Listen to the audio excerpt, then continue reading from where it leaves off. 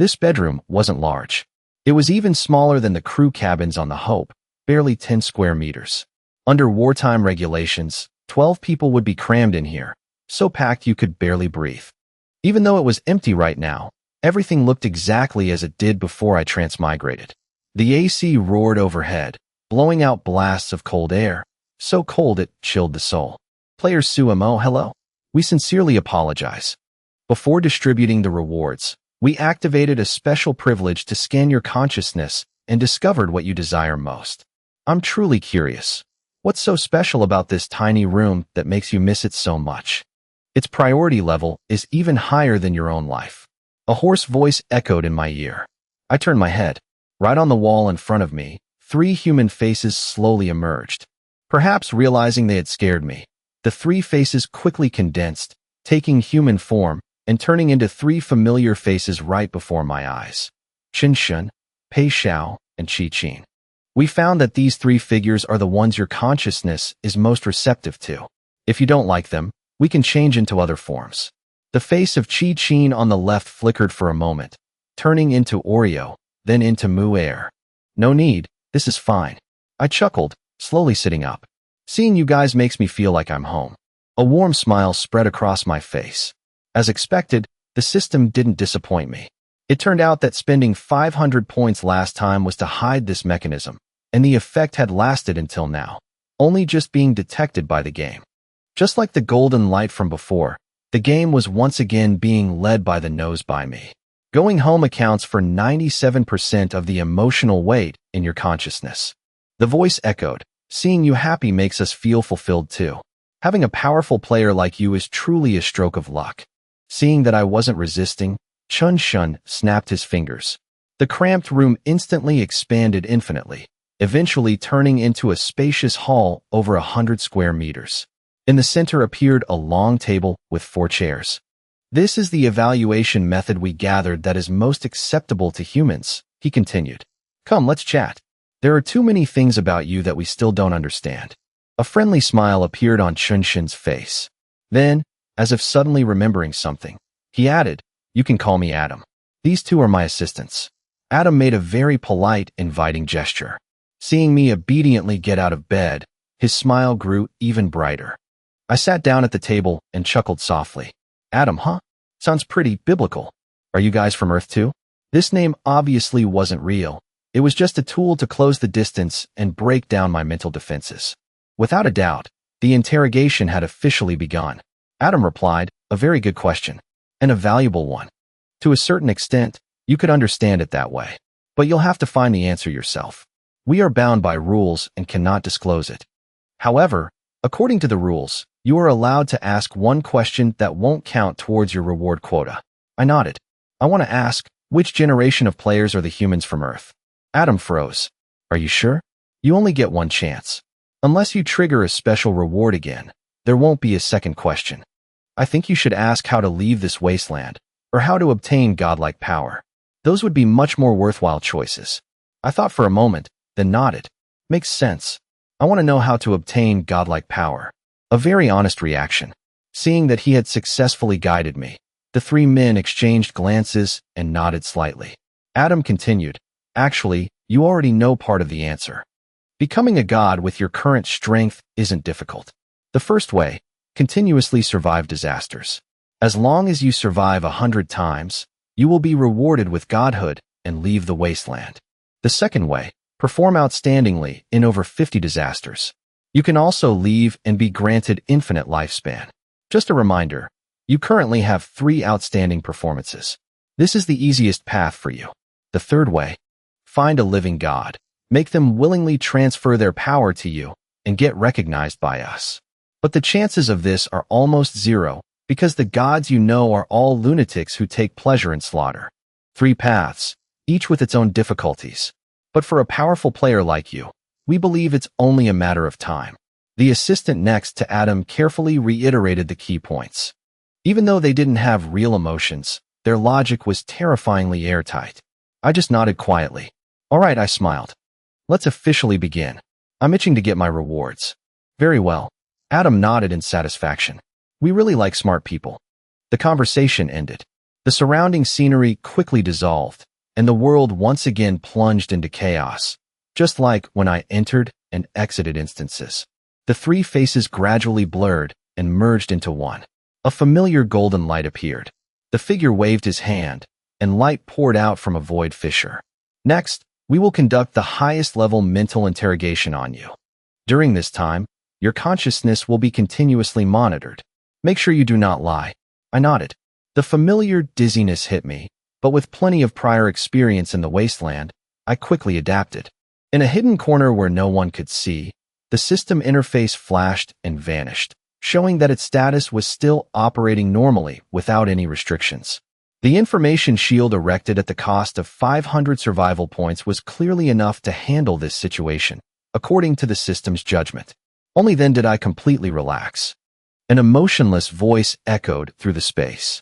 The first time you killed the ancestral god corpse dog, where did you get that weapon? I replied calmly, I found it in Ma Fei's ruins. He said, if I encounter an enemy I can't defeat, use this weapon. The space was dead silent. Nearly a minute later, the voice spoke again. Past. The second time, you repelled the 5 ancestral gods of the 5 great royal clans. Where did you get that weapon? I smiled faintly. Also from Ma Fei's ruins. But this time it wasn't a finished product, it was a blueprint. After that, I participated in the Sea Gods title trial and took first place. My score was 99 billion points higher than the second place.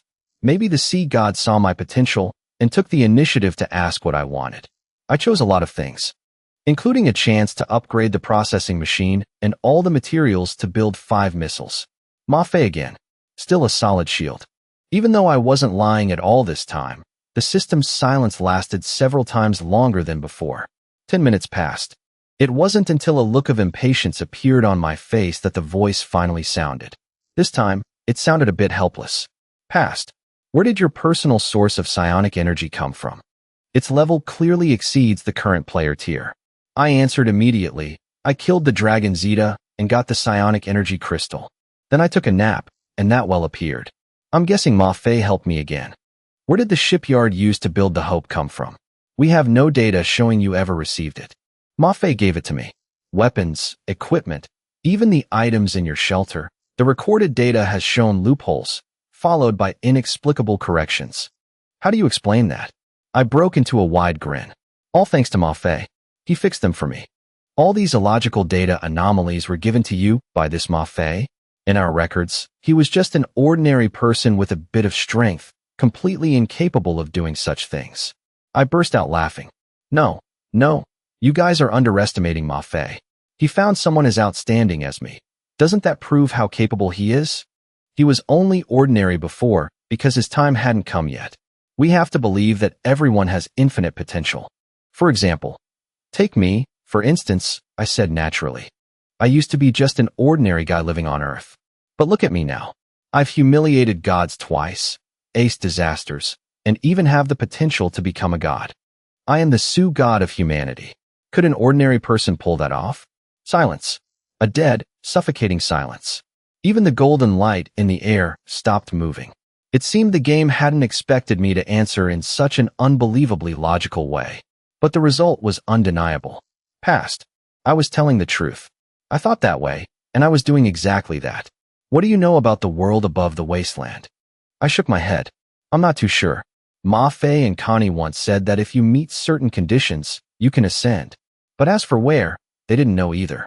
What do you know about the concept of game authority? Authority, huh? I raised an eyebrow. You mean like those hacks or console commands in games? Or when you get bored playing, and suddenly a few badass-looking wind spirit moon shadow trainers drop from the sky? Back and forth, my answers got more and more off topic, and the system's response time grew longer and longer. From a few minutes at first, to the final question, I had to wait over an hour. The golden light in the space also gradually changed. From dim, to radiant, to almost as blindingly bright as the sun. Suamo, this is the final question. The voice deepened. I expect you to answer truthfully. This question concerns our core logic and cannot be dodged. What do you think is the true purpose of the game? Boom. Like thunder exploding in my mind, the entire void space instantly turned from golden to pitch black. Black lightning flashed across, as if wanting to incinerate any lies. At that exact moment, the system, which had always been silent, suddenly issued a warning. Warning, warning, warning. Detected unknown energy attempting to breach the defense layer. Detected unidentified entity invading the data stream. Probability of successful invasion, 0.000006%.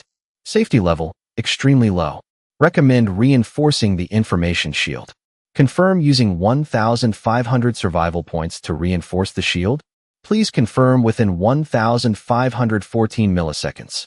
Under the fierce black lightning, that pitifully small probability number appeared before my eyes. Right in front of the game, I silently confirmed it in my mind, then gave a faint smile. The purpose of the game? To save humanity, of course. Our Earth is facing an apocalyptic threat, and the game brought us here, providing all kinds of support. Even though there are casualties, to move forward, to reach a higher world, those small sacrifices are completely worth it. I am truly, very grateful to the game. My voice rang out calmly. Without having to wait too long, a pleasant voice slowly replied, "Passed. Congratulations, player Sumo. You have passed the entire interrogation. Based on your outstanding performance, you may request an upgrade to your reward tier. Do you wish to begin?" The chaotic scene vanished, and the space gradually returned to the simulated Earth shelter room. Adam and his two assistants also slowly reappeared before my eyes. I said eagerly, "Let's begin. I can't wait any longer." Negotiation is an art. And since it's an art, there are no rigid rules. Unlike a debate with judges and an audience, most negotiations don't have absolute winners or losers. Being flexible or tough, interrupting or disrupting the opponent's train of thought, whatever method brings the greatest benefit is the right method. In my negotiation with the game, I chose to ask for an exorbitant price and then sit down to haggle. Knowing full well that my importance in the game's eyes was already extremely high, I didn't hold back at all and went all out. "Give me 10 Dongfeng missiles." Question mark? Mafe even got them. Don't tell me you guys don't have any. I even repelled an evil god, you know? Question mark? Every time I quoted a price, Adam across from me got such a headache that he looked like he wanted to crash. He had to explain, then refuse, over and over again. But luckily, Adam was just a piece of programming. He didn't actually have human emotions. Things like anger, suspicion, or contempt were just simulated by code. As long as my requests were within the permissible range, he changed faces faster than a Sichuan opera performer, going from refusal to agreement so fast it felt unreal. Both sides probed, matched wits, and engaged in a tug of war. Nearly 3 hours later, the final rewards were settled. At that moment, Adam, a piece of programming devoid of emotion, acted as if he had gained humanity. He let out a long sigh, pushed his chair back, stood up, and pointed at me. "Sumo, your greed is beyond imagination. I've met many players, but you are one of the very few who could rank at the top. Perhaps that's exactly what helped you succeed so quickly in this wasteland." I burst out laughing, also standing up to shake his hand. "Thanks for the compliment. And thank you for your generosity, sir. You are exactly my second Mafe." Everyone had their own calculations, but both sides got what they wanted. Like the friendly handshakes after a successful diplomatic negotiation between two nations, our hands clasped tightly together. "Hope to see you here again next time," Adam said with a smile. "To be honest, I'm starting to like you, player Sumo. Haha, me too. Hope I complete the necessary conditions to come back soon." We let go of our hands. I pretended to look around the simulated shelter room with reluctance, waving goodbye. Adam waved back. Boom. A soft thunderclap echoed. The familiar dizziness hit me. I closed my eyes, then opened them. Right in front of me was the captain's quarters on the 3rd floor of the Hope. The clock on the wall was still slowly ticking away the seconds. It was already 8:42 a.m. The consciousness check took much longer than I imagined. Without a time reference, an interrogation for rewards actually lasted nearly a whole day. Truly astonishing. But fortunately, I made it through safe and sound. With the system helping to cover for me, not only did the game fail to find any issues, but it also accidentally leaked some classified information. Through this, I realized that the game's surveillance of this world was actually extremely weak. They could only rely on data to check for anomalies, completely unable to use human eyes or real-time monitoring to find violations. This is the strength of a program. Always accurate, never fooled by appearances. But at the same time, it's a fatal weakness, lacking intuition, easily blinded by logic, and especially vulnerable to being deceived by simulations. Passing the check and getting a certificate of trust from the game meant all the illogical things about me were officially whitewashed. I thought to myself, the time the game started updating coincided exactly with when I was about to look for the sea god. I didn't expect to hit the jackpot this time. Staying up all night, plus a full day and night of mental battles in the consciousness space. Even with my superhuman physique holding up, I couldn't help but feel a bone-deep exhaustion washing over me. I tapped my earpiece, switching gong to alert mode. Then, without even bothering to sit up, I burrowed into the blankets and fell fast asleep. At the same time, the Tundra Alliance's fleet area gradually quieted down as morning broke. All the survivors finished breakfast, packed up their simple belongings, and collapsed right on the deck, sleeping soundly. The recent battle had been truly exhausting. If it weren't for the effects of the Sea God title, everyone definitely wouldn't have been able to hold on until now. With the Sioux God backing them up, everyone finally got a good night's sleep. Peaceful. Foreign races? Gods. With the Sioux God here, do you dare come and try? In that unprecedentedly strong atmosphere, Liu Yongyi, Liu Neng, Zhang Long, and the other captains all got a full, uninterrupted sleep for the first time in a long while. Snores echoed across the deck. In other sea areas of the wasteland, the situation wasn't much different. Compared to the anxiety when the fierce waves hit, the sea surface now only rippled gently, warm and soothing like a mother's hand. Even without the Sioux God, even though they still had to post guards, the sense of security when sleeping wasn't much different. Just by repelling the 5 fake ancestral gods, the wasteland's ocean had become strangely peaceful. That atmosphere lasted until 4 p.m. After a refreshing sleep, I sat up and looked out the window of the bridge. Over 90% of the people in the Tundra Alliance fleet were still sleeping like logs. Except for those on active watch duty, the rest were huddled together in groups to stay warm. I shook my head, quietly observing for a moment without saying anything. Compared to the over 10 billion people who had died, these survivors were truly too lucky. Not only did they survive, but they were also about to receive the rewards I had fought for during hours of mental battles with the game. Although those rewards couldn't guarantee a life of luxury, as long as they followed the plan and headed straight for the deep sea, their fate would definitely change completely. Perhaps in 5 or 10 years, rebuilding human civilization at the bottom of the ocean wouldn't be just a pipe dream. Oh right, there's still a talent recruitment task in the sailing mission that hasn't been done yet. Almost forgot about it. I suddenly remembered. There were still over 100,000 people in the fleet below. It was the perfect time to select a batch and take them with me, saving me the trouble of searching for people one by one across the wasteland. Slapping my forehead, I remembered a ton of things to do after reaching the new continent. Taking people away from the sea was a good move, but trying to find talents later would be like looking for a needle in a haystack. Right now, with so many people gathered here, picking out a few hundred with special talents would be a piece of cake. Having figured it out, I didn't hesitate anymore. I immediately pushed open the captain's door and went downstairs to wash up. Half a day had passed. Like an ocean current, the blood-soaked seawater from last night had returned to its deep blue color. On the deck, the foreign race soldiers were scrubbing the floor until it shone, reflecting the sparkling sunlight. At the bow, the silver and copper chests had been brought over, and a dozen survivors were taking inventory. Seeing me come down, everyone stopped what they were doing, their eyes following me respectfully. Keep working, don't mind me. I waved my hand.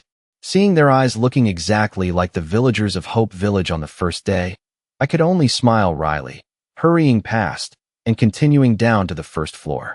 But after just 2 steps, a mouth-watering aroma hit me right in the face. Ever since my body was enhanced, my daily energy consumption had been terrifyingly high. Even though I had just taken a nap, my morning food intake wasn't enough to make up for it. Now, smelling this aroma, my stomach immediately rumbled like thunder. Was that little brat Suchan cooking? Driven by curiosity, I followed the smell. From the field kitchen came the clattering of pots and pans, mixed with the whooshing sound of blowing air. There were no gas stoves on the Hope, let alone induction cookers. To cook a good meal using clay pots and firewood, I had to use the sea breeze blessing to raise the temperature of the stove. As for others, if they wanted to cook, they had to constantly stir the pot themselves or manually fan the flames. As a foodie, just hearing the sounds of stir-frying in the kitchen, I knew it wasn't my own handiwork. Unable to hold back, I peeked my head in. In front of the stove, Mu'er was lying flat on the floor, its face close to the air vent, blowing hard. Su-chan was squatting next to it, vigorously fanning Mu'er to cool it down. Meanwhile, standing in the head chef's spot, Shunku was focused on stir-frying vegetables, occasionally picking up a few pieces to taste. Her side profile didn't have Zhong Qingshu's gentleness, but rather the resilience of a Hua Mulan. Behind her, 7 or 8 dishes were already laid out on the dining table. Even though they were covered with bowls, the aromas still wafted out continuously. Unconsciously, I froze. My memories seemed to be pulled back to the past. The scene before me took me back to our housing compound in northern Shaanxi years ago. Back then, I was just like Su-chan, standing by the stove, fanning my sweating mother as she cooked, occasionally sneaking a taste of the food. Back then, I didn't have to worry about what to eat tomorrow, nor did I think about shouldering responsibilities or achieving greatness. Everything was so relaxed, so simple, without any pressure, because there was always someone standing in front, shielding me and leading me forward. That feeling was exactly like the time I entered the trading ruins and saw the image of my family from my childhood. In that moment, I was lost in a trance. I was no longer the Su god of humanity, but just an ordinary young man, a man who had just rediscovered the feeling of family. You're awake? Come help me fan. Mu'er is about to get roasted. Su-chan's sudden call pulled me back to reality. Mu'er, who was blowing the fire on the floor, immediately stopped and turned to look at me with a sheepish expression, like it had just been caught doing something bad. Shinku smiled gently. Suamo, you're up? Go wash your face. I'm almost done. We can all eat together soon. Yeah, sorry for the trouble. It's nothing, just cooking. Compared to what you do, this is nothing. If you like it, I can cook for you every day. Whoa, Sister Shun is confessing her love. Su-chan immediately yelled, never one to miss a chance to stir up trouble, causing the atmosphere in the kitchen to pause for a beat. Looking at Shunku's smudged but flushed face, I chuckled and waved my hand. A strange gust of wind swept in from nowhere, rushing straight into the stove. The flickering flames suddenly swelled like a coiling dragon, spewing out waves of intense heat. Mu'er jumped up like a clown, joining Su-chan in a frantic dance. Shunku and I could only look at each other and smile wryly. Then I quickly ran into the bathroom. Cold water poured out from the shower head, instantly washing away all the stifling heat in my body. Ever since setting foot in this wasteland, this was the first time I truly felt that this life was, damn it, really great. The dining table was filled with 4 meat dishes, 12 vegetarian dishes, and 3 soups.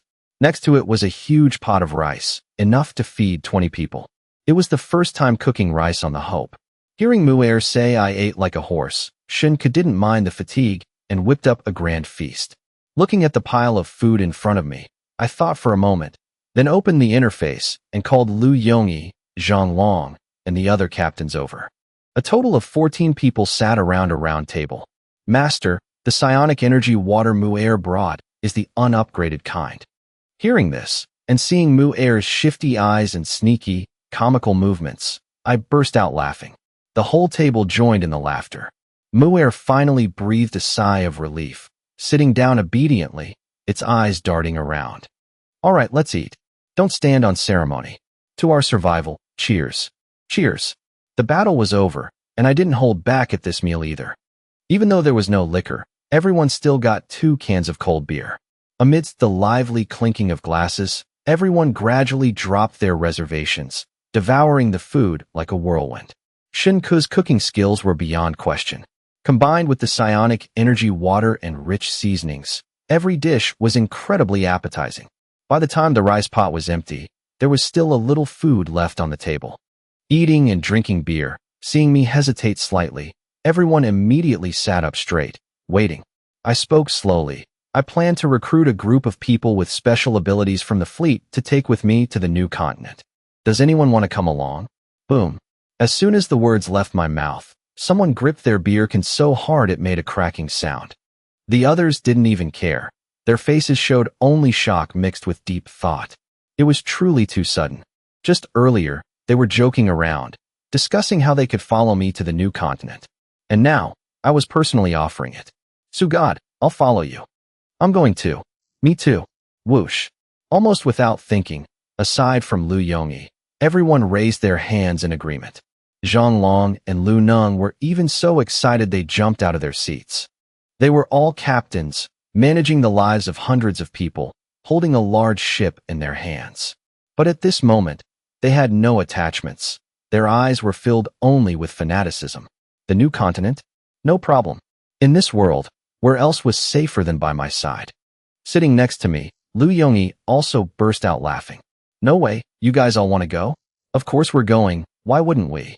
Director Lu, I'm leaving my ship to you. Oh right, Sugad, if we follow you, can we bring our families? Zhang Long asked sheepishly with a goofy grin. I nodded. Sure. Each person can bring 3 people. If someone has a large family, you can negotiate and trade slots among yourselves. As long as it's 3 slots per person, it's fine. Using the family as a unit resulted in higher combat effectiveness and loyalty. I had already verified this in Hope Village. That was more than enough. Director Su, what kind of fields do these people with special abilities need to be in? Director Su, I have a nephew who works in a research institute, studying batteries or something. Does that count? One person chimed in, then another. Before I knew it, the title Sugad had changed to Director Su. Seeing this, Lu Yongyi's jaw dropped, while Shin Ku, sitting next to me, just smiled radiantly. There's no rush for this. I'll issue specific regulations later. We'll open the first round of recruitment tonight. Everyone stay a bit longer. Let's brainstorm what kind of talents we need to build a territory. I smiled as I issued my first order. The weak don't deserve to be lords. The strong are born to have followers. When I was still weak, I always guarded against strangers. But now that my power was great enough, my behavior gradually resembled that of a true powerhouse. 7 p.m. The sun slowly set below the horizon, and the gentle moonlight rose, casting a hazy glow. In the sea area of the Tundra Fleet, the ships had remained stationary all day. Thanks to the large ships keeping them anchored, the wooden rafts were also stable. Only tonight, the atmosphere on the rafts was as joyous as New Year's Eve. Since 5 a.m., as more and more people woke up, an extremely exciting piece of news had spread. A victory celebration banquet. For all the food for the banquet, the fleet would take 50% from the public storage, and I would personally contribute 20%. The rest only needed to chip in 30% of the supplies to eat their fill. Not only that, but right at tonight's banquet, I would officially open the crew recruitment, an unprecedented event. As soon as the news spread, the entire fleet went crazy.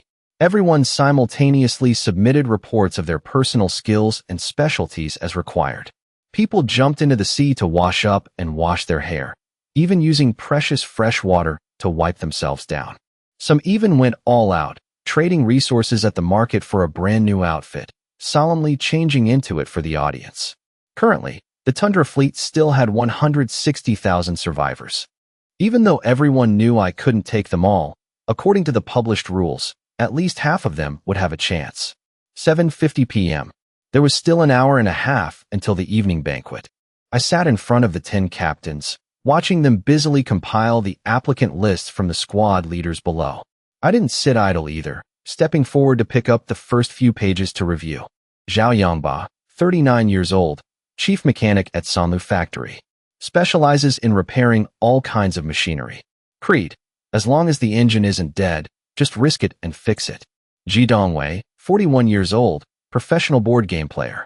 Excels at Chinese chess, Go, Gamoku, and checkers. Nickname, Half Sky Victor. Xing Chu, 48 years old, special class national chef, Sichuan cuisine master. Former executive chef at 7 five-star hotels.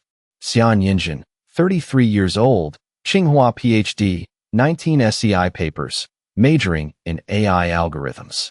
Peng Wenshan, 39 years old, first-class researcher at Chengdu Aircraft Industry Group. Specializes in aerodynamics and mechanical manufacturing. Specialty, building helicopters by hand. My eyes quickly scanned each line. flipping through a whole page of over 30 names, feeling a shock in my heart. None of these people were ordinary. In their respective fields, they all had achievements that ordinary people could hardly reach. Aside from a few who were good at Go, fishing, or street dancing, which weren't very useful in the wasteland, the majority were the elites of humanity. Director Su, the list you're holding is the most elite group we've compiled, Zhang Long hurriedly explained. The pages after that will decrease in tier. We categorize them by tier based on the potential stats and abilities discussed in the meeting the other day. For the S tier alone, out of the 160,000 survivors, only a little over 30 reached it. He casually handed over the A tier talent list. Obviously, this group was a step down. They had skills, but most were the kind you could achieve through hard work and study. Compared to ordinary people, they were better and more proficient, but not to the point of breaking limits. On the bright side, there were a lot of them, up to 129 people. We plan to take 1,500 people, but in reality, it's very hard to recruit enough, Zhang Long continued. The total manpower for S and A tiers combined is only about 400 people. Each person brings 1 or 2 family members, so the total is still less than 700. There are plenty of B tier talents, over 2,000 people, but they usually have large families. One person going means carrying 5 or 6 others. So everyone suggested leaving some seed population for the Tundra fleet, otherwise it'll be very hard for them to survive in the deep sea later. I nodded. Unlike Chun Shin's situational handling skills, Zhang Long leaned towards data and organization. If this were modern times, Chun Shin would be the marketing director, and Zhang Long would be the standard HR director.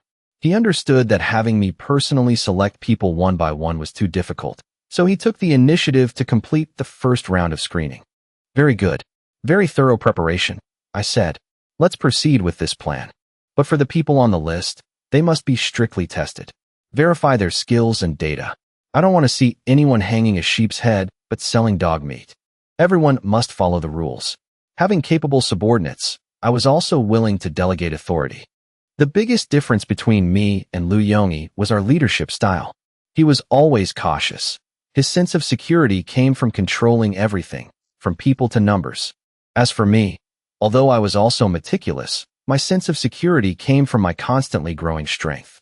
As long as the group had hope of moving forward and everyone's lives kept improving, betrayal had almost no place to exist.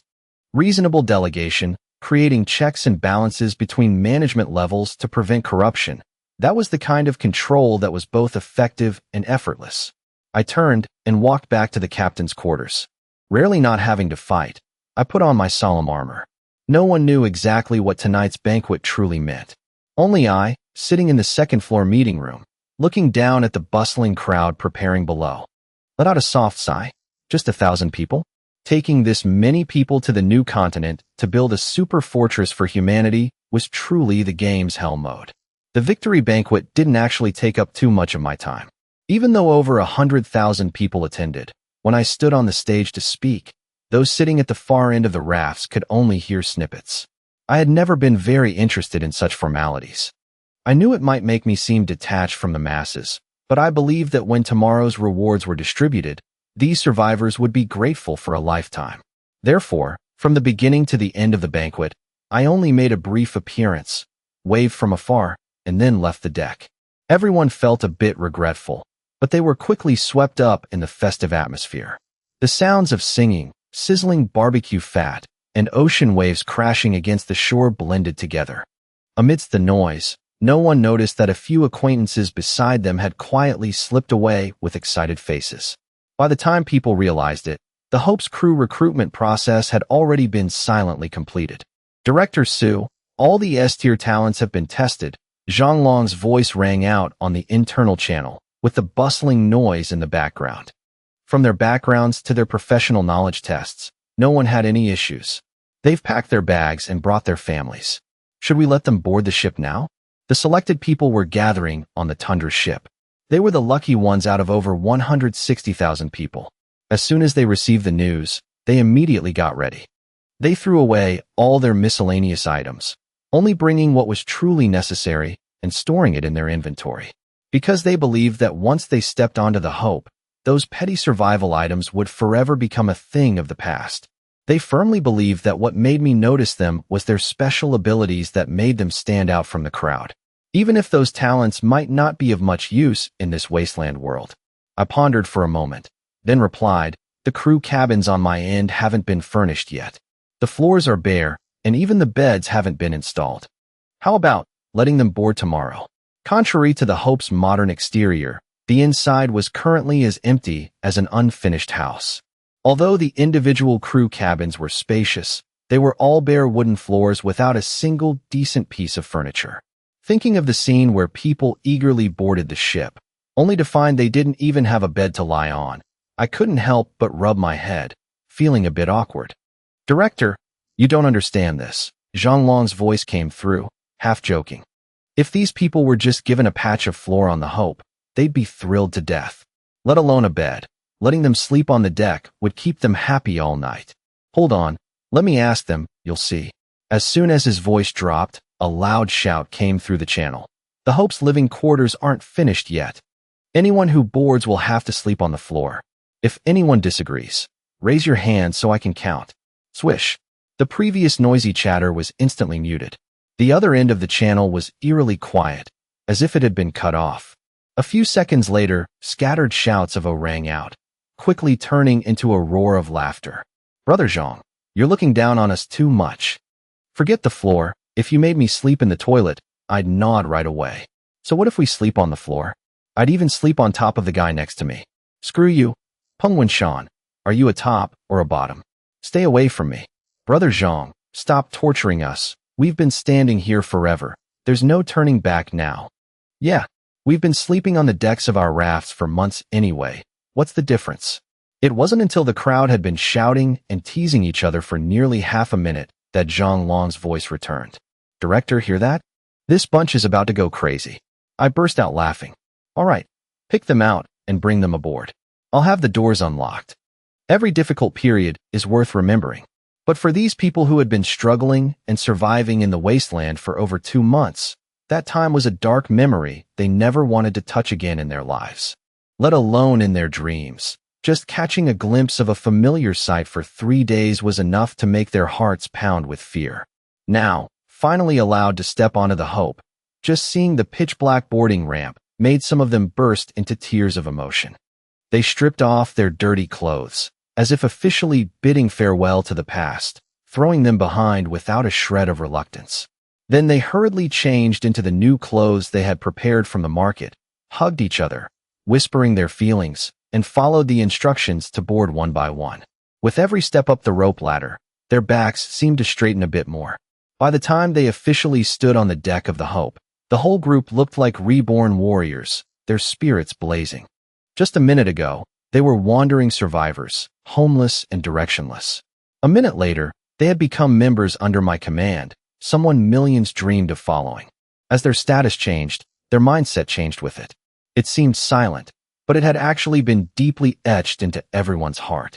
A moment later, when the first 27 S-tier talents had finished boarding, under Lu Nang's guidance, the group began to follow the corridor to the upper deck. Completely different from the elegant exterior of a sailing ship, this modern military vessel gave off a completely different vibe. Everywhere was the vibration of cold steel. Every step on the deck echoed with a heavy, sharp metallic clank. The corridor stretched on. After walking for over 2 minutes, the view ahead gradually opened up. They had reached the second-floor cabin. No one dared to look around. Everyone kept their eyes straight ahead, holding their breath. They carefully followed closely behind Lu Nang, knowing they weren't official crew members yet. One final test still awaited them. Everyone braced themselves as Lu Nang shouted, "We're about to meet Director Su. Keep your heads up." Following the shout, the group climbed another floor, entering the area under the Hope's main turret. As soon as they stepped out of the corridor, they saw me waiting at the entrance. But what surprised them the most wasn't my appearance, but my expression at this moment. Unlike the majestic image of the Su god on the live stream, I was smiling warmly, my eyes sparkling with appreciation. Just that one look was enough to make everyone in the group unconsciously relax, their minds gradually settling down. "Everyone's here, huh? Looking pretty sharp." My voice was completely different from the cold demeanor on the screen. In their eyes, I looked more like an approachable leader right now than a distant god. Lu Ning stepped forward 2 paces and reported formally, "Director, these are the first 27 S-tier talents who have boarded. Do you need to test their abilities on the spot?" Just the word test made everyone behind him swallow hard simultaneously, the tension in the air palpable. But what happened next far exceeded their expectations. I kept my smile, my voice gentle. "No need. Everyone's been working hard all day. You must be exhausted by now. This disaster came too suddenly. The Hope has only just finished installing its weapons and defense systems. We haven't had time to set up the recreation or rest areas. Over the next few days, I'll provide enough materials. Whoever wants to design the rest areas or living quarters, just do it yourselves. Tonight will be a bit rough, so everyone will have to make do. No problem, right?" Finishing my words, seeing the crowd still standing there in a daze, I burst out laughing. "Shinku, help me arrange sleeping quarters for them. Once you've compiled the list, give it to me." "Yes." After a few instructions, the task of assigning rooms was handed over to Shinku. Under everyone's respectful gaze, I walked upstairs step by step, my figure gradually disappearing into the upper floor. As soon as I left, the entire crew area seemed to be relieved of an invisible burden, and the atmosphere instantly relaxed. Holy crap, the director is so young. He looks even younger than when I was in high school. That smile. I'm melting. Hurry up, they're assigning rooms. If you keep standing there getting emotional, all the good spots will be gone. Wait a minute. Why is this ship so stable? I don't feel any rocking at all. It's like standing on solid ground. What kind of crazy tech is this? Now that you mention it, I noticed it too. Is this an application of counterforce and gravity stress? Counterforce my ass. That's buoyancy balance. No, you're all wrong. Earth's physical models don't fully apply in this wasteland world. And just like that, the Nerd Club officially took over. The conversation shifted from marine engineering to applied physics, then to kinematic models. Lu Ning stood by listening for a while, his curiosity gradually turning into numbness. Damn it, they were clearly speaking Chinese, and he understood every single word, but put together, he couldn't understand a damn thing. But Lu Ning didn't know that. Up on the deck above, I was leaning against the railing, catching the sea breeze and quietly thinking. Back on Earth, I wasn't a science major. But during my college years, I often hung out in the library, teaching myself quite a bit of science and technology knowledge. Although it wasn't formal or systematic, strangely enough, I not only understood everything they were just discussing, but I understood it very deeply. Who says nerds have low EQ? This bunch was undeniably smart. Being able to survive until now wasn't just because they were good at science, but also because they had excellent survival instincts. To uncover the rules hidden behind this world, I would have to rely on them in the future. Realizing they were deliberately speaking for me to hear, I chuckled, reached up, and turned off the audio channel on my earpiece. Gripping the railing with both hands, I took a deep breath, then suddenly clenched my fists, a thrill of excitement spreading through my body. These people were the very first scientific research team I was building in this wasteland. In the future, from their hands, miraculous items would be born one after another. And with their help, the base would no longer be confined to a cramped few hundred square meters. The once sunken basin would eventually be transformed into a holy land that the entire wasteland would look up to. March 10th on the wasteland calendar. The first day the disaster officially stopped. On Earth, people often say that what wakes you up isn't the alarm clock, but your dreams. But in this wasteland, that saying had a different version. What could wake up the sleeping survivors, besides danger, was rewards. From 5 a.m., just as the sky was getting light, people all over the wasteland were already up early, starting their day's work. No one asked why they woke up so early today, but the excited looks in their eyes betrayed their inner thoughts. Clearing the seaweed tangled under the rafts, diving into the water to catch fresh treasure fish, repairing the damaged parts of the rafts, tasks that people usually found every excuse to avoid when assigned. Yet today, by 6:10 a.m., everyone had finished with a speed that left the captains dumbfounded, and the quality was unbelievably high. Looking at the cooking smoke drifting up from the stoves on the rafts, everyone's eyes were full of hope, rubbing their hands together and shaking their heads in excitement. And the most notable thing was that they were all looking in the same direction, where the 5 meteorites had appeared early yesterday morning. Warzone 3, Tundra Sea Area, The Hope. 6:30 a.m. I stood in the washroom of the captain's quarters, one hand shaving the stubble under my chin, the other wiping away water with a soft towel. 2 months had passed, though it hadn't completely changed me. It was enough time to leave marks on a person's body. Thanks to my enhanced physique, my beard grew as fast as weeds, and my short hair from before I transmigrated had grown out, making me look much more mature. After drying my hair, I splashed some cold water on my face. The freezing sensation made me look up into the mirror, where my face, still dripping with water, was clearly reflected. Young, full of vitality. Compared to myself on Earth, this was definitely a step up. Last night, I thought only ordinary survivors would be too excited to sleep, but who knew I'd be the same? Tossing and turning in bed, unable to settle down. From building the underground base, developing the shelter, and terraforming the terrain, to how to utilize resources, everything kept spinning in my head. 1,000 people on the ship meant a massive spike in logistical pressure. Even though the warehouse on Iron Rock Mountain had enough food and water for 1,000 people for a year, if anything went wrong with the supply line, the consequences would be extremely troublesome. As the leader of the shelter, I wasn't overly anxious, but I still felt a bit uneasy inside. I kept thinking like this until 6 a.m., when the alarm rang, and I suddenly realized the whole night had passed. After washing up, I stepped out of the captain's quarters into the morning sun and the gentle sea breeze. Since last night, the Hope had taken in over 200 survivors. Unlike its previous desolate state, the rear deck was now packed with people. They looked out at the familiar sea, but their eyes shone with a completely new kind of excitement. Even though the crew cabin floors were as hard as rock, making everyone rub their backs and wince this morning, that very feeling of touching the ground gave them an indescribable sense of security. Without letting anyone notice, I leaped lightly, my body twisting gracefully in midair, and slipped into the bridge. The cabin door immediately closed, the light-blocking curtains automatically lowered, and the lights inside turned on. Gong gong. Did the surveillance cameras detect anything unusual last night? Being a captain was never easy. The first-floor crew quarters had 12 external surveillance cameras installed, plus 28 hidden cameras in blind spots. All of them were brought over by Chun-Shin and reinforced on the deck by the mechanic. Thanks to this, every corner was under surveillance. With these newcomers on board, I couldn't completely guard against them, but I couldn't completely trust them either.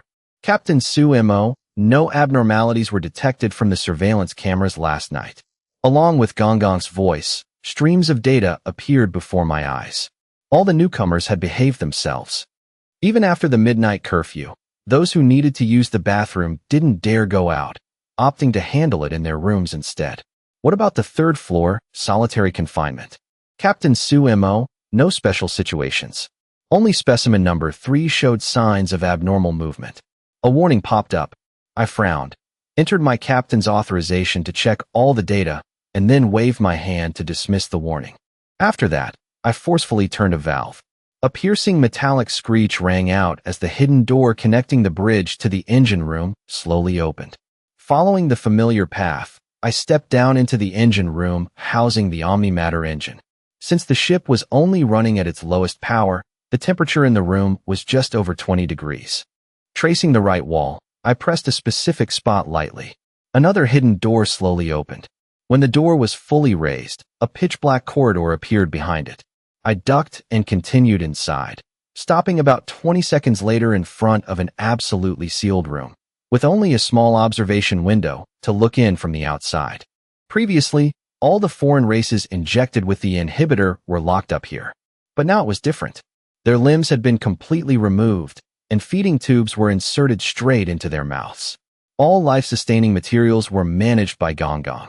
Humph, specimen number 3, Lang San. Huh? His strength is pretty much drained. 3 days earlier than expected, probably because his body was already too heavily damaged. Looking through the small observation window, I saw Lang San's body slumped like a pile of mud, much weaker than during the first infection. But conversely, his eyes were now even more ferocious and savage. Based on this rate of weakening, if he went through a third backlash, it it was highly likely Lang Sen would turn into a bloodthirsty monster, completely losing his mind. Among the newly recruited S-tier and A-tier talents, there happened to be someone specializing in biology.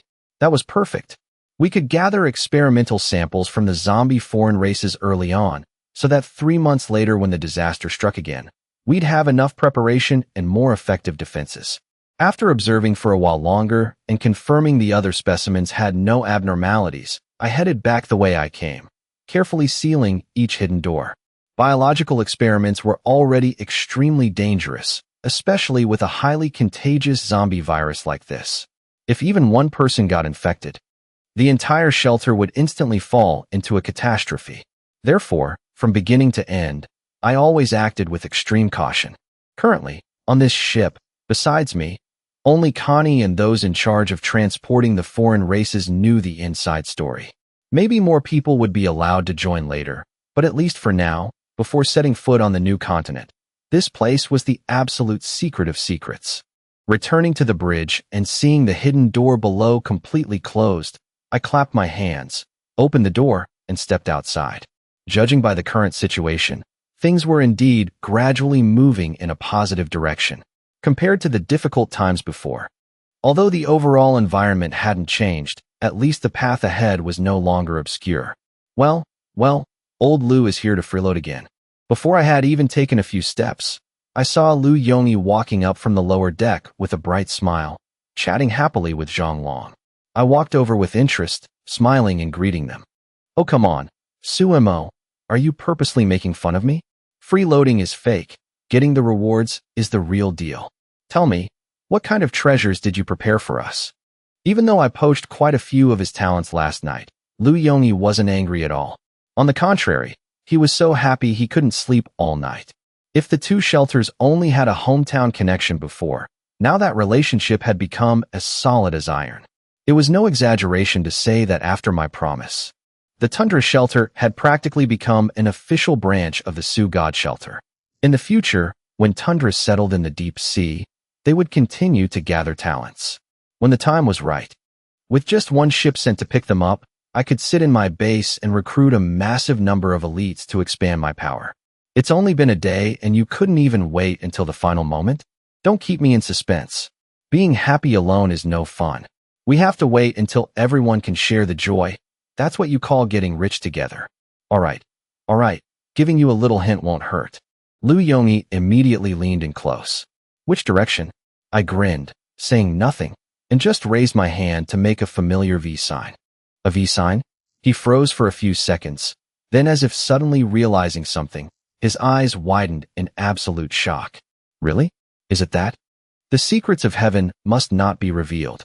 Just go back and wait with peace of mind. Seeing Lu Yongyi take a deep breath, his face looking like he had just seen a god, Zhang Long, standing behind him, was still confused. He just scratched his head, politely excused himself, and quickly headed to the back of the ship to gather the scattered survivors. Watching Zhang Long's figure fade away, Lu Yongyi spoke with a mix of emotion and entrustment. That kid is a talent. He just needs more tempering. Lu Neng and the others are the same. They're not bad at heart. They just haven't seen the world and need more training.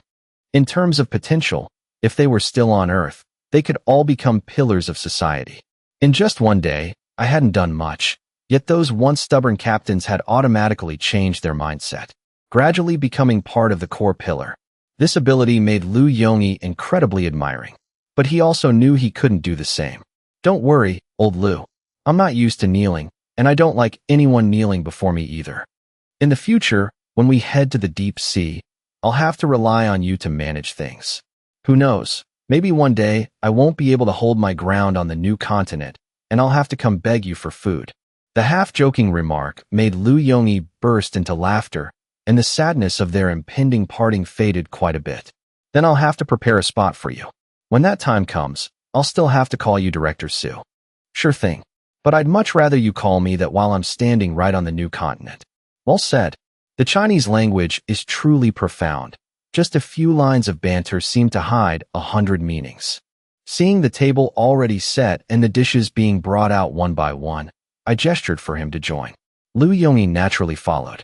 As the two of us sat down, The crew members behind us also took their seats in order. There were no speeches, nor any grand ceremonies.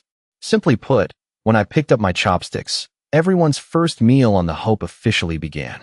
Although the food lacked the psionic energy water, the chef was a former 5-star restaurant executive chef, so the taste was still absolutely outstanding. However, aside from my table, the others were clearly a bit distracted while eating. Everyone kept opening their game panels to check the time, their faces full of eager anticipation. I saw all of this but didn't say anything. Because just like someone who hates movie spoilers, silence was the best way to preserve the full surprise for these people who had stubbornly struggled in the wasteland.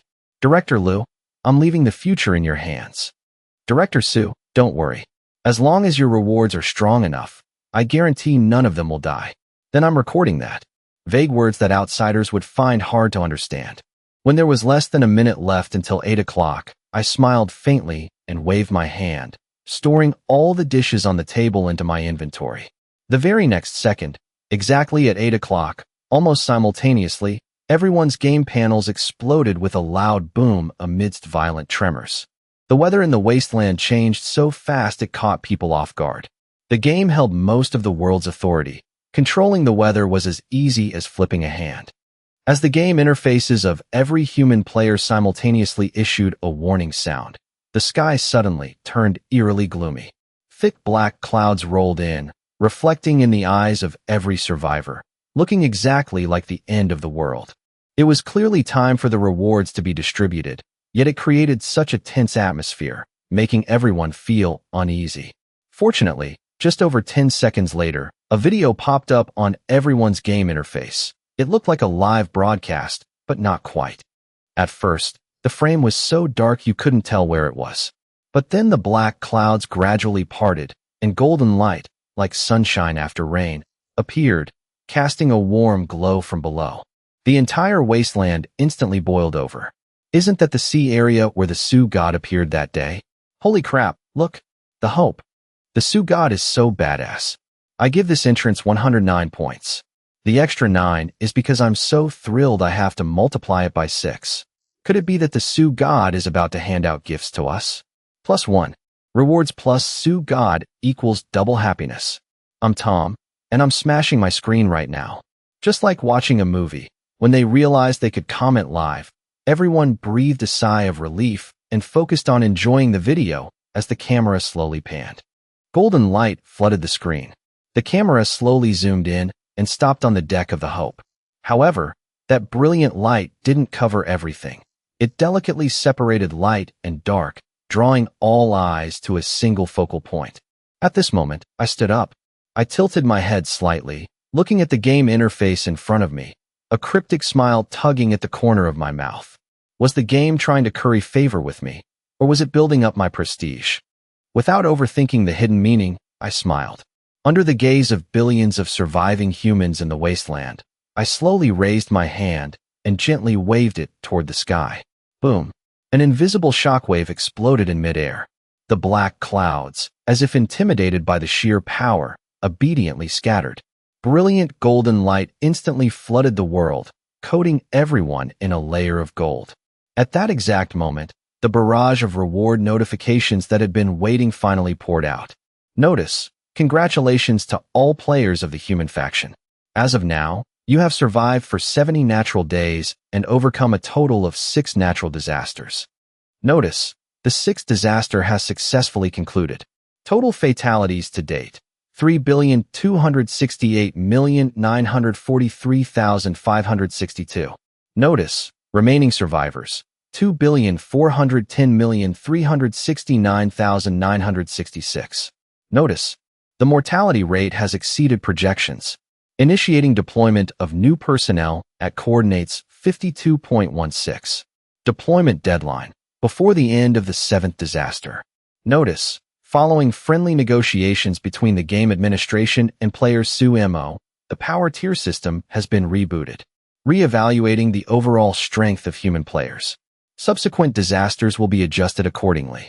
Notice: Phase 1 Wasteland has entered its final stage. Phase 2 Ocean is in its mid-stage. Phase 3 New Continent is officially launched. Notice: The realistic survival version, along with the new continent update, will be rolled out simultaneously across all regions. Due to the outstanding performance of human players, the second update will be revealed immediately after the reward distribution is complete. Notice, congratulations to the human faction. Detected that the human race has produced a leader figure earlier than expected. All rewards increased by 25%. Notice, all players, prepare yourselves. Rewards will be distributed immediately. Once a choice is made, it cannot be changed. Boom, boom, boom. Like heavy drum beats pounding straight into the heart, a sound echoed from nowhere. Anticipation, mixed with anxiety, spread through the air. When the words "begin reward distribution" appeared, almost everyone simultaneously received a new prompt. Notice, Tier 1 Platinum reward, No Turning Back, is officially issued. Notice, all players, please choose one of the following 2 rewards within 3 minutes. Option 1. Upgrade your shelter by 1 level. If you possess a complete core, you may directly upgrade it by 1 level. If it is a wooden raft, it will be upgraded by 1 tier. If it is an ocean-going vessel, its grade will increase. Option 2. Receive 1 chance to recreate a shelter core, valid for 60 natural days. If the core is damaged, it can be recreated into a complete core. If you do not have a core, a new complete core will be generated. The 4 lines of prompts appeared simultaneously, causing the entire wasteland to instantly explode. Even though the No Turning Back reward was just the opening of the Platinum package, compared to the previous gold rewards, its appeal had clearly skyrocketed. Quick, which one should I choose?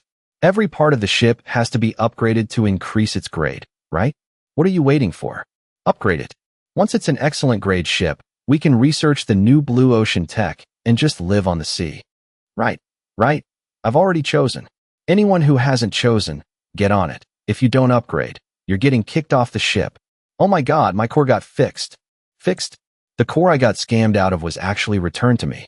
3 minutes sounded long, but for the survivors here, over 90% had made their choice within the first minute. Almost all owners of ocean-going vessels chose to upgrade without hesitation, because to them, this upgrade was the path forward. Before today, or at least before the rewards were distributed, even though they clung together on these ocean-going vessels, most were still uncertain about the future. Should they go to the new continent, find a large shelter to rely on, or return to a solitary life? Amidst countless choices, despite having struggled in this apocalyptic crucible for over 2 months, many still couldn't eat or sleep well due to a lack of direction. But now, the appearance of the excellent grade ocean-going vessel gave them a clear roadmap. The moment the ship completed its upgrade, the reward named the Path Forward bound everyone on board together. Large and small groups took the opportunity to announce their formation on the spot. From now on, with the ship as their anchor, everyone shared a spiritual pillar, hope, a goal, and a reason to believe in a bright future. On the other hand, for those who had lost their cores or whose cores were damaged, this reward had a very fitting name, a new beginning. Humanity, to a certain extent, was gradually breaking free from absolute dependence on the game. But at the same time, they couldn't completely abandon the functions the game provided. Previously, those without cores were outcasts, burdens no one wanted to take in. Even if they wanted to board a large ship, they faced discrimination just because they lacked a core. In the long, dark nights, many regretted not cherishing their cores, wondering why they had looked down on something everyone had, yet was so crucial. Some, unable to bear the torment, had even quietly thrown themselves into the sea, silently ending their lives. But now, they had a second chance, a new beginning, a ticket back to the starting line like everyone else. This first reward was truly too valuable. Of course, for people like Liu Yongyi, this reward was a bit underwhelming. He didn't need to upgrade his core, nor did he need to upgrade his ships. So getting an extra backup core just added a bit of risk resistance for him. I choose to upgrade the shelter. Standing on the deck of the Hope, I scanned the flood of thank you messages popping up in the comment section. Even though I already knew the contents of the rewards, I still couldn't help but sigh in my heart. Going from level 5 to level 6, the preview showed a whole slew of tedious requirements that needed to be met. Even the most dedicated programmers who spent their whole lives researching couldn't achieve this. Yet now, With just a single thought and waiting for the system's confirmation, the main interface clearly appears. A level 6 shelter. This incomprehensible power is the very essence of the game. If I can decode it one day, a crazy plan could become reality, an infinite level shelter. Unfortunately, I'm still empty-handed right now, so that thought can only remain a pipe dream. The moment it crossed my mind, I quickly brushed it aside. Notice, Tier 1 Platinum rewards have been distributed. Players who haven't made a choice will receive 1 complete core by default. Notice, Tier 2 Platinum reward, Riding the Wind and Breaking the Waves distribution is starting. Notice, all players, please choose one of the following 3 rewards within 3 minutes. Option 1, Personal Enhancement. Gain +2 to all stats. +1 standard spin based on environment and achievements, allowing you to choose one of 3 drawn auxiliary abilities, such as faster swimming, reduced hunger rate, faster running, or increased impact force.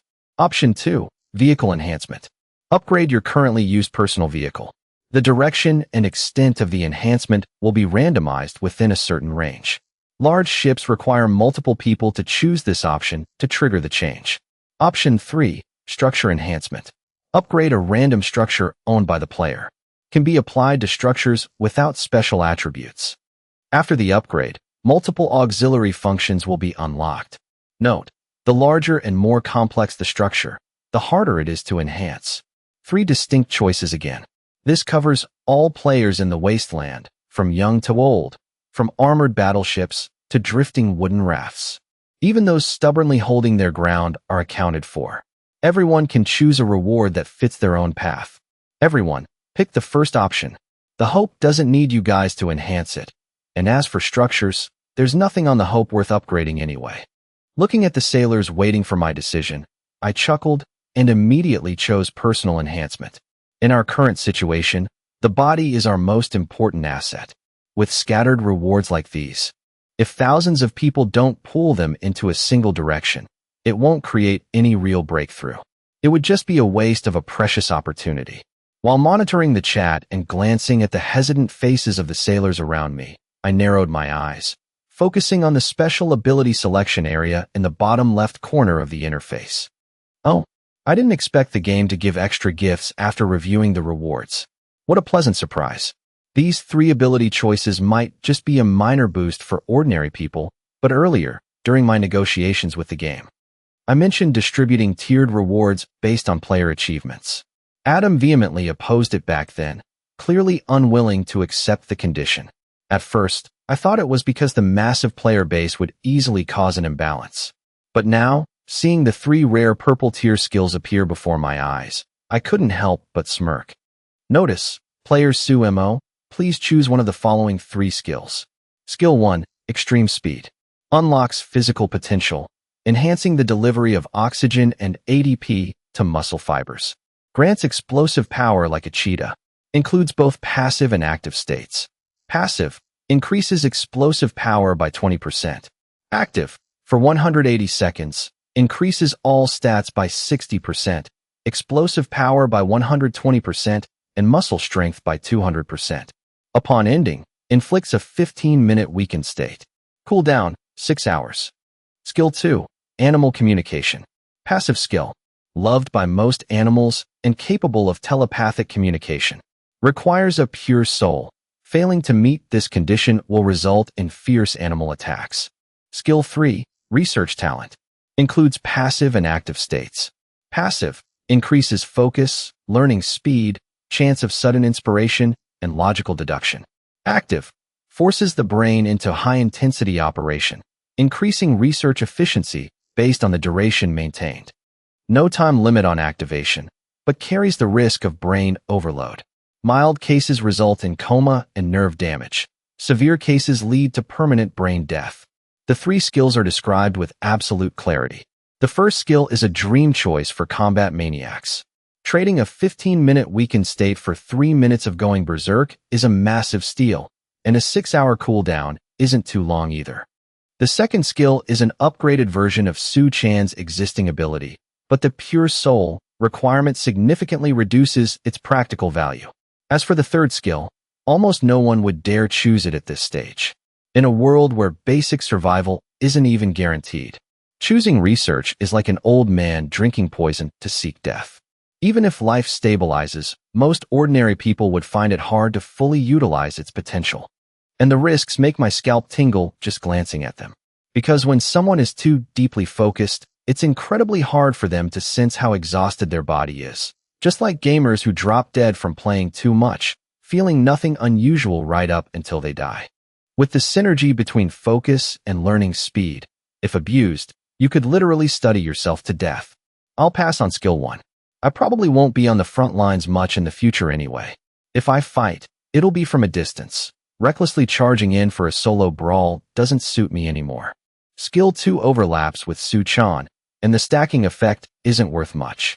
Thinking quickly for a few seconds and seeing only 30 seconds left on the clock, I immediately nodded and confirmed option 3, research talent.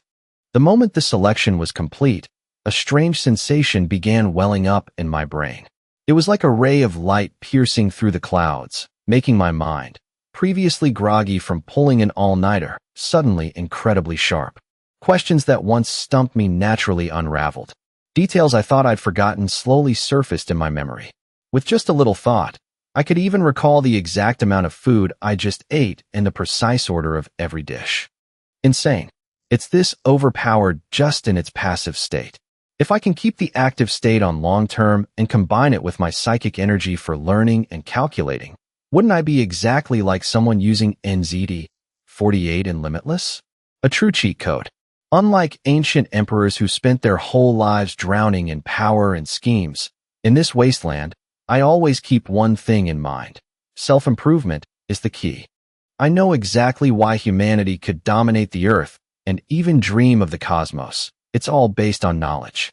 Humans can perceive the fourth dimension and understand three-dimensional laws, all thanks to knowledge accumulated over time. Abandoning the essence of civilization is tantamount to handing your own fate, and the fate of all humanity, completely over to someone else.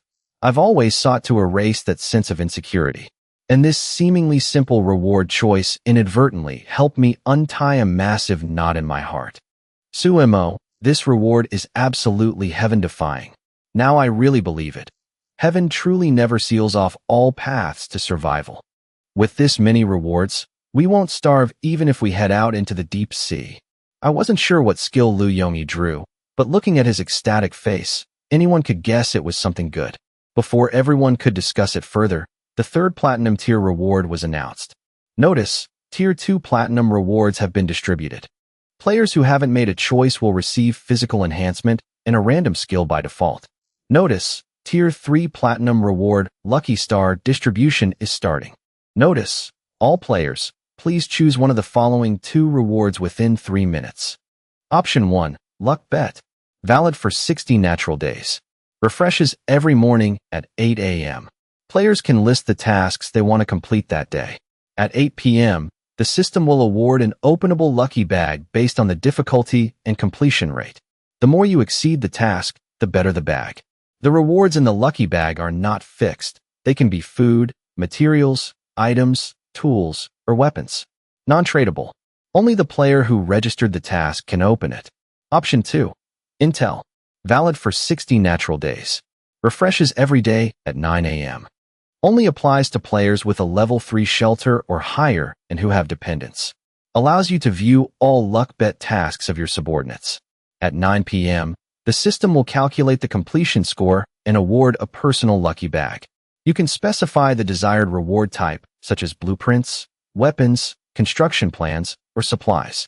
Compared to the previous straightforward rewards, this third one was a bit tricky.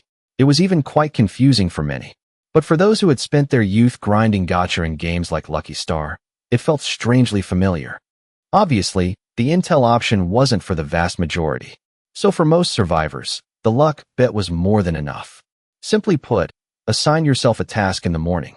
If it's easy, completing it only yields a standard reward. But if you massively exceed the quota, the system will rate it highly and gift a rare lucky bag. Thanks to the experts explaining it in detail in the chat, most players quickly understood and made their choice. In less than 30 seconds, everyone was done and excitedly waiting for the final reward, privileges. Privileges in the ocean version had turned the tide multiple times, from predicting disasters to planning tsunami evasions. You could say this was the true fate changer. This time, after the Great War ended, under the expectant gaze of billions, the game finally announced the ultimate privilege reward. Notice, thank you to the human faction players for contributing to a fair gaming environment. The game always adheres to the principle of rewarding merit and punishing faults. This privilege is not only a reward for humanity, but also includes a punishment for the alien races. Notice, based on the agreement with player Su-Mo, the leader of humanity, and an analysis of the actual situation, the privilege is divided into two forms. Privilege 1, Proliferation and Development, reduces disaster difficulty on the new continent based on geographical distance. 1,000 to 5,000 kilometers, 60% reduction. 5,000 to 10,000 kilometers, 40% reduction. Over 10,000 kilometers, 20% reduction. Valid for 270 natural days, after which it reverts to true survival difficulty. Privilege 2, Trailblazer, for those who set foot on the new continent within 30 days of the map opening. Valid for 210 natural days. Leaving the new continent will immediately void the effect. Just as expected, this was the result of my 2 hours of relentless negotiation with the game system. The moment the rewards were announced, starting from the Tundra Sea, the entire wasteland seemed to explode. People screamed, jumped for joy, and hugged each other in tears. But this time, the tears weren't of despair, and the screams weren't of panic. From today on, humanity would no longer be rootless weeds. These people from the far edge of the Laniakea supercluster, from the Orion arm of the Milky Way, from the tiny solar system in the endless universe, had finally found a place to put down roots. 3 tiers of rewards, accompanied by a special privilege. When the final grand voice faded away, under the slightly regretful gazes of everyone, the game interface gradually returned to its usual quiet state. It officially declared that the reward distribution phase had ended. Even though the rewards this time were incredibly generous, human greed still made the survivor groups unconsciously lick their dry lips, hoping for even more rewards to appear. Unfortunately, it wasn't until Almighty Sue's livestream page completely disappeared from the game interface that everyone truly snapped back to reality. They began chatting excitedly, gathering in small groups. Just catching a few snippets of conversation was enough to know that a new journey for humanity had officially begun. The survivors who had made it this far were mostly the smart ones in this apocalyptic world. They quickly realized my almost undisguised intentions through this reward distribution. Almighty Sue wasn't encouraging everyone to advance into the new continent. The privilege I chose was proliferation, maintaining the continuation of our species. The clear goal was to give humanity some breathing room in the deep sea, avoiding a repeat of those catastrophic losses. Right then, the official shelters led by major organizations also stepped in. They quickly relayed information about the potential disasters on the new continent to every captain within the government system. After grasping the situation, the captains were stunned for a moment, but without any hesitation, they immediately rolled out their pre-planned strategies. Hiding nothing, one captain after another stepped on a high platforms and announced loudly. From weighing the pros and cons between the new continent and the deep sea, to outlining future development paths, they made the extreme dangers of the new continent crystal clear to all their sailors. The new continent is indeed great, and the opportunities are plentiful, but what do we have to survive there? Besides, if we develop steadily in the deep sea, who's to say we can't return to the new continent later? Influenced by various factors, the survivor groups finally understood. Even though it had only been a few minutes since the rewards ended, over 80% of the large and small shelter groups unanimously chose the route out to the deep sea. What about the remaining 20%? 10% were groups still preparing, their large ships incomplete, so they temporarily maintained a conservative stance. The other 10% were the most stubborn of humanity. Some had lost all their loved ones and no longer feared life or death. Others were driven by rising greed, unwilling to live an ordinary life in the deep sea, wanting to push into the new continent to find a chance to rise above the rest.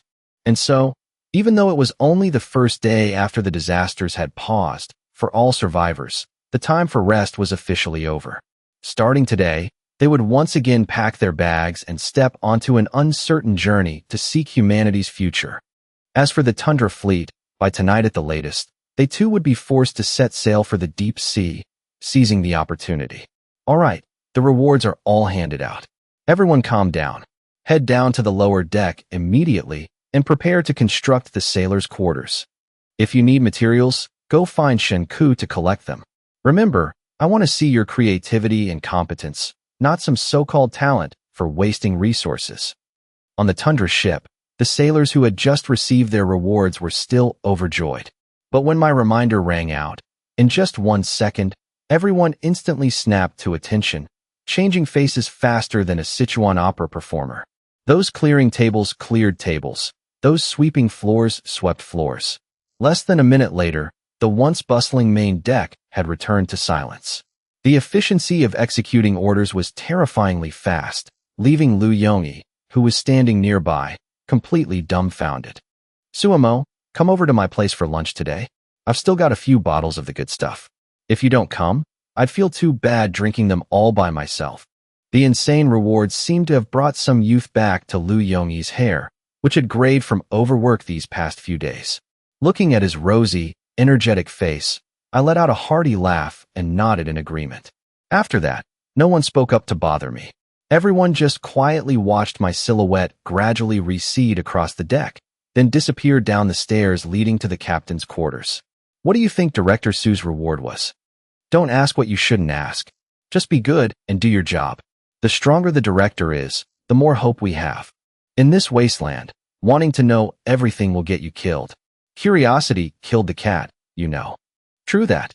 Carrying all sorts of emotions on their first day aboard, these captains, who were used to managing hundreds of people, couldn't help but feel a mess of emotions inside. But the noise from the sailors' deck quickly pulled their attention back to the present. For these people, the dormitories on the Hope were their first real home in this apocalyptic world. With enough materials, making beds or laying floors was just a small matter. But because of my one sentence, under the leadership of the top scholars, the first competent civil war on the Hope officially erupted. Game, I choose to claim my personal rewards. Below deck, unable to see the scene of everyone working with fiery enthusiasm, I had returned to the captain's quarters and shut the door tight. Although I looked calm on the outside, it was hard to hide the eagerness in my heart. When negotiating the rewards with the system, I didn't feel anything special, but now that it was time to actually claim them, a surge of excitement still washed over me. As soon as my voice faded, the game interface popped up. Lines of personal reward notifications quietly appeared. Notice, confirmed that player Su Mo has passed the trial with extremely outstanding performance. Rewards in subsequent disasters increased by 125%. Notice, detected that the player has completed 100% of the Platinum Tier disaster difficulty, Calamity of the Alien God. Tier 1 personal reward is being randomly drawn. Result, obtained Epic Tier keyword stat Holy Land. Save to the void space. Notice, Tier 2 reward is being randomly drawn. Result, obtained 1,000 complete cores, 5,000 broken cores. Notice, Tier 3 reward is being randomly drawn. Result, obtained 5-star terrain modification card X1. Notice, Tier 4 reward is being randomly drawn. Result, all player stats +5. Announcement, players Su Mo, thank you for your continuous support of the game. We will continue to provide a better experience in the upcoming journey. Compared to the collective rewards for all survivors, these personal rewards were clearly vastly superior in quality. The Epic Tier Holy Land keyword alone was enough to make anyone drool. Not to mention the 6,000 cores, the 5-star terrain modification card, and a flat +5 to all stats. Feeling a warm current spread throughout my body, I let out a soft sigh of relief, the pressure in my heart easing significantly. Based on the fragmented information the game had previously revealed, I knew very well that version 3.0, True Survival, would be far more brutal. Unlike previous updates, this is an unprecedented major overhaul. According to the system, this is the first time in all waves of players that the game has released a version like this. Even the game itself has no past data or examples to reference.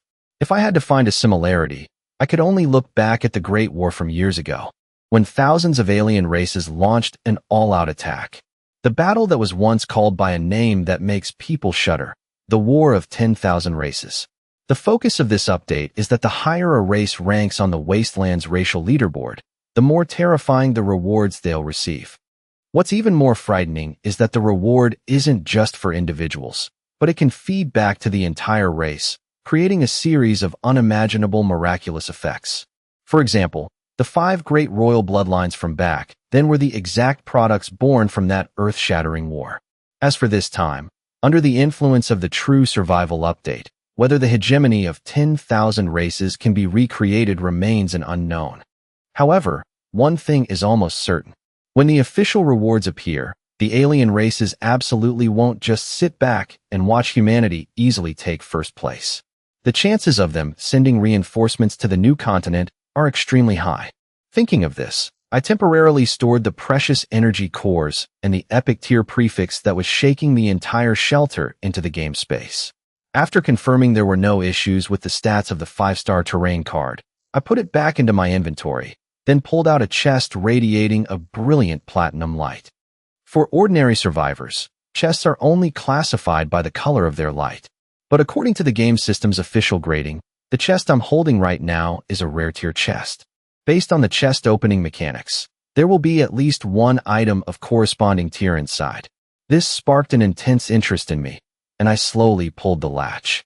This was the first rare tier chest I'd ever opened in my life, though the method of opening it was no different from a normal one. But when the chest fully opened and I saw the item inside, my expression immediately turned weird. Isn't this the positioning needle I got from the first airdrop? Why did another one pop out? Picking up the 3 items from the chest, when I saw one exactly like the positioning needle in my inventory, I froze for a moment before it dawned on me. The positioning needle in my inventory only had one use left, and I was just racking my brain on how to replenish it, yet now another one dropped right into my lap. The 2 items were completely identical. Except for the number of uses, the way to use them was exactly the same. The other 2 items were a glowing excellent tier wrench and a torn, rather old-looking cushion. Spending 2 survival points to appraise them, the wrench had average stats, only increasing repair speed. Nothing special, but the torn cushion was completely different. Its fantastical stats made me do a double take. Aladdin's magic flying carpet. Rare. Defective. Legend has it that this is the heirloom treasure of the genie Aladdin, containing mysterious power that is hard for anyone to comprehend. Placed under the sun, the owner can hover at an altitude of 100 meters for 5 minutes every 24 hours. It's just a pity that the item is too old, the genie is nowhere to be found, and the carpet has been torn into many pieces, its magical power almost entirely gone. The current piece is part 2. Collecting parts 1, 4, and 5 will combine them into a complete flying carpet. Special skill. Basking in the sun for over 4 hours grants a comfortable status for 12 hours. Stamina recovery plus 15%. Mental recovery plus 20%. Although the material has lost its magic, it's still equivalent to 100 refined essence iron, incredibly durable. The 2 skills, I want to fly and I want to land, are currently locked. The genie Aladdin? What the hell? Isn't he a character from Earth? How did he end up in the wasteland? I muttered, but I was quickly drawn in by its stats. The stats are seriously good. It's just a shame it's missing so many pieces. Who knows if I'll ever be able to collect them all. I rubbed the fuzzy surface of the cushion, gave it a few tugs, and confirmed it wouldn't tear under normal force. Then I shook my head in regret, not getting my hopes up too high. As long as the shelter can restore modern technology, building a helicopter wouldn't be hard at all. Even though the flexibility and noise couldn't compare to a flying carpet, thinking about the difficulty of gathering the other 3 pieces, I quickly killed that idea. With just a thought, all the items on the table instantly levitated and vanished into my storage space. Right after, the 89 gold chests from before appeared one by one, their sparkling golden light illuminating the entire captain's cabin. I wonder if these chests will change after the game updates. If I wait to open them later and only get trash, that would be a massive loss. Thinking of this, I decided to open them all right now just to be safe. Gold chests are completely different from silver or bronze ones. Each one has the potential to bring a massive power boost. They might even drop special items with unimaginable effects. Most importantly, opening them now is free. If I wait until after the update and get charged a fee to open them, I'd be truly screwed. Come on, game. I've been working so hard. Give me something good. Muttering a quick prayer, I grabbed the first gold chest, but this time I didn't rush to open it. I quickly placed 9 more chests on the table, swept my hand across them, and opened all 10 at once. In an instant, the 10 chests popped open simultaneously. The golden light that usually shone individually merged into a massive pillar of light, piercing straight toward the ceiling. Even with the steel plating blocking it from shooting into the sky, the sheer intensity of it was enough to make anyone who saw it tremble. Notice, congratulations to player Su Mo for achieving the milestone of opening 10 gold chests at once for the first time. Notice, as you are the first player globally to achieve this milestone, you receive the additional title, Master Chest Opener. Notice, would you like to equip this title? I froze for a second. Another new title? The title interface quickly popped up before my eyes. Right now, I was equipping the level 5 Ocean General title, which already provided insanely overpowered stat boosts and was classified as rare. I didn't expect the new Master Chest Opener title to also be a rare title, on par with Ocean General. Master Chest Opener. Every time you open a chest, the chance of getting high-quality items permanently increases by 10%. You can pre-select one desired item. The open chests will have a higher probability of dropping it if you have an affinity for it. Each gold tier chest or higher counts as 1 point. Reaching 25,000 points will evolve this into the epic tier Master Chest Opener title. Current progress, 10/25/000. Holy crap, you can even play it like this? Without a second thought, I immediately equipped the title. The moment the title activated, I pulled out the flying carpet piece I just got from the platinum chest, silently setting my sights on the other 3 pieces. As soon as I locked in my desired item, the massive golden pillar began to fade. I didn't rush to check each item. Instead, I stood up and quickly scanned the room. The first chest, nothing. The second, still nothing. My gaze swept over all the items from the 10 gold chests. I only focused on finding anything that looked like the torn cushion, the missing parts of the flying carpet. And when my eyes stopped at the 8th chest, no matter how hardened my mentality was, an overwhelming wave of ecstatic joy surged up, completely uncontrollable. Notice, congratulations to player Su Mo for successfully triggering the affinity draw feature. Notice, congratulations, you have obtained part 1 of Aladdin's magic flying carpet.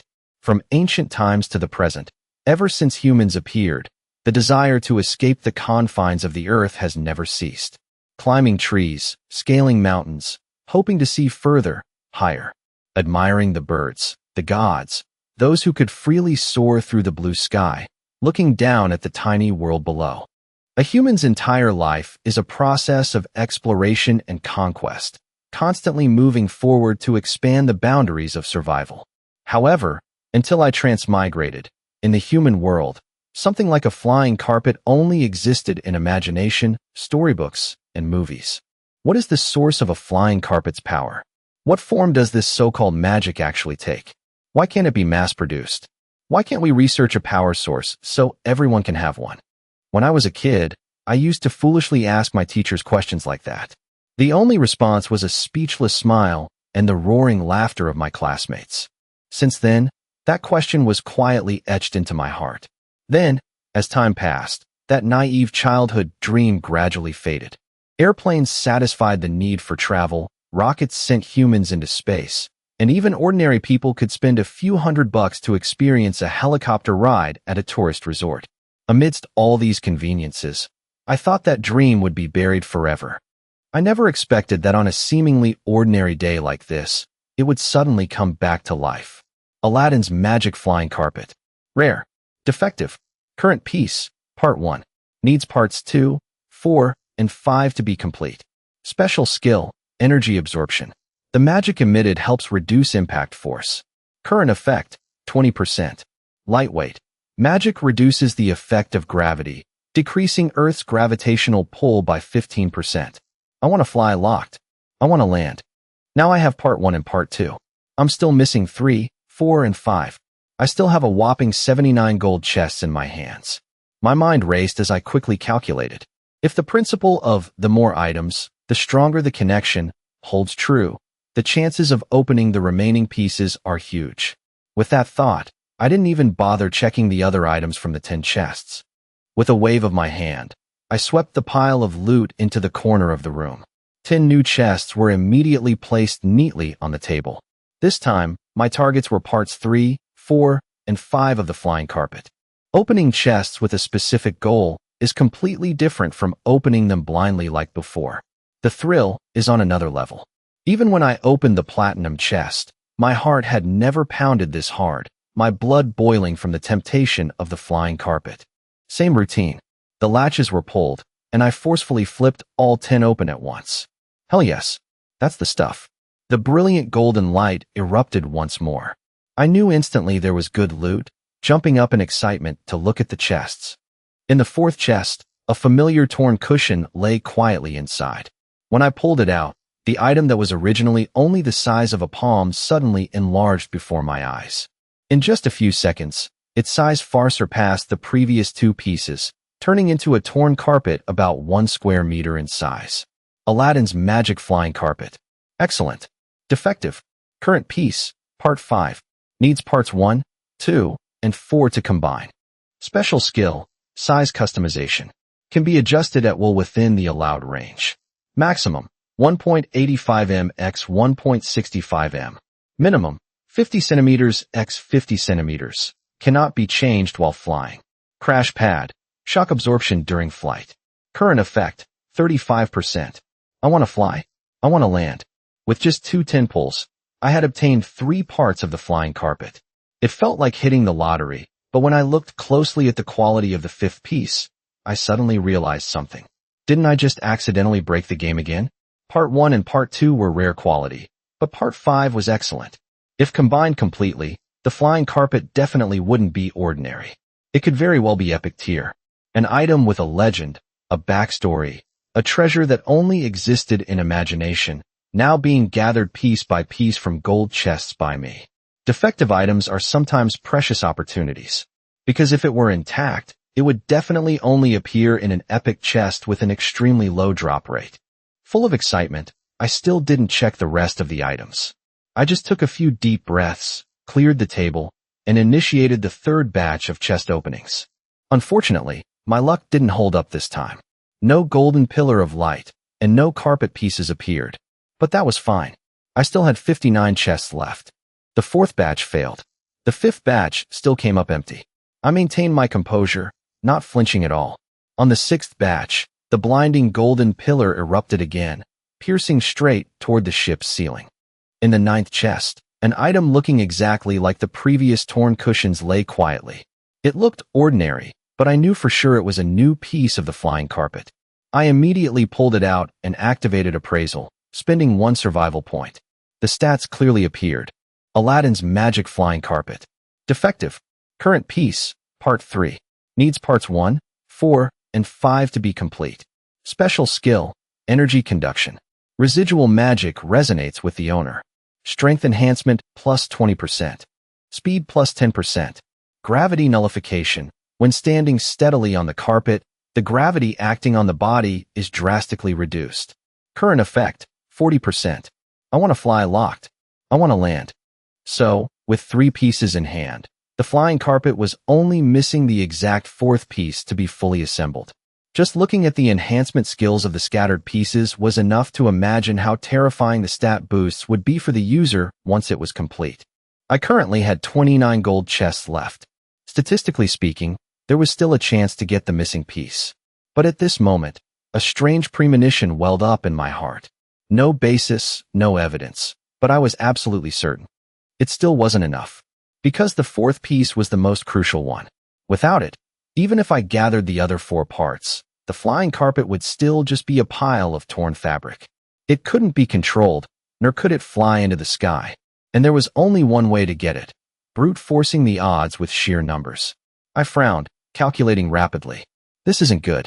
I only have 29 chests left. I can do at most 2 10 pulls. The odds are too low.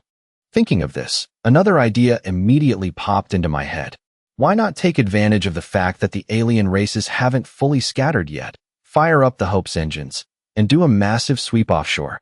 I could stock up on resources for the trip to the new continent while farming more chests. Who knows, I might just pull the final piece of the flying carpet. Decision made. I glanced at the messy loot scattered around the room. Without checking them carefully, I quickly sorted them, gathered everything up, and strode straight out of the captain's cabin. My only destination, the bridge. Toward the alien races, I no longer had any intention of showing mercy. Even my initial thought of gathering or subjugating a portion of the alien races had completely vanished after deploying the wide area inhibitor. In the future, the alien races could only be enemies. Absolutely not friends. Killing one more now means one less bloodthirsty zombie to face later. The Hope needs 30 days to finish its evolution. I won't know its specific stats until then, I told myself. I originally planned to save resources and avoid conflict during the upgrade period, but now, I have no choice but to strike. I immediately gave the order. Gong Gong, scan the waves. Check within a 200-kilometer radius. Are there any alien signals? Notice from Gong Gong, within a 200 kilometers radius, no alien activity detected. The last recorded movement was 9 hours ago, heading north 28 degrees, distance 195 kilometers, estimated troop count, 5,000 to 19,000 individuals. It wasn't surprising that my area of influence caused the aliens to clear out of the 200 kilometers radius. But when I looked at the location Gong Gong pointed out, my eyes darkened. A new plan quickly took shape. I strode down the Hope's boarding ramp. Under the respectful gaze of the guards, I jumped straight onto the prepared small raft. To the tundra. I need to discuss something with Director Liu Yongyi. As soon as I spoke, the two sailors immediately rowed with all their might. A trip that usually took 5 minutes was cut down to less than 2.5. On the tundra, the sailors had spotted me from afar. Cheers rang out, and a rope ladder was quickly dropped. I vaulted onto the deck with extreme speed. Before the people on board could even react, I was already standing firm. "Oh my Suimo, I thought you wouldn't come over until this afternoon. I haven't even prepared anything." A familiar voice rang out.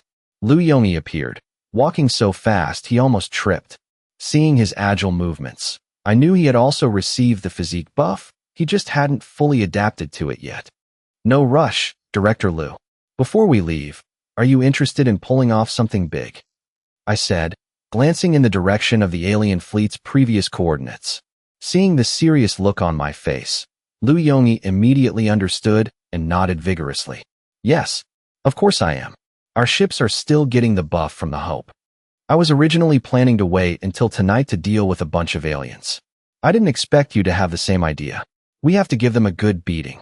Ignoring the astonished looks of the people around him, Liu Yongyi chuckled and took a step toward me.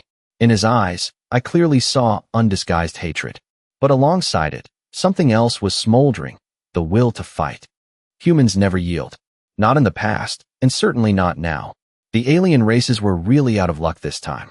For hundreds of generations, for tens of thousands of years in the wasteland, the alien races always believed they had humanity's every move figured out. Normally, even if their tribes weren't the ultimate victors, they had never let humans truly win. They thought humans were like autumn cicadas, struggling for a few days before dying out. But this time, it was exactly that arrogance that got them slapped in the face by humanity. After the avatars of the false gods from the 5 great royal bloodlines were destroyed, countless alien races and the factions behind them still refused to sit still.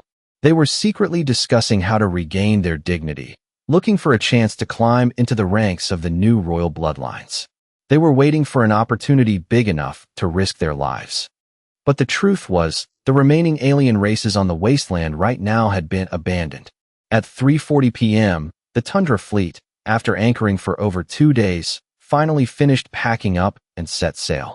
Anchor pullers, supply gatherers, scouts, shipwrights, fighters, logistics, and commanders all took their positions. Without hiding their objective, amidst an atmosphere of excitement, as the Hope destroyer began to move, the massive fleet immediately found its spiritual anchor. Adjust course. North 29 degrees. Hoist the sails. Maintain a safe distance from the rafts behind. All the raft operators followed the commander's orders, responding immediately upon receiving the message. Understood. In the newly renovated command room on the tundra, Liu Yongyi coordinated the formation as skillfully as a general directing troops. At exactly 4 p.m., the complete formation was deployed. Under my command, the entire fleet shot straight into the deep sea like an arrow. The wind and waves roared. When dozens of ships and massive wooden rafts accelerated together, the sheer momentum was enough to send chills down anyone's spine. Normally, they only dared to drift at 3 to 4 knots. Today, thanks to the 60% stat boost from the Hope, even the wooden rafts reached 27 knots an hour. Compared to destroyers or aircraft carriers on Earth, this speed wasn't far off. It even far exceeded speedboats at tourist resorts. What was even crazier was that it didn't burn any fuel at all. It looked like they were just rowing lightly, but the rafts glided as if they were weightless. The ships with sails were even more overpowered. Just by adjusting to the wind, they could control their speed as if aided by divine power.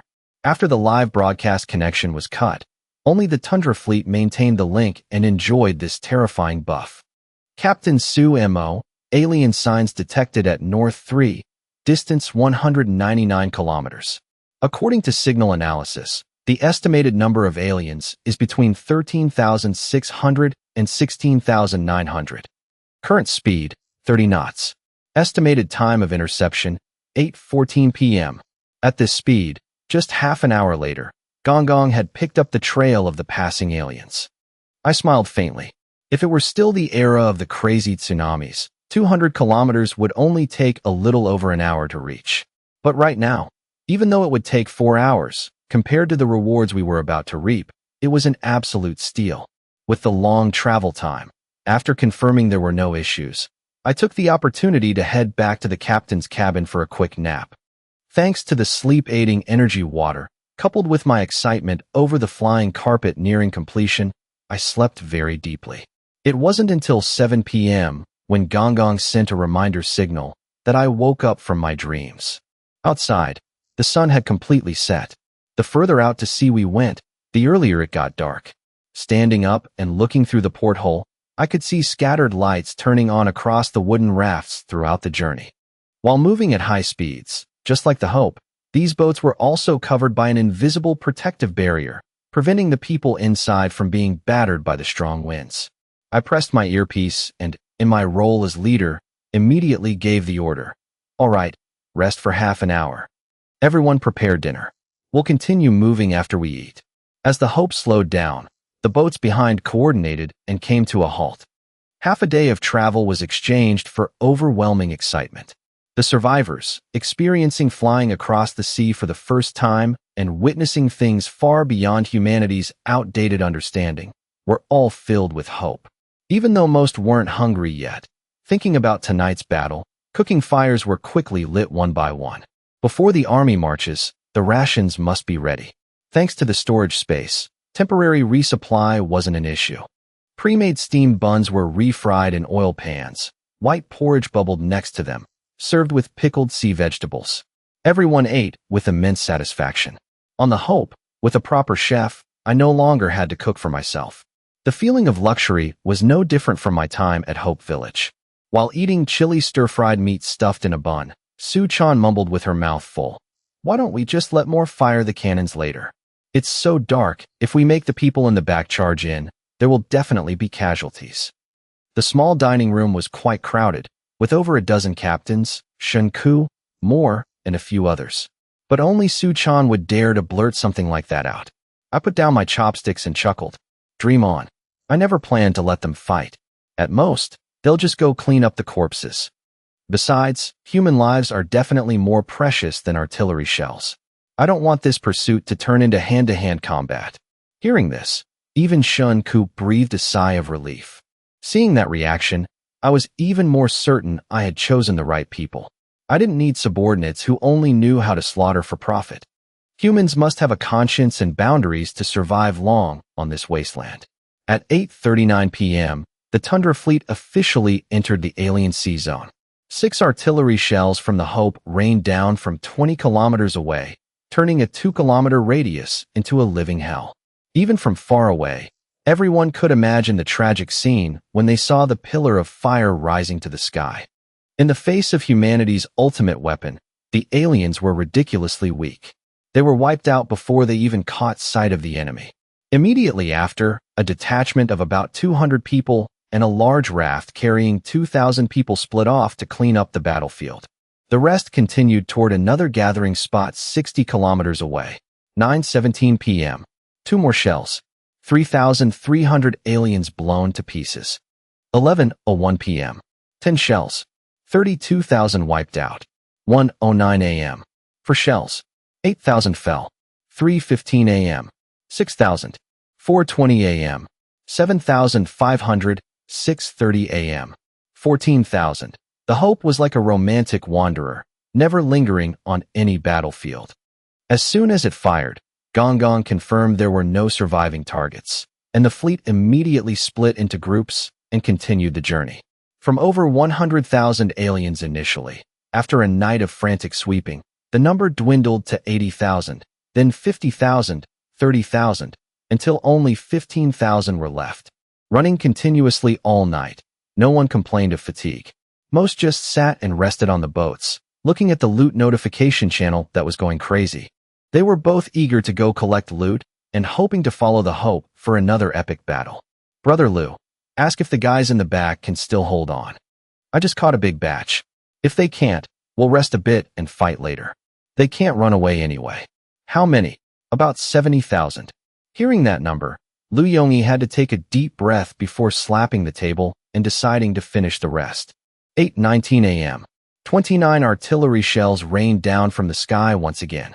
This strike officially declared the hunting campaign a victorious conclusion. From 4 p.m. yesterday to 8 a.m. today, 16 hours of high-intensity marching, without shedding a single drop of blood, we had drained every bit of potential in this C-zone. Any remaining aliens were just a few hundred scattered stragglers. I couldn't be bothered to go after them, nor were they worth wasting anti-aircraft shells on. One night, 160,000 aliens annihilated.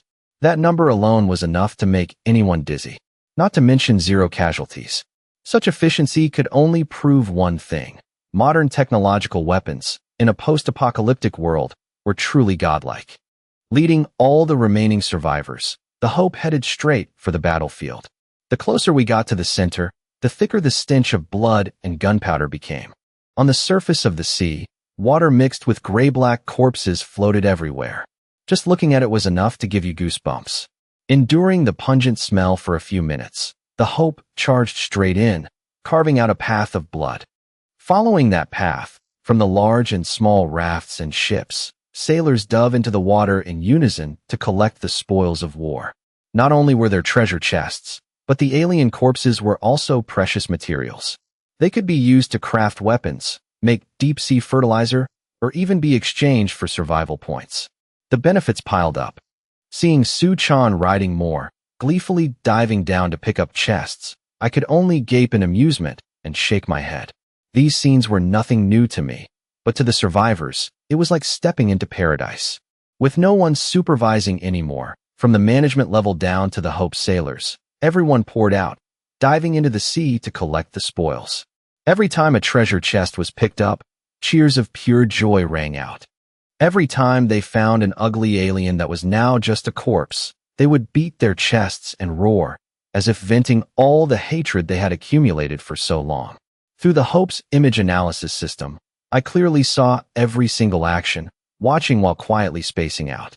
It wasn't until Oreo obediently walked in from the door and lay quietly at my feet that I snapped back to reality.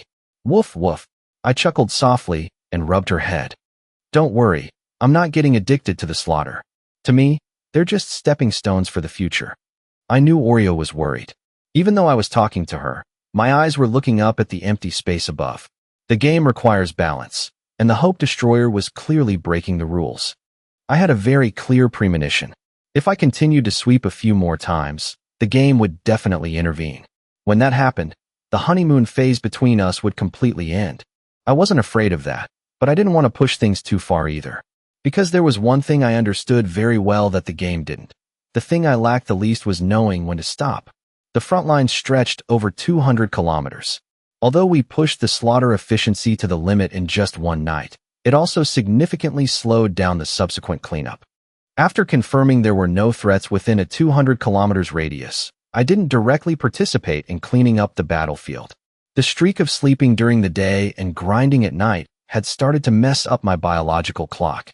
For an ordinary person, it wouldn't matter much.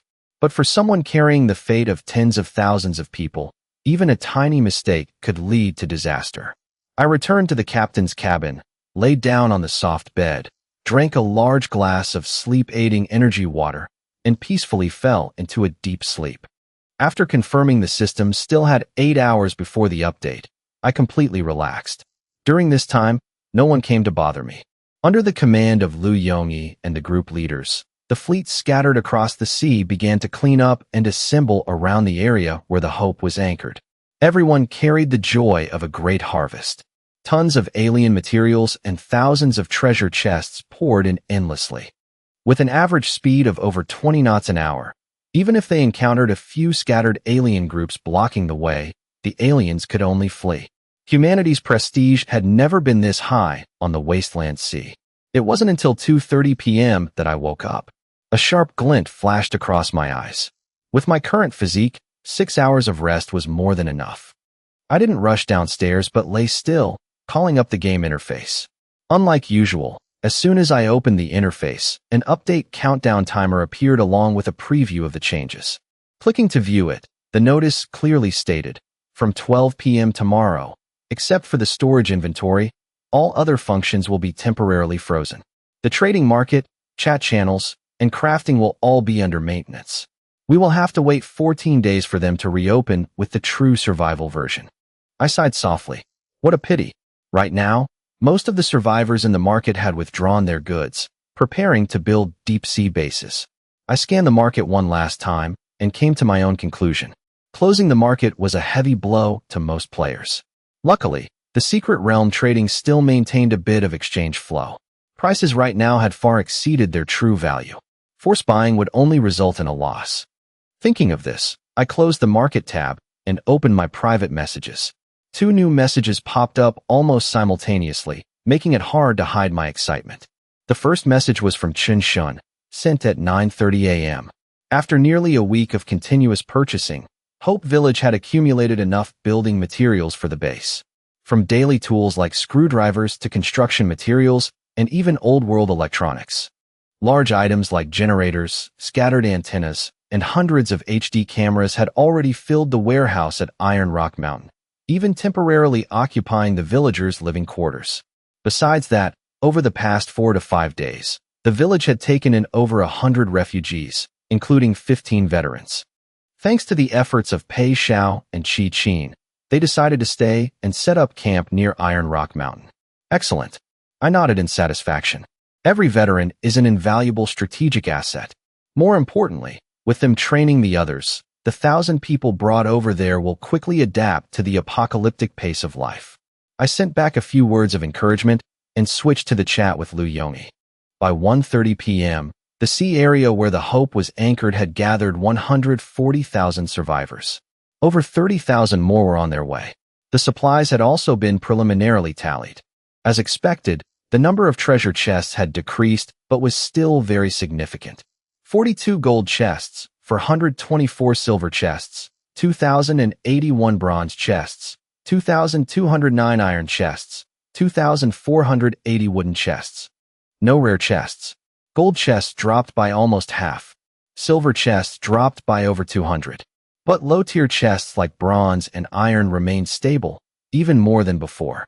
Additionally, the harvest from the alien corpses this time was extremely abundant. Thanks to the splash damage of the destructive artillery, their internal organs were mashed, but their outer shells remained almost intact. The utilization rate was much higher. As long as they were used properly, these shells could absolutely become materials for crafting weapons and armor. The only regret was that they were too bulky. Transporting them on the Hope wasn't very efficient. After weighing the options, I only kept about 1/20th of the intact corpses to study when we reached the new continent. As for the treasure chests, all 42 gold chests were collected. I kept 200 silver chests, and traded the rest for a massive amount of bronze and iron chests, totaling 2,000. With my current contributions, I had every right to keep 3/5 or even 4/5 of the chests without anyone daring to complain.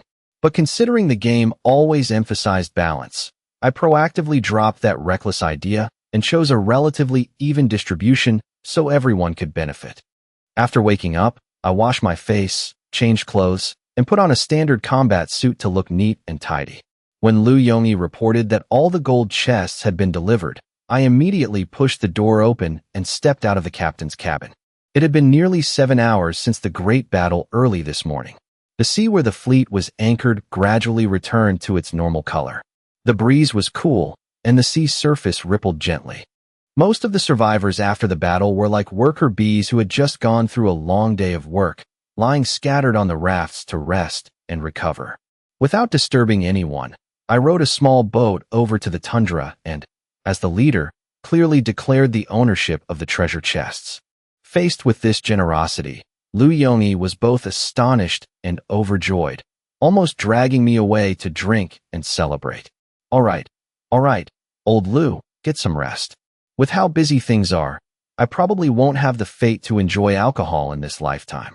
I laughed, while quickly gathering all the gold chests the sailors brought over. For an iconic item like the flying carpet, something that only appeared in fairy tales and movies, I had been looking forward to it for a very long time. Even fine wine couldn't compare to this feeling of anticipation. Seeing my eager, childlike expression as if I were about to open a present, Liu Yongyi didn't hold me back anymore. He laughed heartily and saw me off the ship. The short trip only took 5 minutes, but my inventory now had an additional 42 gold chests, plus the 21 I already had. That made a total of 63 chests, enough to do 6 10-pulls. It practically guaranteed I'd get the final part of the flying carpet. I turned my head and shouted to Zhang Long, who was waiting at the door. Tell everyone not to bother me. I'm about to do an experiment. Then I left the small raft behind and practically ran back to the captain's cabin. Entering the room, I locked the door tight, cleared everything off the table, and took a deep breath. With a thought, all the treasure chests appeared before my eyes one by one. Alongside them, parts 1, 2, 3, and 5 of the flying carpet were ready. Only the final piece was missing. Hey game, for the sake of our long-standing brotherhood, give me something good. Oh flying carpet, Daddy wants you so bad I'm about to cry. Muttering like I was chanting a spell, I started opening the first batch of chests. Batch 1. As expected, nothing. The golden light flashed and immediately died out. Batch 2. Exact same result. I wasn't surprised, as I had anticipated bad luck early on. Batch 3. The locks popped open one by one. Still empty-handed. 3 consecutive failures. My forehead started to sweat. On the outside, I kept my cool, but inside, I was clearly as tense as a bowstring. For others, the thrill of high risk, high reward might be a rush. But for me, someone used to being cautious, it was both stimulating and triggered my instinct to avoid it. This is the 4th time. Be a bro, don't be so stingy. I muttered the name of Old Ma, the god of luck from the past, and yanked the chests open. Still hopeless. In fact, the golden light faded even faster this time, signaling extremely low-quality items. With this streak of bad luck, batches 5 and 6 might yield nothing either. I gritted my teeth. Screw it, if we're playing, let's go all the way. 10 by 10 is too slow. I'm opening all 23 chests at once. Do or die. I sat down on the floor, neatly arranging the 23 gold chests into 2 rows. I took 2 wooden planks and rested them on the chest latches. With just one push, all the lids would pop open simultaneously. This crazy action, to anyone else, would probably be beyond their wildest dreams. I flexed my arms. With my current physical strength, 23 chests were nothing. I had only opened a third of them, and I was already beaming. The next moment, as I pushed the rest open, all the chest lids flew up. Boom. A pillar of golden light, larger than any before, erupted right in front of my eyes. Luck comes early sometimes, and late other times. But when it arrives, it exceeds all expectations. People call it the end of sorrow and the beginning of joy, and right now, I understood that perfectly. 23 chests opened at once. The probability had accumulated enough, and the luck had gathered. I stepped forward. In the 17th chest, I saw a part completely different from the previous 4. It was brand new, dust-free. On its surface was a vivid image of a long-bearded genie, with sparkling gold threads. Golden light slowly spilled from the edge of the chest. With this kind of aura, I'm afraid it's no longer just rare tier. I knelt down and carefully pulled out the final piece.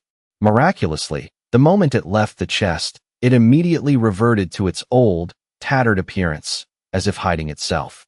The game panel popped up. Survival points were consumed. After a few seconds of waiting, the stats clearly appeared.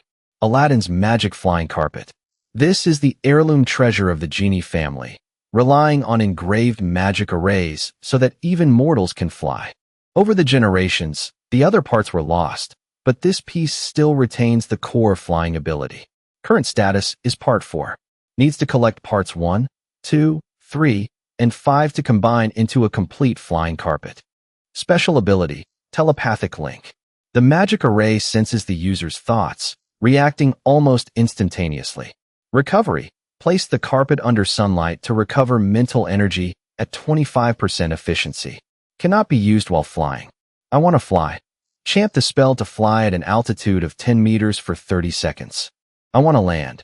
Chant the spell for the carpet to automatically descend. This Part 4 is seriously top tier. Not only is it a functional piece on its own, but it's also rated as rare. I read the description carefully, unable to hold back a laugh. Just this one piece alone could take to the skies. Trading over 60 gold chests for something like this was not a loss at all.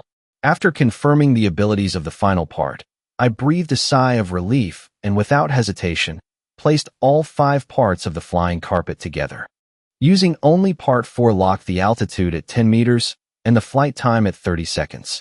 But if fully assembled, the flying carpet could reach an altitude of 100 meters and sustain flight for 5 minutes. Just looking at the difference in altitude and time was enough to understand how massive the gap was. I was already mentally prepared to bleed heavily for this repair, but when the notification panel popped up, I immediately focused my mind to read every line. Detected that you have collected parts 1, 2, 3, 4, and 5 of the magic flying carpet. System activating repair conditions. The initial cost displayed made my head spin. Rare spiritual materials, tens of thousands of disaster points. But right after, a series of discounts appeared one after another. Discount for repairing 3 parts. Further discount for repairing all 5 parts. Additional discount for being the first person to meet the repair conditions. Then another random discount for being the first person to repair an item of rare tier or higher. When the final conclusion line appeared, I was completely stunned. The cost for this repair, 0. Completely free. I stood frozen in place, staring at that long string of notifications, momentarily unable to believe my eyes. Previously, during my first major reward, I had upgraded an excellent tier speedboat straight to epic tier. I didn't expect that this time, the flying carpet, which required a mountain of spiritual materials and over 10,000 disaster points, would be repaired for free. The feeling of a pioneer enjoying overpowered privileges was so strong that I could only plop down on the floor, muttering to confirm it a few times just to be sure. I chose to repair it immediately. Logically speaking, I could have saved this free repair opportunity for an even crazier item. But with the new version update coming, I didn't hesitate at all, decisively using this golden ticket.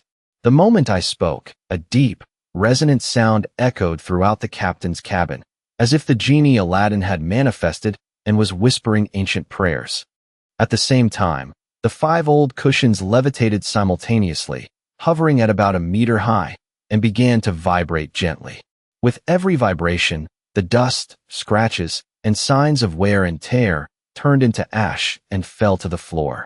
Golden light continuously poured out from within the cushions, like it had been imprisoned for too long and was frantically looking for an escape. But the game, as the authority handling the repair, obviously wouldn't allow this flying carpet to exceed its control. After just a few seconds, a deep bell tolled. Small spatial rifts appeared around the flying carpet, and 5 crystalline beams of light slowly drifted out from them. The light wasn't blinding, but the rioting golden energy immediately became obedient and began to merge. The edge of the first part slowly pressed against the second part, then connected with the third part. When parts 1, 3, and 5 were assembled, part 4 slowly descended into the center, like an emperor taking his throne, completing the entire structure. A notification popped up, confirming that Aladdin's magic flying carpet had been fully repaired. Along with it came a warning that due to the genie's residual peace-loving will, this item could not be used in any combat situations. If abused in a combat scenario and causing massive casualties, the flying carpet would automatically shatter and have to be repaired from scratch. I just smirked after reading it. On the floor of the captain's cabin, a large carpet covered the ground. Complex patterns, soft fibers reflecting a faint golden sheen. After merging the 5 parts, the carpet's area reached 3 meters by 3 meters. It was so large that just looking at it was overwhelming. Even though there was no wind in the room, the fibers on the carpet swayed gently, as if they had a life of their own. Compared to telekinesis, this thing was clearly much nobler and more dazzling. One glance was enough to tell it was no ordinary item. Can't be used for combat, huh? I muttered, feigning regret. So I can't fly up high and drop bombs then. I complained out loud, but inside, I was grinning from ear to ear. I knew very well that these warning lines were just added by the game on purpose, afraid I'd use the flying carpet to cause trouble, hence the restrictions. This so-called peace-loving genie, or the 3-use limit, were just gentlemen's agreements made to sound nice. It's just a pity the game didn't know I never planned to use this thing for fighting in the first place. The flying carpet only lasts for 5 minutes. Including the round trip, it can't fly that far anyway. With that distance, having artillery handle things from afar is much safer and more effective. The greatest value of the flying carpet lies in its auxiliary effects and its ability to handle complex situations. That's its core function. Perhaps sensing my slight disappointment, the game didn't charge an appraisal fee as usual. Immediately after, the complete stat panel of the flying carpet appeared. Aladdin's magic flying carpet. Epic tier. Contains about 80% of the genie's magic power. Flight altitude, 100 meters. Flight time, 300 seconds. Speed, 20 meters per second. Additionally, the carpet can recover energy under sunlight, and when in contact long enough each day, it will feed back magic power. Increases all stats, boosts stamina, and mental energy recovery speed. I looked at that stat panel and took a deep breath. This time, I really hit the jackpot. With stats like these, it truly lives up to its epic tier status. From any angle, it is absolutely worthy. I marveled while gently stroking the smooth surface of the flying carpet, my eyes glued to the stat panel displayed in the game. Even though the epic prefix had disappeared, locking away the final ability to summon the genie, this item was still absolutely a rare treasure. My excitement grew by the second. I wished I could immediately rush outside and take it for a spin. A speed of 20 meters per second is equivalent to 72 kilometers per hour. Calculating it, flying for 5 minutes, minus takeoff and landing time, is enough to cover over 5 kilometers. With this flying carpet in hand, even if I fall into a dangerous situation, I can easily escape without paying any price. My sense of security skyrocketed, almost overflowing. But considering it was still light out, and the people from the Tundra fleet were still watching, I didn't rush to test fly it right away. Instead, I decided to test its shrinking ability first. With just a shift in thought, the 3-square-meter carpet instantly shrank, so fast the naked eye could barely follow. In the end, it was only the size of a handkerchief, about 30 centimeters, lying neatly on the floor. When I shifted my thought one more time, the magical light on its surface also gradually dimmed. Very quickly, it returned to its original old, tattered appearance, looking no different from a normal piece of junk. I clicked my tongue softly. It truly is magical. If I ever get the chance to study the principles behind it in the future, who knows, I might even be able to mass-produce it. Thinking of that, I picked up the carpet, sat down, and drew the curtains of the captain's cabin. The sunlight shining in made the flying carpet emit a faint light, as if it were breathing, bringing me an indescribable sense of satisfaction. In the captain's cabin, supplies filled nearly half the space. Although most of the value was concentrated in the hundreds of gold chests, the rest of the items absolutely couldn't be underestimated either. There were still 2 hours until the system update. I wasn't in a hurry. one item at a time. I started picking them up to inspect, label, and carefully organize them. I don't know if it was because the flying carpet had sucked dry all the luck from the chests, or because the game was about to transition to the true survival version.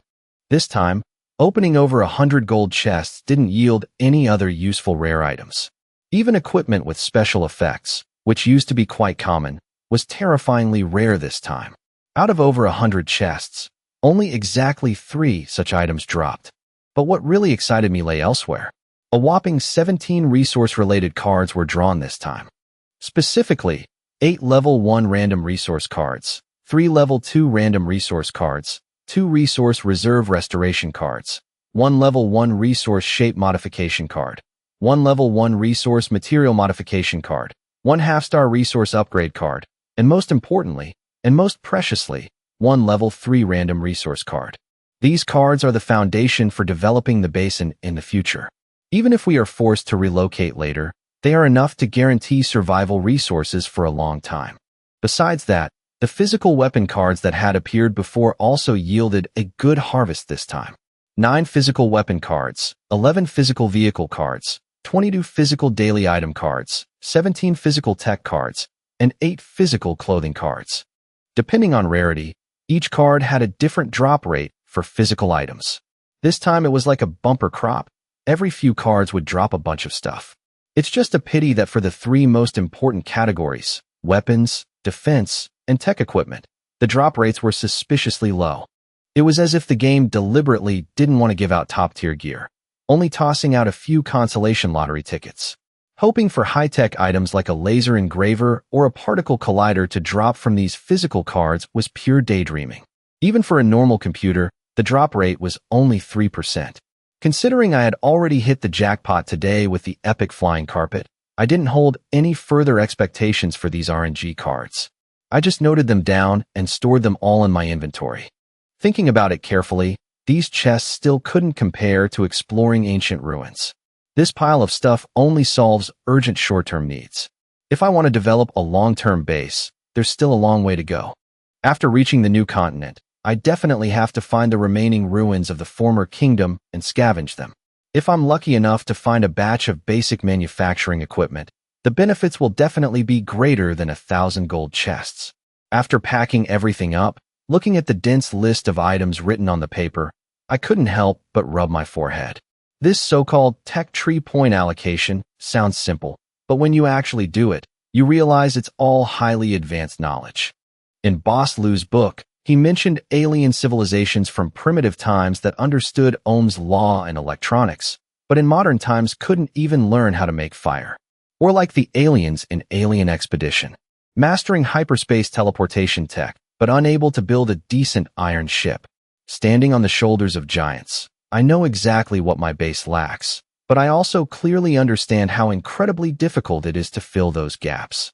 True high-tech, just the manuals or technical blueprints alone would weigh tons. To properly master a scientific field often takes decades of relentless study. From formulas to research speed, humans are still too dependent on the factor of time. And in this desolate wasteland, humans don't have the time to slowly develop or rebuild everything like in peacetime.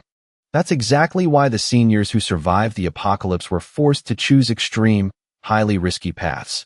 Without a system, no matter how hard I try, I might very well repeat their mistakes, forced to research bizarre technologies just to survive. For example, removing moral barriers and recklessly diving into biology, pushing cloning, genetic engineering, and prosthetics to extreme levels. If you ignore all limits on cost and ethics, push cloning to the max, and then use mass-produced soldier tactics to crush other races. Then use overwhelming numbers, covering the earth like locusts, to suck dry all resources and feed them back to boost other tech branches. Just thinking about it sends chills down my spine. That path is too extreme. One wrong step, and before even succeeding, the initiator, me, could be overthrown first, dying prematurely before even seeing battle. Now, my only option is to wait for the system. This billion-tier feature, I hope it's exactly as I predicted, able to upgrade and apply to other fields. Otherwise, humanity's desire to rebuild civilization in this world is almost an impossible dream. Thinking of terrifying natural disasters like -100 degrees, -120 degrees, volcanic eruptions, or even planetary collisions, I became clearer than ever. If we don't push the tech tree high enough, even hiding deep underground won't save us. Putting the items away, I sat down at the desk, my thoughts drifting far away, gliding along the endless timeline of the future. To most other survivors, Su-Mo, or the name God Su, in their eyes, will forever remain an unfathomable abyss. But only I know clearly that the technological level of Hope Village right now is such that even forging a decent iron tool is incredibly difficult. If the true survival version really updates, and this time there's no talent poaching from the Tundra fleet, then even if we manage to set foot on the new continent, after exhausting the initial grace period, the development progress of the entire village will plummet straight into the abyss. When that time comes, when they can no longer see the future, no longer feel hope, that feeling of despair is even more terrifying than death. Bit by bit, I tried to part the fog before my eyes, sometimes frowning in thought, sometimes bowing my head and writing like crazy. On the blank paper in front of me, a few major development directions gradually became clear. Direction 1, mechanization. If humans want to increase production efficiency, we absolutely cannot rely on everyone practicing martial arts or trying to universally enhance physical fitness. Take strength, for example. A healthy, well-trained person can at most lift about 100 jin, which is 50 kilograms. Moreover, their strength decreases over time as they get tired. Meanwhile, a medium-sized excavator can lift over 15 tons, 300 times the strength of a human. Don't underestimate this gap. Training a human requires time, resources, and costs, and you still have to worry about their loyalty. But machines are different. As long as there are enough resources and a basic production line is built, they can be assembled en masse. Then they work nonstop, turning every person into a 15-ton strongman. When that time comes, the base's development speed will step into a completely new level. Just a few days would be enough to completely transform the current basin. Direction 2, medical. The human body is still too fragile. Even though I have the nether energy water, which kept me from getting sick for 3 months in harsh environments, in other parts of the wasteland, the number of people dying from illness or injury accounts for a fifth of total deaths. No medicine, no medical facilities. Just a small wound can lead to infection and death. Severe injuries are practically a death sentence. And the nether energy water has to be used for many other purposes. It can't be casually handed out for healing. Therefore, a medical system must be established as soon as possible. Even if we have to use mysterious devices with unknown principles in the early stages, we must guarantee basic survival for the people. Direction 3, biotechnology. I looked at the 2 directions I just wrote down, then glanced out the window, where the survivors were lying all over the wooden rafts. Ultimately, I still decided to include biotechnology in the development roadmap. To some extent, this path is almost considered taboo. Just a slight misstep, and the backlash would be unimaginable, enough to wash away all previously accumulated achievements. But at the same time, this is also a field where humanity has been stagnant for years, with massive development potential. As long as we research in the right direction, we can completely reverse the current situation. After careful consideration, I outlined 2 additional sub-goals for this development direction. First, research the integration of humans and machines. Arbitrarily splicing alien genes into human DNA is extremely dangerous and absolutely not worth the price. Humanity's ultimate goal should be merging with technology. Like Tony Stark from the old legends, combining biology and engineering so that even an ordinary person can rival gods. If we can create standardized armor, human strength won't lose to any race. Second, research enhancing adaptability. Humans have very strong adaptability if changes happen slowly, like boiling a frog in warm water. But they are incredibly fragile when facing sudden, extreme changes. If we can turn every ordinary person into someone like those from the Frostpunk era, who aren't afraid of the freezing wind even when sleeping in -50 degrees, then the entire base, and even all of humanity, will step into a completely new epic era. Before long, the blank paper was densely packed with lines of text in my unique handwriting. But I didn't stop there. I continued pulling more paper from under the desk, digging deeper into each major direction I had outlined, trying to maximize the remaining fragments of memory from Earth. Regardless of right or wrong, I wrote down everything I had ever seen or read in the library. A jumble of knowledge just kept pouring out endlessly. Time quietly slipped by. It wasn't until the sun began to tilt toward the west, casting diagonal rays through the window, that I blew the ink dry and carefully stored all the documents into my inventory. At that exact moment, the familiar system control panel popped up. On it, the update countdown timer was displayed. Only the last 4 minutes remained. The update of the billion-tier feature brought clear consequences. The 3 previous functions, creation, training ground, and the 100,000 tier, were all removed. Though I didn't say it out loud, my heart was filled with anticipation. Relying on the chaotic situation of the wasteland, in a short period of time, I had become the leader of an entire race, holding the survival and future of humanity on Earth in my hands. This change had been recognized by the system.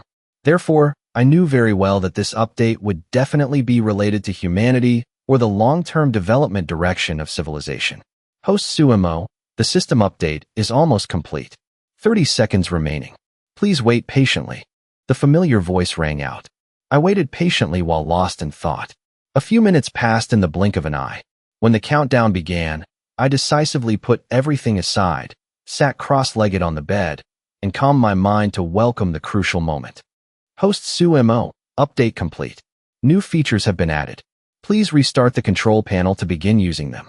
This update is related to the billion-tier feature. Please carefully read the provided user manual. The billion-tier feature has been successfully activated. The creation, training ground, and modification functions have been disabled. They will be unlocked when survival points reach the required tier again. The method for collecting daily survival points has been changed. Point accumulation will be temporarily paused for 1 natural day and will automatically resume after 48 hours. Looking at the 4 consecutive notifications, I didn't hesitate at all. Only one thought flashed through my mind. Restart. A faint blue-green light swept across. When the data loading bar reached 100%, a completely new control panel appeared before my eyes. Gone were the countless confusing features from before. Now, there was only one giant oval button right in the middle of the panel, looking like a main start button. Above it were 2 smaller icons, representing daily survival points and the system mailbox, respectively. The mail icon was currently emitting a blinding golden light. I didn't rush to click upgrade. Instead, I opened the mail to check it first. Current leadership index, 92%. Over 90% of humanity has acknowledged your existence. Because host Sumo has prematurely become the spiritual leader of human civilization, the system has applied a leapfrog upgrade format, allowing early activation of the billion-tier feature.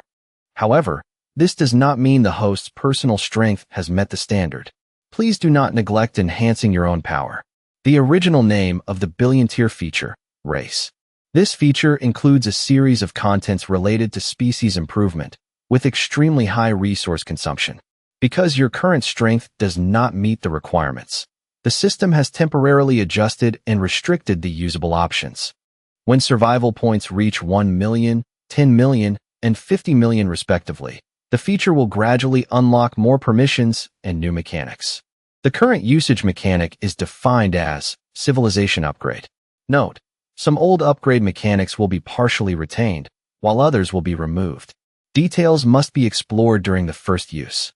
Please click the Upgrade button in the center of the interface to begin experiencing the new feature, Race. Reading this keyword, I immediately understood.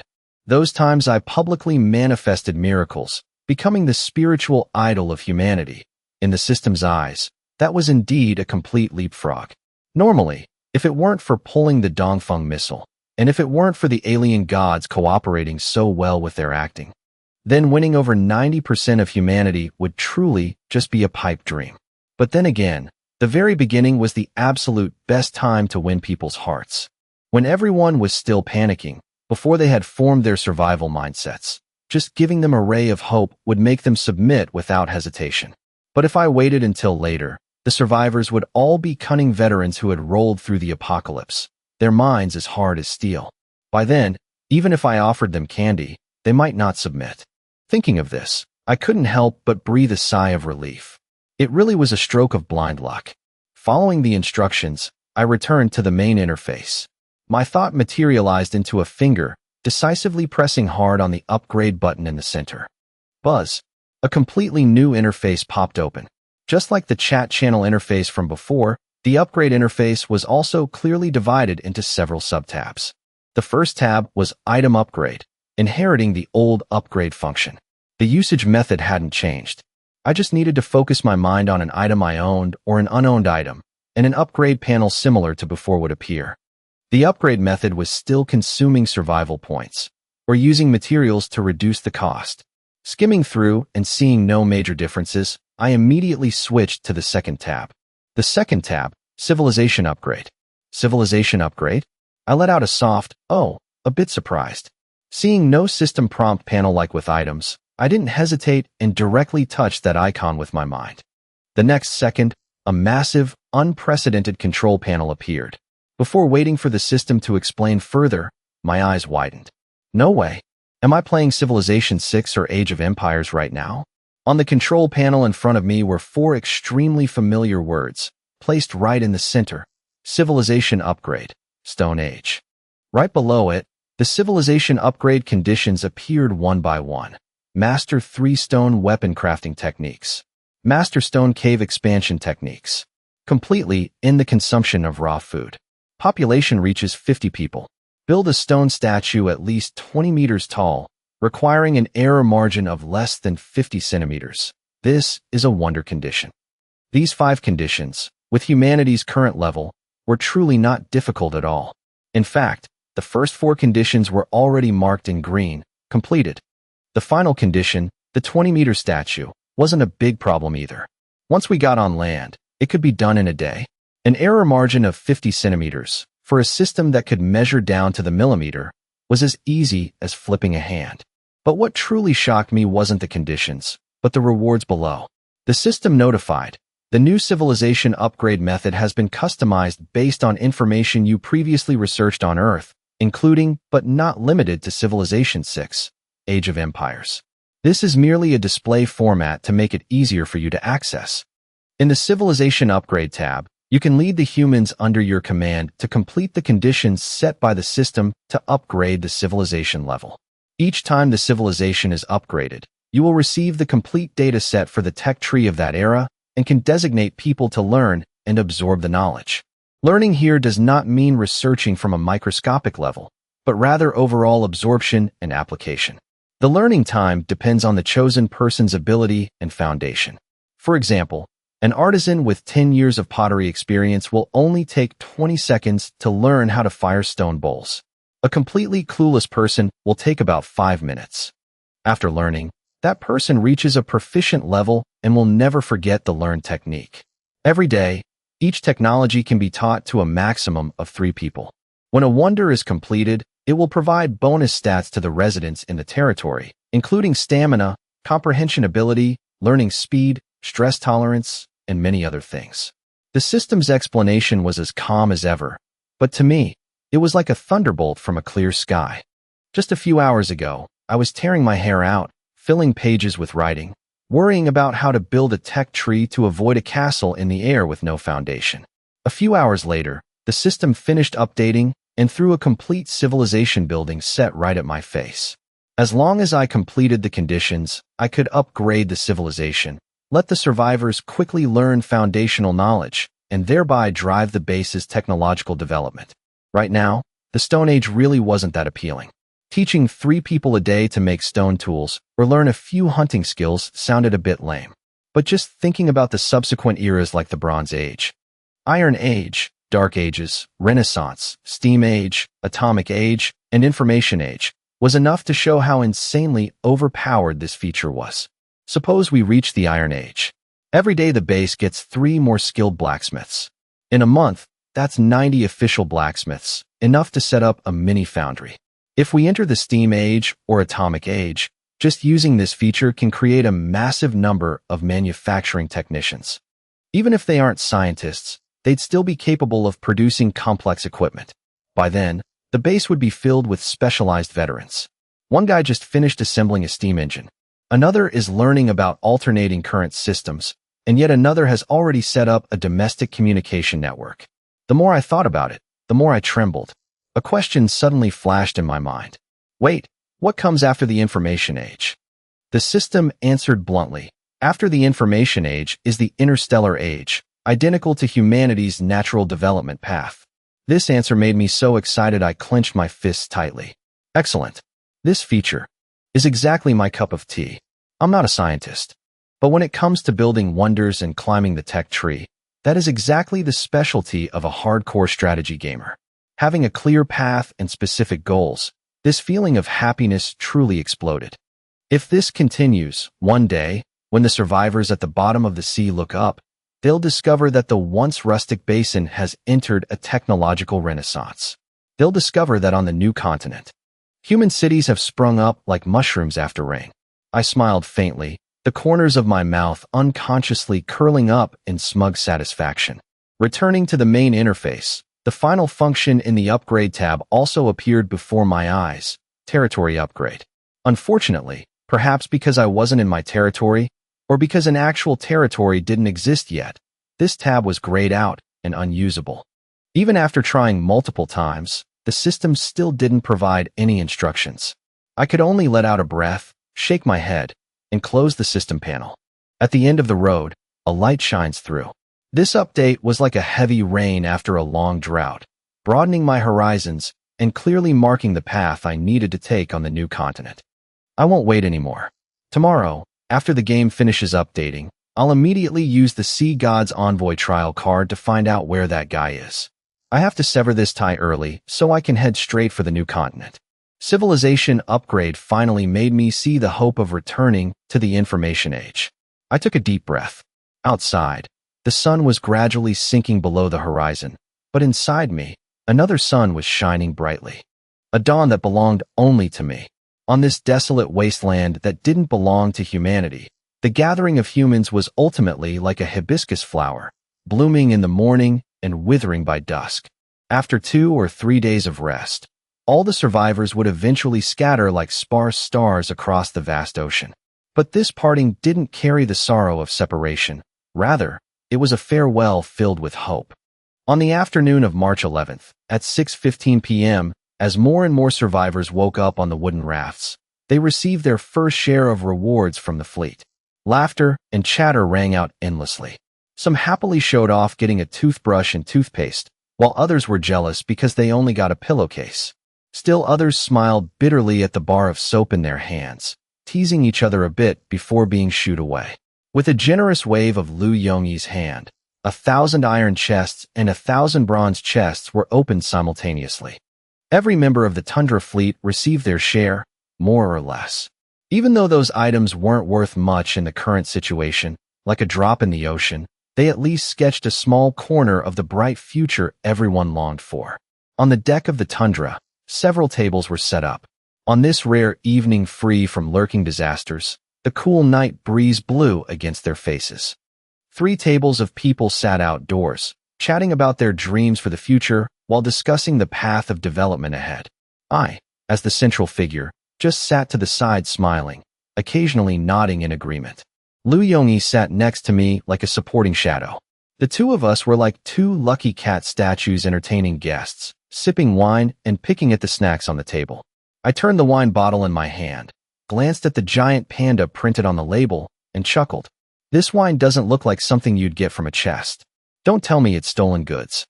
Liu Yongyi scratched his head and smiled awkwardly, saying that this kind of wine definitely couldn't be opened from a chest.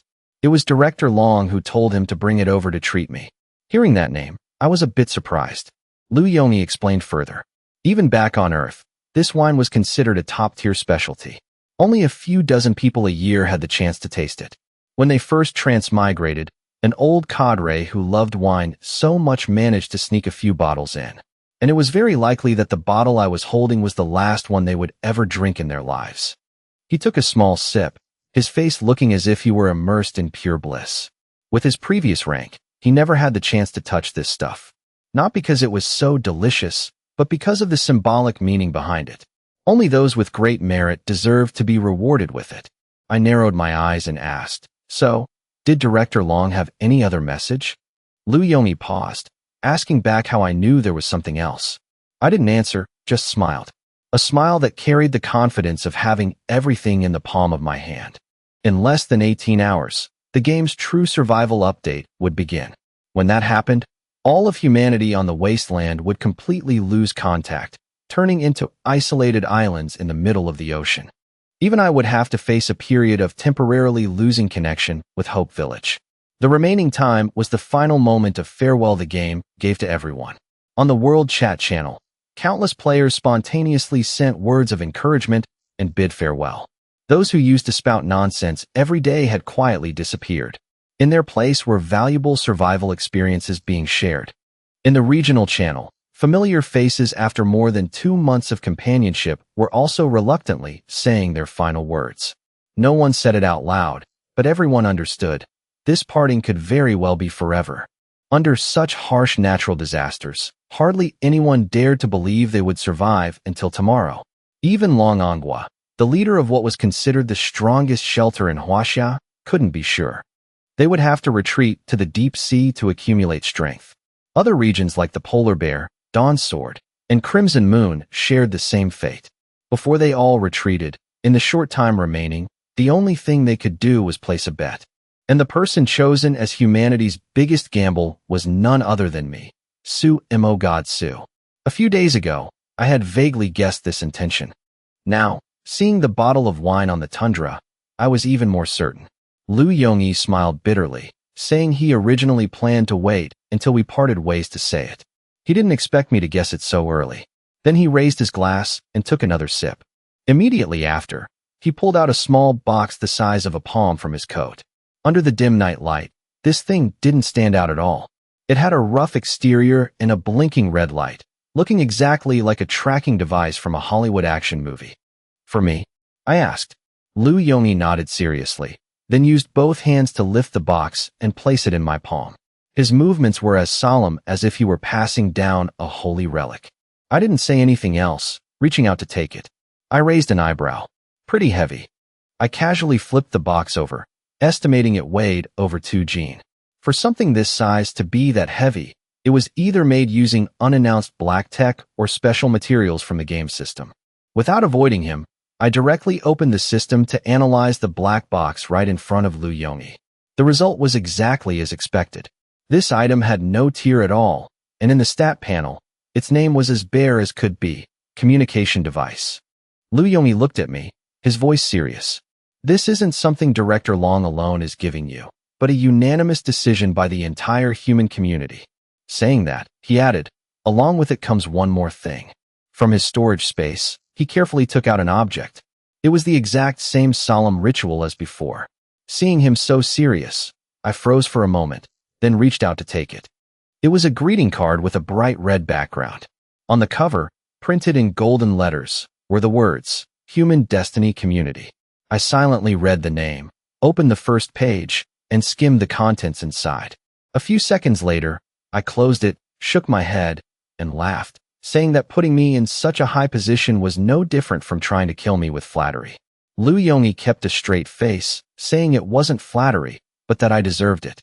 He said that even though information wasn't flowing smoothly and people were chanting God Su on the World Channel, to young people like me, perhaps it all still felt like playing a game. There were no tens of thousands of people cheering in real life, no changes in social relationships, no public employment by a nation, no billions of citizens looking up in admiration. In this wasteland, perhaps I hadn't truly felt how massive my influence was. Saying that, he pointed to the side. I followed his gaze.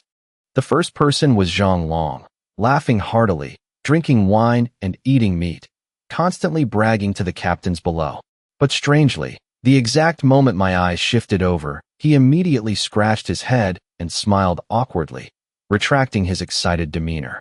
Clearly, while chatting idly, Zhang Long's eyes and ears were always following my every move. The next person was a sailor carrying food. He had a small build, an ordinary appearance, and a few unhealed wounds on his arm oozing yellow fluid. He kept his head down as he weaved through the tables, but when my gaze swept over him, he immediately looked up and flashed a bright smile.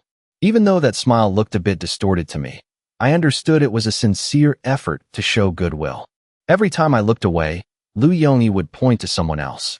From captains, sailors, and guards, to the survivors on the wooden rafts below. Whoever my eyes met, that person would turn their head, offering a friendly smile and a gaze full of respect. Bit by bit, I started to understand. This time, I didn't turn my head again, and Lu Yongyi didn't point anymore. The two of us quietly returned to the wine table, as if we had never left it. He said the previous part was just his personal thoughts recently, unrelated to Director Long's opinion, but he believed I had somewhat understood. He didn't think my current way of living was wrong, nor did he say continuing like this would be a problem. He just reminded me that since ancient times, whether in Huaxiao or the West, history always follows one truth. Once your status changes, whether you want it or not, that destiny is no longer dependent on personal will. The two clinked glasses and took a sip of wine. Lu Yongyi dropped his usual relaxed demeanor, his voice turning serious. He said they wouldn't use dogmatic phrases like, "With great power comes great responsibility," to bind me, nor would they use the so-called future of humanity to pressure me. The title of honorary chairman of the Human Destiny community didn't come with actual power, but with that communication device. I had the right, within reasonable limits, to mobilize all the remaining strength of humanity to assist in completing one task, whether it was a personal matter or a communal disaster, saving people or fighting. As long as I wanted it, as long as I pressed the call button on that device, they would immediately come to help. As soon as he finished speaking, the once lively wine table suddenly fell dead silent. Even though Lu Yongyi's voice wasn't loud, everyone was listening closely. Those words rang like thunder in everyone's minds. Honorary chairman, mobilizing all of humanity. How much faith and vision must one have to dare hand that kind of power over to one person? But then, everyone understood. Other than me, who else was more worthy? If it weren't for me, humanity would have long fallen under the brutal blades of the alien races. We wouldn't even see the light of tomorrow, let alone have a chance to thrive. In this impoverished era, humanity couldn't offer material rewards, but this promise was all the remaining pride of the survivors. Would I accept it? All the captains held their breath, watching closely. And then, when they saw the relieved, relaxed smile on my face, the entire deck erupted once again. The cheerful chatter and laughter rang out as if that silence had never happened. Very good. This is exactly Godsu's style. Before even tasting the pressure of the heavy responsibility, I was already enjoying the reward. This wasn't a conspiracy, but an open and honest move. It was the final decision of the Human Destiny community. And to that, I didn't refuse at all, happily accepting it. No human could stand by and watch their own race gradually be erased from this world. I wouldn't now, and I won't in the future, especially when I already hold the system civilization upgrade trump card in my hand. Just give me a little more time. On the new continent, I can absolutely push the tech tree up to the level of human civilization. When I hold over 51% of the authority in the wasteland world, humanity's demographic power will be fully unleashed, and the glorious development of Earth's humanity will officially explode. By then, the game will no longer be a shackle, and this world might even become a stepping stone for me to reach higher realms. The final drinking party between me and Lu Yongyi on this sea came to a close, which also meant my brief fate with the Tundra fleet had ended. By the time I returned to the Hope, it was already 10 p.m. Looking through the window at the wooden rafts below, the survivors had fallen back asleep. I smiled and quietly returned to the captain's cabin. Tomorrow morning, the entire fleet will begin their migration journey. By 9 a.m. at the latest, they will officially part ways with the Hope, taking with them over 1,000 alien materials and nearly 10,000 treasure chests. Although it's still unclear how powerful this fleet will become in the deep sea in the future, I completely believe they will definitely grow strong. The Tundra fleet has now become an important chess piece in my hand in the deep sea, and when the time is ripe, it will explode in a completely different, brilliant way. You're back. Come look at this. Your handkerchief is still absorbing moonlight. It's so magical. Just as I pushed open the door to the captain's cabin, Su Chan's clear voice rang out. The captain's cabin was originally a restricted area. No one was allowed to enter or leave casually. But for my sister, all rules were exceptions. I glanced at the magic carpet slowly absorbing the moonlight, walked over quickly, and tapped her lightly on the head. What, curious? Want me to take you to see something even more magical? Su Chan's eyes widened. There's more? But you still haven't told me why this handkerchief is absorbing moonlight. I laughed. No rush. Follow me outside first.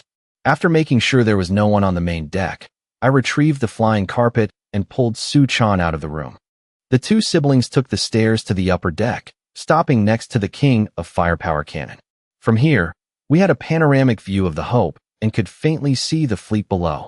I took out the shrunken carpet. Under my sister's curious gaze, I shifted my thought and gently tossed it out.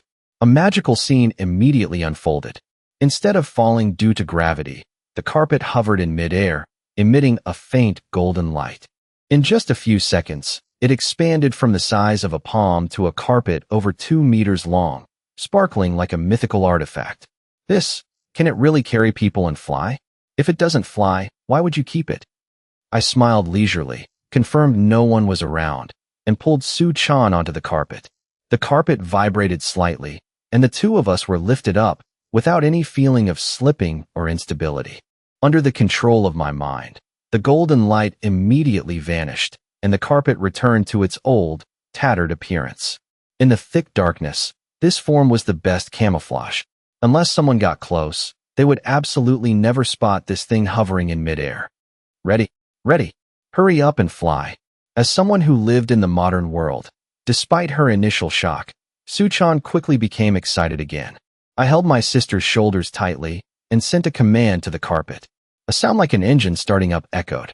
3 seconds later, a beam of light swept across the carpet's surface, making me instinctively lean slightly.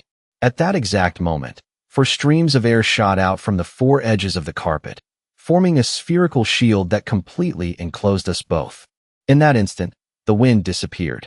The wind resistance was gone, and the sound of the waves was left behind. Even though the carpet tilted at nearly 70 degrees, I felt absolutely no sense of falling backward, as if I were still standing on flat ground. A speed of 20 meters per second isn't fast compared to a high-speed car, but for a human body flying into the sky for the first time, it was an overwhelming experience. I relaxed my emotions, looking at Su Chan, whose eyes were shining and mouth agape with excitement, and then I couldn't help but look up at the night sky myself. 50 meters. I could faintly see the distant horizon. 60 meters.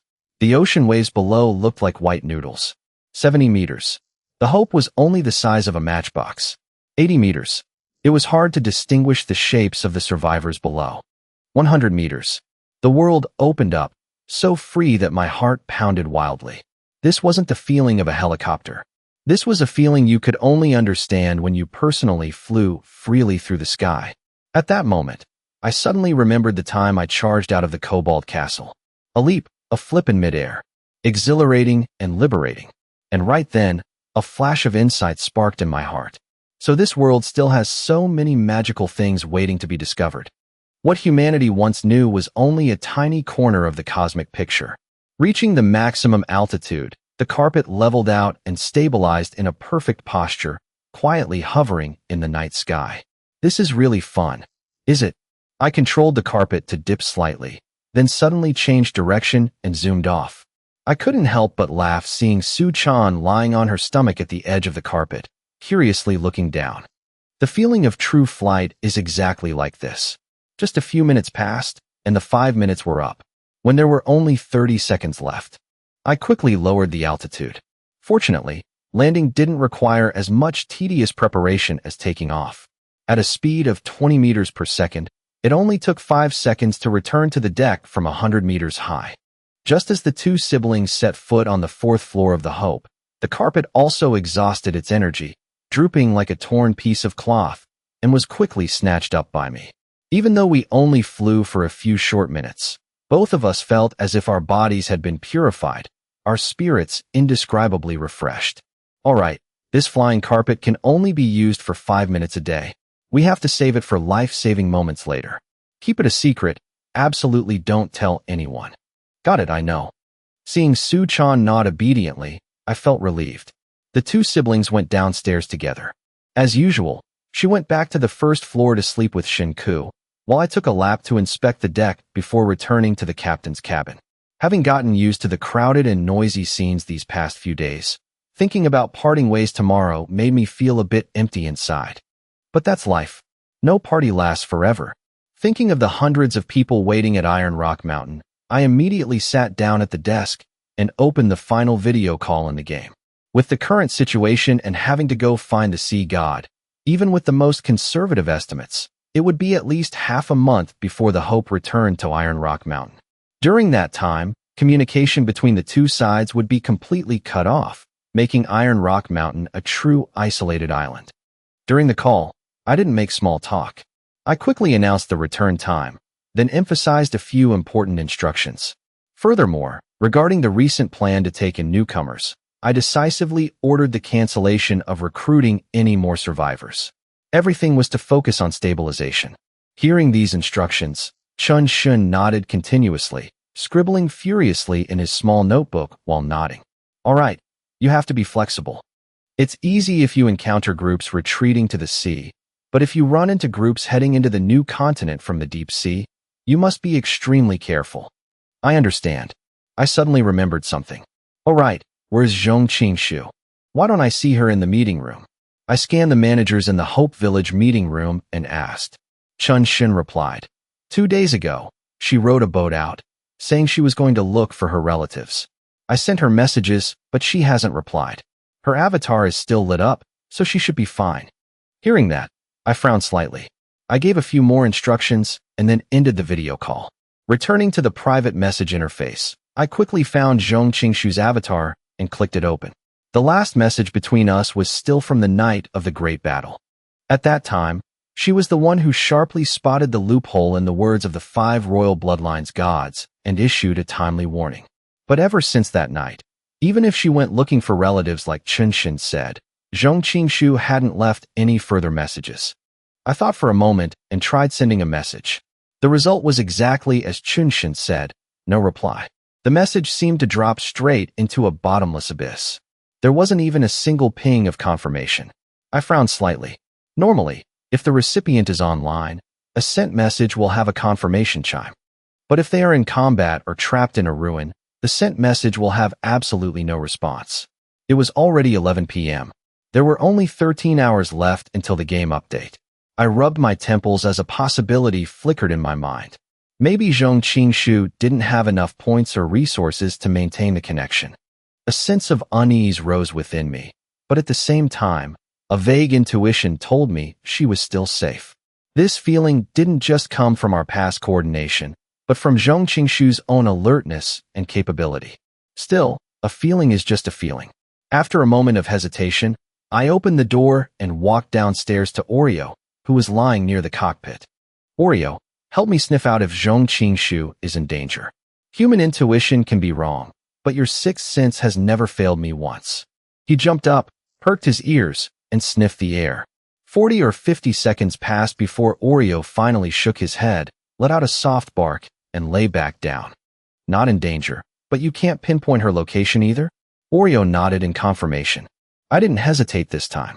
I immediately took out the high-grade positioning compass I had obtained from a chest and began setting it up.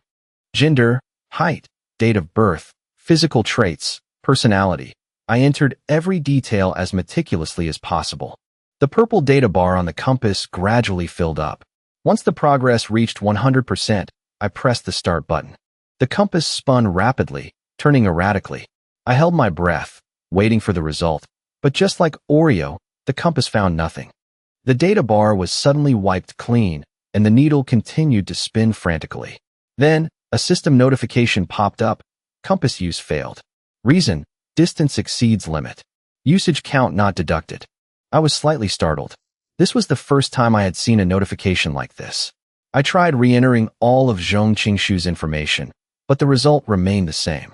I felt a bit more at ease, but many doubts also surfaced. If the compass failed to find someone who hadn't descended yet, that would be understandable. But logically, even if the scanning range of this compass reached over 10,000 kilometers, it should still be within the limit. For it to exceed that, I thought back to the image of the 10 continents I caught a glimpse of when using the mountains and seas scroll card. Lost in thought, I quietly returned to the captain's quarters. Given the situation, even without private messages from the system, I could still use the compass to periodically confirm Zhong Qingshu's safety. But to actually find her, a single tool like this clearly wasn't enough. For now, I only had two choices. One was to wait for Zhong Qingshu to return on her own, at which point the compass would automatically locate her.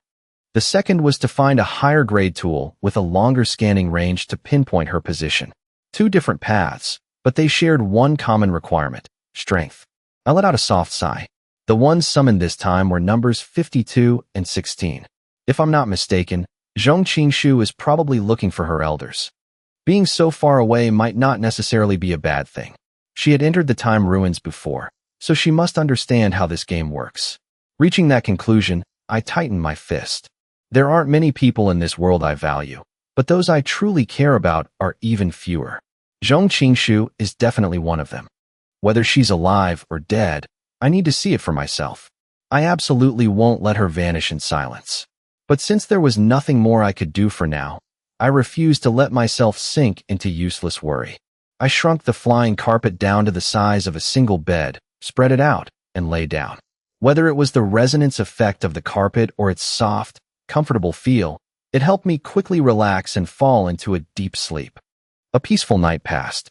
As the sun rose over the horizon on March 12th, a new day officially began. Today would be another important milestone carved into the history of the wasteland. It was 6:30 in the morning, only 5.5 hours until the system update.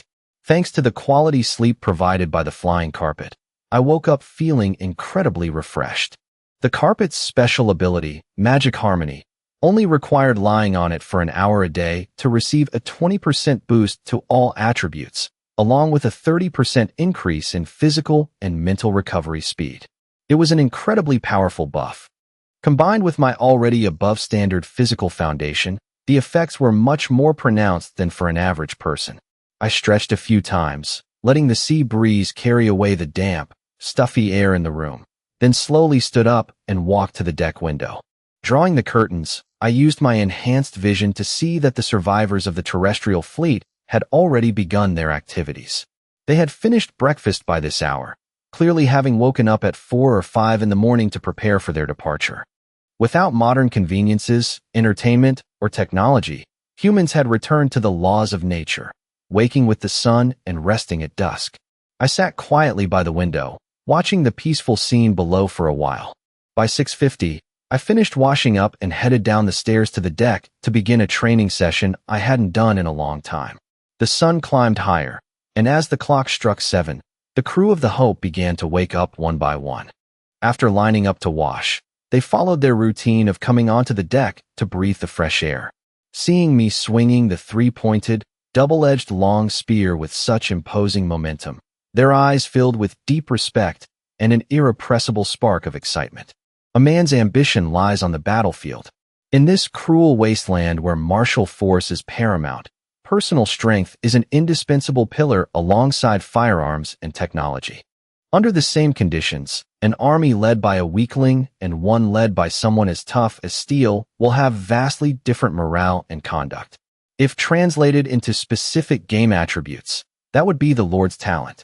Unfortunately, the system hadn't unlocked that feature yet, nor did it show any sign of guiding players toward becoming true lords. Ignoring the gazes of others, I continued my training until sweat soaked my entire body. As steam rose from my skin, I slowly retracted the spear and let out a long breath. Get everything ready. We're setting sail today. If there's anything else you need to say to the brothers down there, do it now. Understood. Last night, the entire crew had been notified about today's departure for the new continent, so hearing me say this now, no one was surprised. They quickly returned to their posts, taking advantage of the time while the game still existed to say their final goodbyes. After showering and eating breakfast, at exactly 8 in the morning, the massive anchor of the terrestrial was slowly hoisted. I paused for a moment, opened the system panel, composed a few lines, and sent them out. Smooth sailing to everyone. For yourselves, for tomorrow, and for humanity. Live well. This message wasn't sent privately, but posted directly to the regional channel. The people below didn't spam anything in response. They just read it silently, gave a nod of thanks, and lowered their heads to continue their work. Sumo, I don't know when we'll meet again after this parting. For us, for you, and for the future, you must live well too. With great solemnity, Liu Yongyi was the one who finally stepped up to respond. As soon as his words fell, the fleet officially set off. The terrestrial changed course, slowly moving to the front of the formation, leading the entire fleet and the wooden rafts behind it. In less than 5 minutes, a sharp arrow-shaped formation silently took shape in the middle of the vast ocean. Within a 300-kilometer radius, the entire fleet enjoyed a 60% attribute buff from the Hope. The cruising speed maintained a staggering 27 knots. Sumo, we're heading out. Goodbye. Liu Yongyi's voice echoed from afar through a megaphone. Immediately after, shouts from the wooden rafts below rang out one after another. Su God, thank you. Su God, we'll miss you. Su God, you'll forever be the God of humanity. No one wanted to show sadness in the final moment of parting.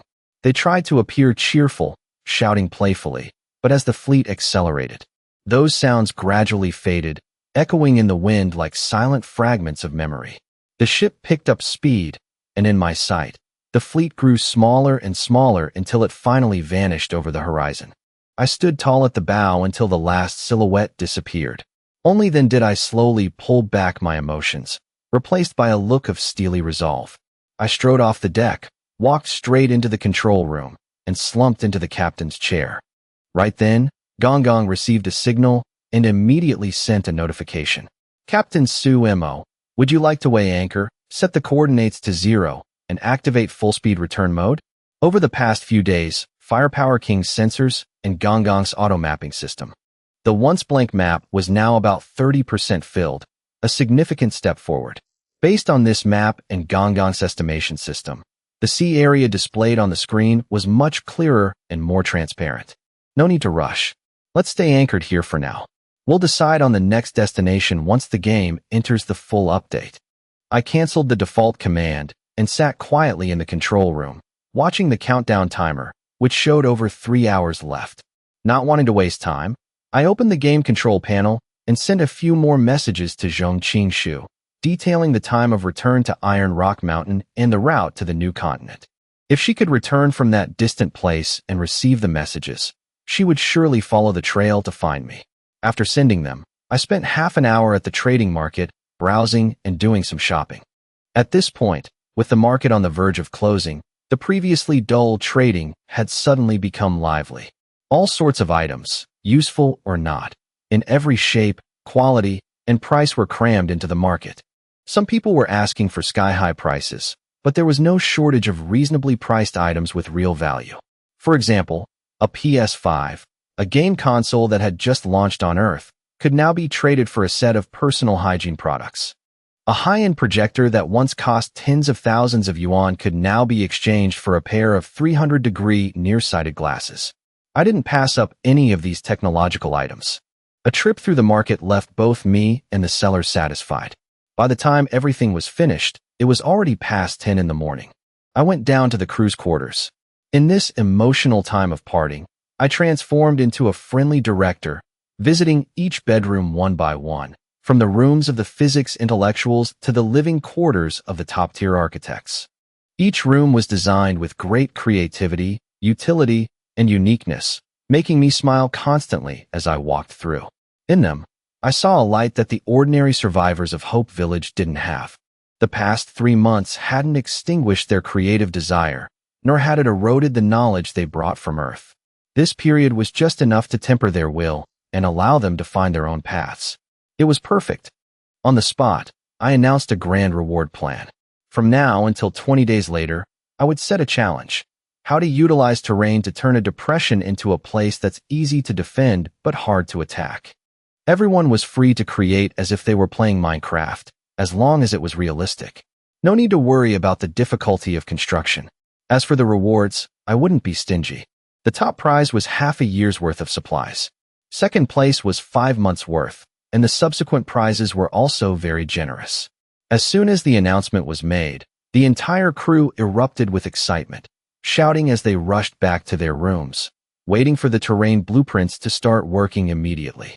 I told Zhonglong to get the blueprints from Gonggong later. When I glanced at the clock again, there were less than 15 minutes left. I took a leisurely stroll around one more time before returning to the captain's quarters. The game was like an invisible net, providing convenience to humans while simultaneously acting as a surveillance camera, silently monitoring their every move. At the moment that surveillance system was about to be removed, even though he remained calm, Suemo couldn't help but feel a very distinct sensation, as if chains were about to be unshackled, granting him freedom under the heavens. Notification: all players please note, the game is about to enter the update phase. Estimated duration: 336 hours, 14 days. Notification: due to the significant number of changes, all players will receive new version rewards after the update is complete. Notification: update countdown for... Whoosh. The world seemed to freeze for a moment. The sea appeared to stop rippling. The space became so quiet it was eerie. In just a few short seconds, the entire world felt like it had been hit with a pause button. Everything lost its color, and all movement stood still. But very quickly, after a beat of silence, everything started up again in a rush. I opened the system panel. At this moment, all icons except for the item storage had turned dark, offline. I tried clicking them, but there was absolutely no response. Very good. This is the feeling. Confirming the game had truly entered the update, my entire body immediately relaxed. With a thought, a card silently floated out of my inventory. At first glance, it didn't look like anything special, but if you looked closely, you could see a swirling blue energy inside, strangely ethereal. That was the Sea God's Envoy experience card. During my conversation with the Sea God of the territory, this card was given to me without the game detecting any anomaly. It wasn't because the game didn't notice, but because it had never seen an item like this appear in the wasteland. In its set of rules, there was no limit for this type of experience card, nor any corresponding countermeasure. So even if it saw it, it would only consider it an ordinary tool, not worth noting. More accurately, this wasn't even a reward left by the system. Instead, the Sea God of the territory had directly extracted a portion of his own energy and condensed it into a tool according to my request. Just like in some war games from the civilized era, a core hack is easy to catch, but sometimes hacking an experience card can bypass the rules. In short, the game had been outplayed this time. I gripped the card tightly in my hand. The card shattered in a brilliant burst of blue light. Countless points of light, like spirits, shot out and plunged straight into my body. Without hesitation, I stood up, spreading my arms to welcome that violent surge of energy. Ugh! The frantic influx of energy didn't bring a sense of pleasure. Instead, it brought a wave of pain that made cold sweat break out all over my body. The title of Sea God's Envoy already touched the threshold of divine existence, a status that could officially mobilize the game's powers in the wasteland. The rewards for this title weren't just a few attribute points, but a crazy number, plus 100 points to all attributes. 100 points. That's equivalent to 20 times the physical constitution of an average person, and it definitely wasn't a simple multiplication. Stamina recovery increased 20-fold. I could work from dawn to dusk, digging and hauling rocks until midnight without feeling tired. Strength increased 20-fold. A single punch would pack at least 5 tons of force. Hitting an elephant would be enough to drop it on the spot. Speed increased 20-fold. If I competed in the Olympics, the whole world would understand what it means to use cheats. It was just a pity that this state would only last for exactly 2 days. Not wanting to waste a single second, while the pain still hadn't subsided, I sat cross-legged, closed my eyes, and focused my mind to sense the Sea God's location. H3. Exhale 1. H2. Thon. H4. Hold breath. I skillfully applied the miraculous breathing method passed down by the Sea God. The new divine power cells that had merged into my body seemed to be activated, beginning to boil.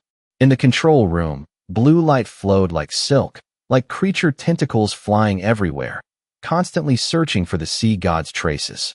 Only they could pinpoint his true location amidst the vast ocean.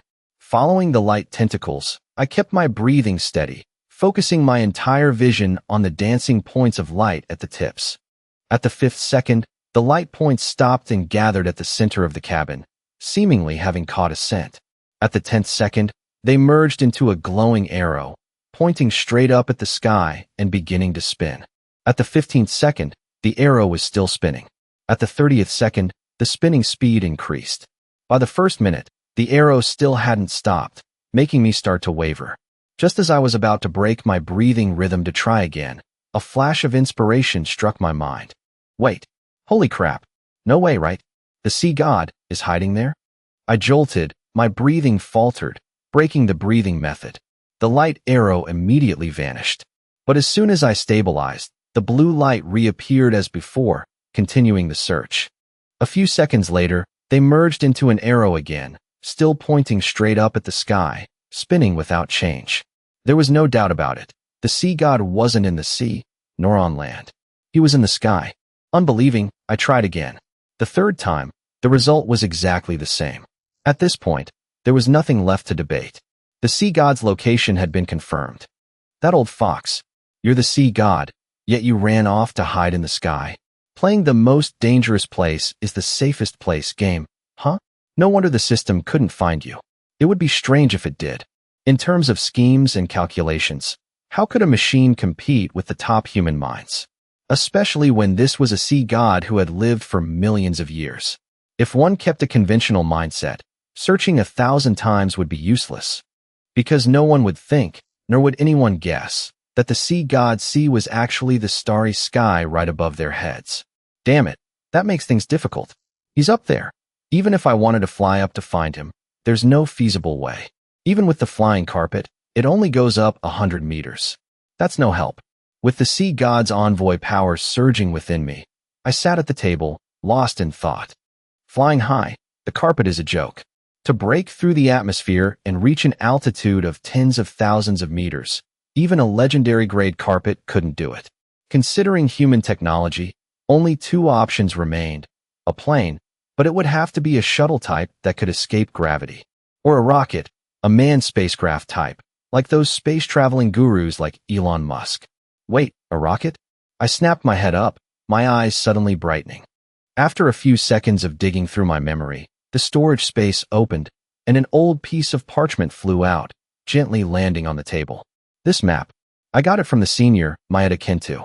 Under the encryption layer once decoded by the system, it recorded the location of a place once considered a top-secret military base of the 1999 Expeditionary Force. In the bottom right corner of the map, the faint lines from years ago were still very clear. Now, under the effect of my 20-fold enhanced physique, I could see every character more clearly than ever before. Project Phase 3. The first 2 phases failed. Requires the signature of a god. The base was attacked by a mysterious enemy. Commander Su Deben finally ordered mutual destruction, burying the spark of Phase 3 within the base. I read it silently once more. It was still those same lines, but this time, they sent a massive shock through my heart.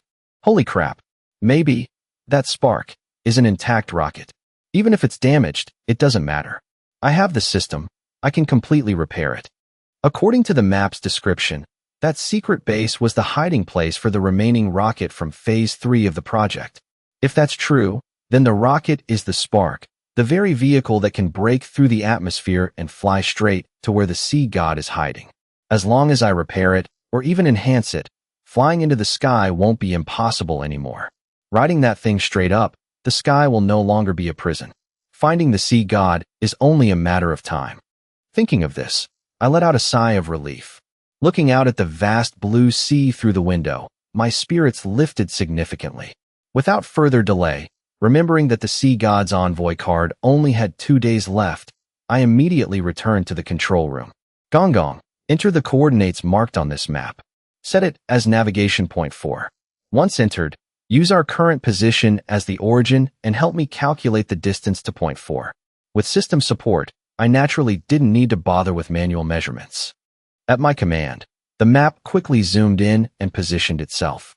A blinking blue light appeared, and simultaneously, a distance scale showed up on the main map, with data streaming across the secondary screen beside it.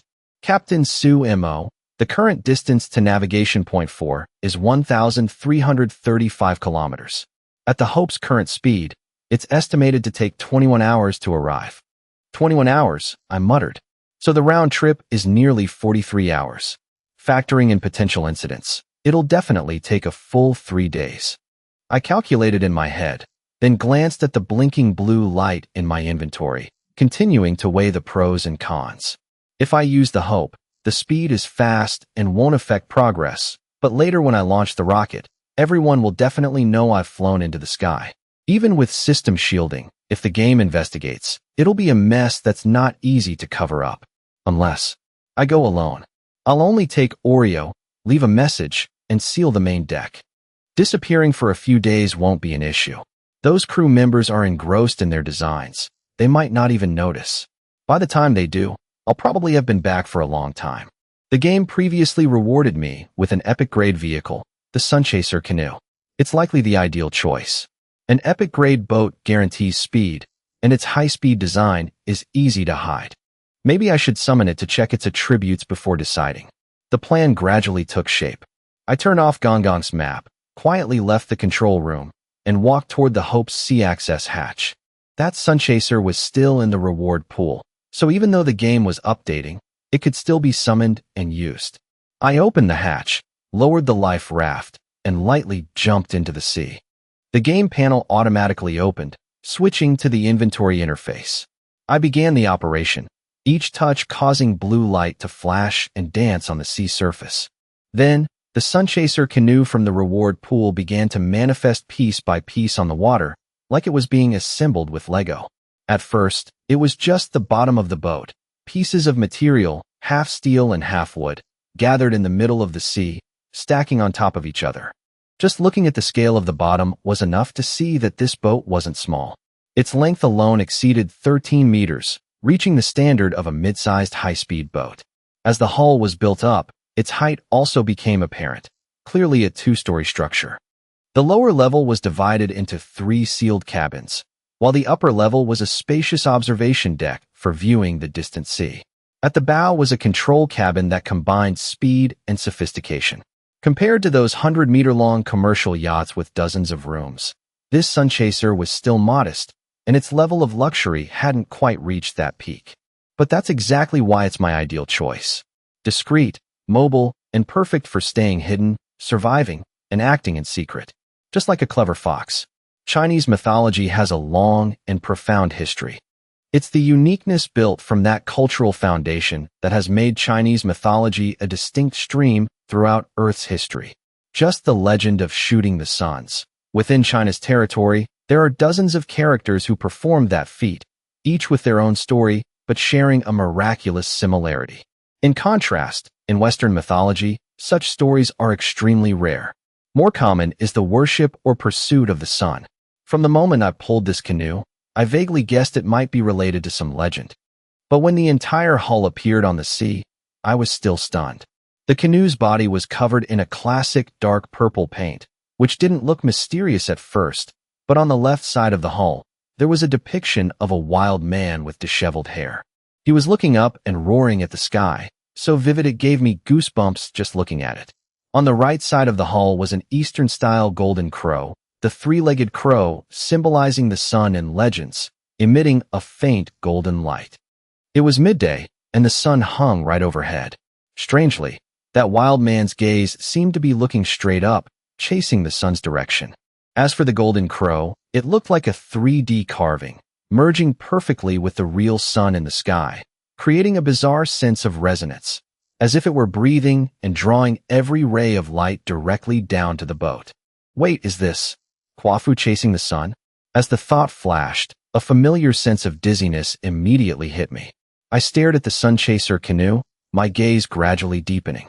Just like when I saw the story behind the mind ring.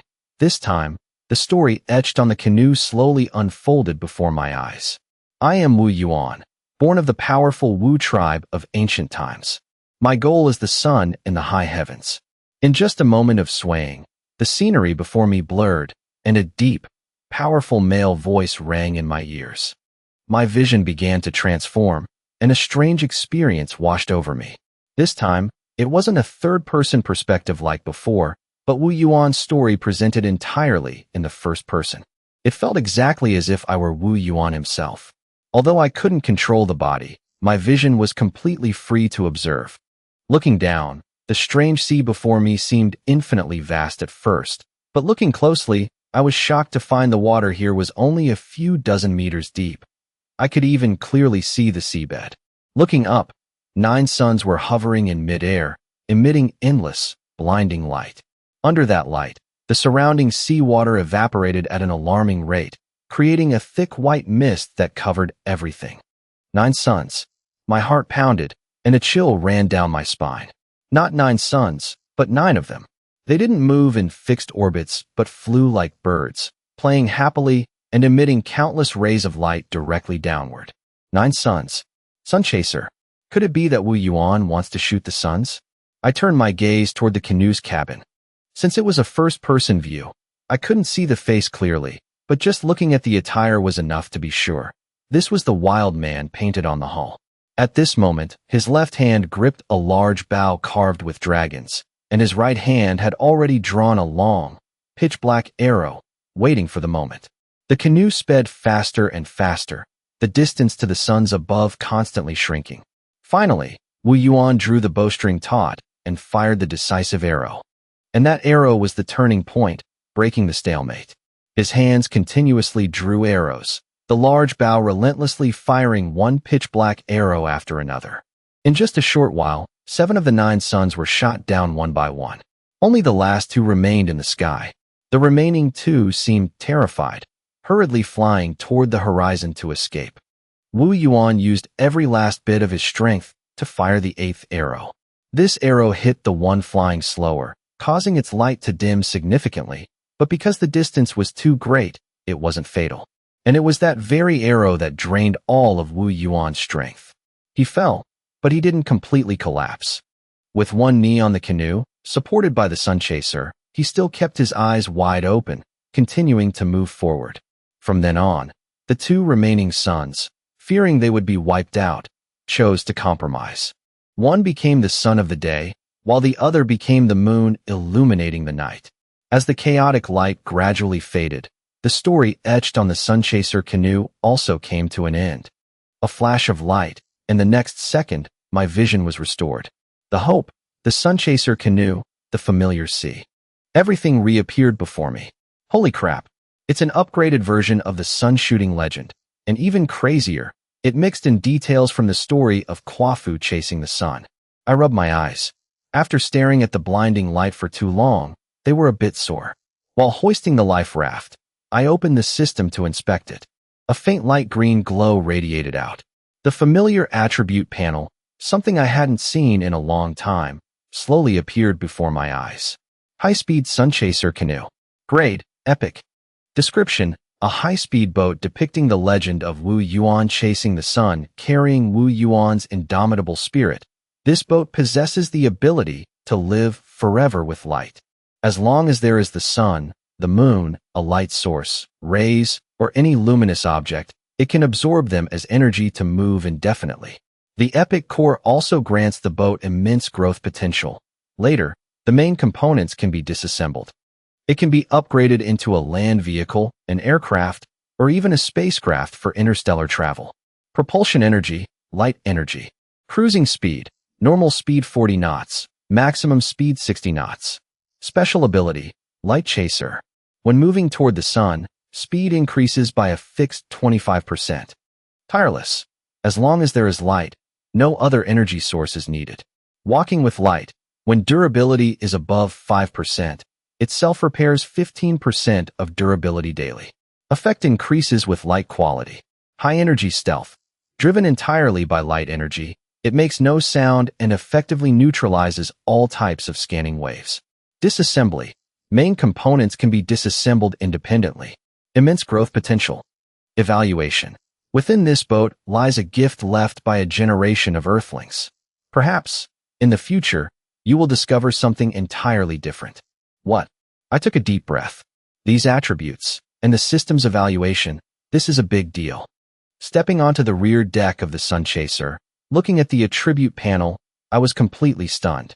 In a way, this epic canoe was even stronger than the starting version of the Hope. No matter how many times the Hope was upgraded, it was essentially just a destroyer developed from a rare-grade blueprint. Its special skills mainly served naval combat, making it hard to expand its depth. In terms of pure naval warfare, the Sunchaser couldn't compare to the 1,000-ton Hope, but its miraculous growth potential revealed a terrifying epic value behind it.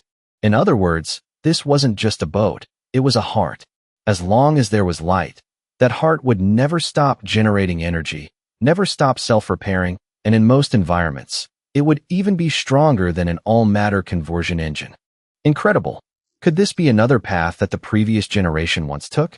I gently stroked the hull, patiently checking every detail. Compared to the Hope's wooden deck, the wood on the Sunchaser was softer and slightly less hard, but it had the ability to absorb sunlight from above. Thanks to the Light Chaser skill, all light energy would be converted and stored in an area beneath the deck. After searching for a while, I discovered the boat's energy source was just a small box about 1 square meter, which was impossible to open. With a bit of curiosity, I slowly stepped into the control room. True to the system's evaluation, there were indeed many details on this boat that bore the mark of Earthlings. The control room no longer used a traditional steering wheel, but a modern joystick combined with an electronic support system. The seats weren't old rubber either, but luxury sofas, perfectly suited for modern aesthetics and operational habits. At this moment, even though the canoe hadn't started yet, the single 13-inch screen in the center already displayed the words, "Charging. 2% in 10 minutes, I muttered. This efficiency isn't bad. It'll be full in about 10 hours. The entire canoe is like a high-end modular item. Even the internal connections are sealed, with almost no gaps. With such a security mechanism, unless it's completely disassembled to analyze every component, there's almost no way to investigate its inner workings. Fortunately, what I need right now isn't the heart inside, but the boat's practical use. Slumping into the main seat, I scanned the area and immediately saw a bright red start button in the middle of the control panel. I pressed and held it. A few seconds later, the hull vibrated slightly. Though it made no sound thanks to its special ability, the screen in the cabin displayed, "Welcome back, Captain." I'm not sure if the game wiped the internal files or not. After searching the control system for a while and finding no data, I didn't pursue it further. For the first run, I tried pulling the handbrake and then stomped on the gas. The result was an explosive thrust. In just half a second, the boat shot forward, and the terrifying inertia threw me right out of the main seat. Luckily, thanks to the 20-fold boost from the Sea God's Envoy card, I managed to adjust my posture midair, rolled twice to break the fall, and landed safely on the rear deck. Damn, that thrust is insane. I didn't realize how fast 40 knots was on the Hope, but now I know. It's terrifying. It felt like driving an electric car for the first time, but light energy is even more powerful than electricity. In less than half a second, it surpassed 70 kilometers per hour. Wiping the sweat from my forehead, I didn't act recklessly when I returned to the control seat. I stepped on the gas gradually. The speed increased steadily and smoothly, without a sound. The driving experience of the Sunchaser was, I must say, extremely comfortable. After 5 minutes of circling the Hope 3 times, I had a basic grasp of all its features. The internal system has no data. Anyone else would have to steer manually, but for me, it's no big deal. I just need to copy a version of Gong into here, and I'll have autopilot. No time like the present. I'll copy it later and head out. I should be back by 4. Calculating in my head, with the Sunchaser in hand, I quickly compared the remaining time on the Sea God's Envoy card. Only 48 hours, and immediately made up my mind. There's still time, but I must prioritize repairing the rocket and learning how to launch it. Researching the canoe can wait until we set sail for the new continent. I'll have plenty of time to study it then. In this desolate wasteland, a lot can be done in a day. Without electronic devices to kill time, the days suddenly feel longer, and time itself seems to multiply. I saw the Tundra fleet off, built a new vehicle, copied the Gong system, and set up the image analysis system. I did all that, and it was only 3 in the afternoon. The sun still hung high in the sky. After the initial slow charging phase, the Sunchaser had reached 16% energy, and the charging speed began to increase noticeably. According to Gongong's experimental calculations, with the current 16% energy, the canoe could cruise at 40 knots for 4 hours. In other words, while moving, the energy wouldn't just decrease, it would continue to increase. A true piece of black technology. After reconfirming the camera system, I returned to the Hope. This time, I didn't pack my things but sat right in the meeting room, using a Bluetooth headset to call the senior staff for a meeting. Zhang Long and Lu Nong, the two vice captains in charge of living and discipline. Connie and Mu Er, in charge of training the foreign races and ship security, acting as first and third mates. Oreo, the only crew member I'd be taking with me. Su Chan and her protector, Shinku. Although I wanted to leave quietly, the Sumo group had grown to a certain scale, and I had more ties to consider. Carrying my usual authority, this was the first time I had organized a formal meeting. Everyone arrived quickly. In less than 3 minutes, Su Chan and Shun-ku walked in chatting. I closed the door. There were 7 people present, not counting me. Once everyone was settled, I got straight to the point. I'll be leaving the ship for a trip. About 2 days. I'm taking Oreo. The rest of you stay and maintain the ship under lockdown. I paused. Seeing that no one, not even Su Chan, objected, I nodded and continued. To the survivors, I am Su God. To my subordinates, that majesty is even harder to shake. No one questioned my decision. Whether right or wrong, they would follow it. This was both an advantage and a potential danger, but for now, their trust in me was absolute. After I leave, the entire area from the main deck up must be sealed. Except for you all, other crew members are only allowed on the first floor. During this time, absolutely do not let anyone know I've left the ship. You must keep it a secret. Understood. Got it. Zhang Long and Lu Ning nodded. Connie, keep an eye on the foreign races. You and Mu Er take turns checking every day. If there's any abnormality, don't hesitate. Deal with it on the spot. We'll settle the details when I get back. Others might not be sure, but Connie and Mu Er, who had personally witnessed how I handled things, understood the meaning of this command perfectly. A lion and a black bear. They didn't say much, just nodded silently. I added one last point. The ship doesn't need to stop and wait for me. I'll set it to autopilot at cruising speed. Once I'm done, I'll find my own way back. In the meantime, I'll have Gong Gong avoid all threats. After finishing the last point, seeing the confused looks in their eyes, I dropped the serious act and laughed. All right, if anyone has questions, speak up. Su Chan raised her hand.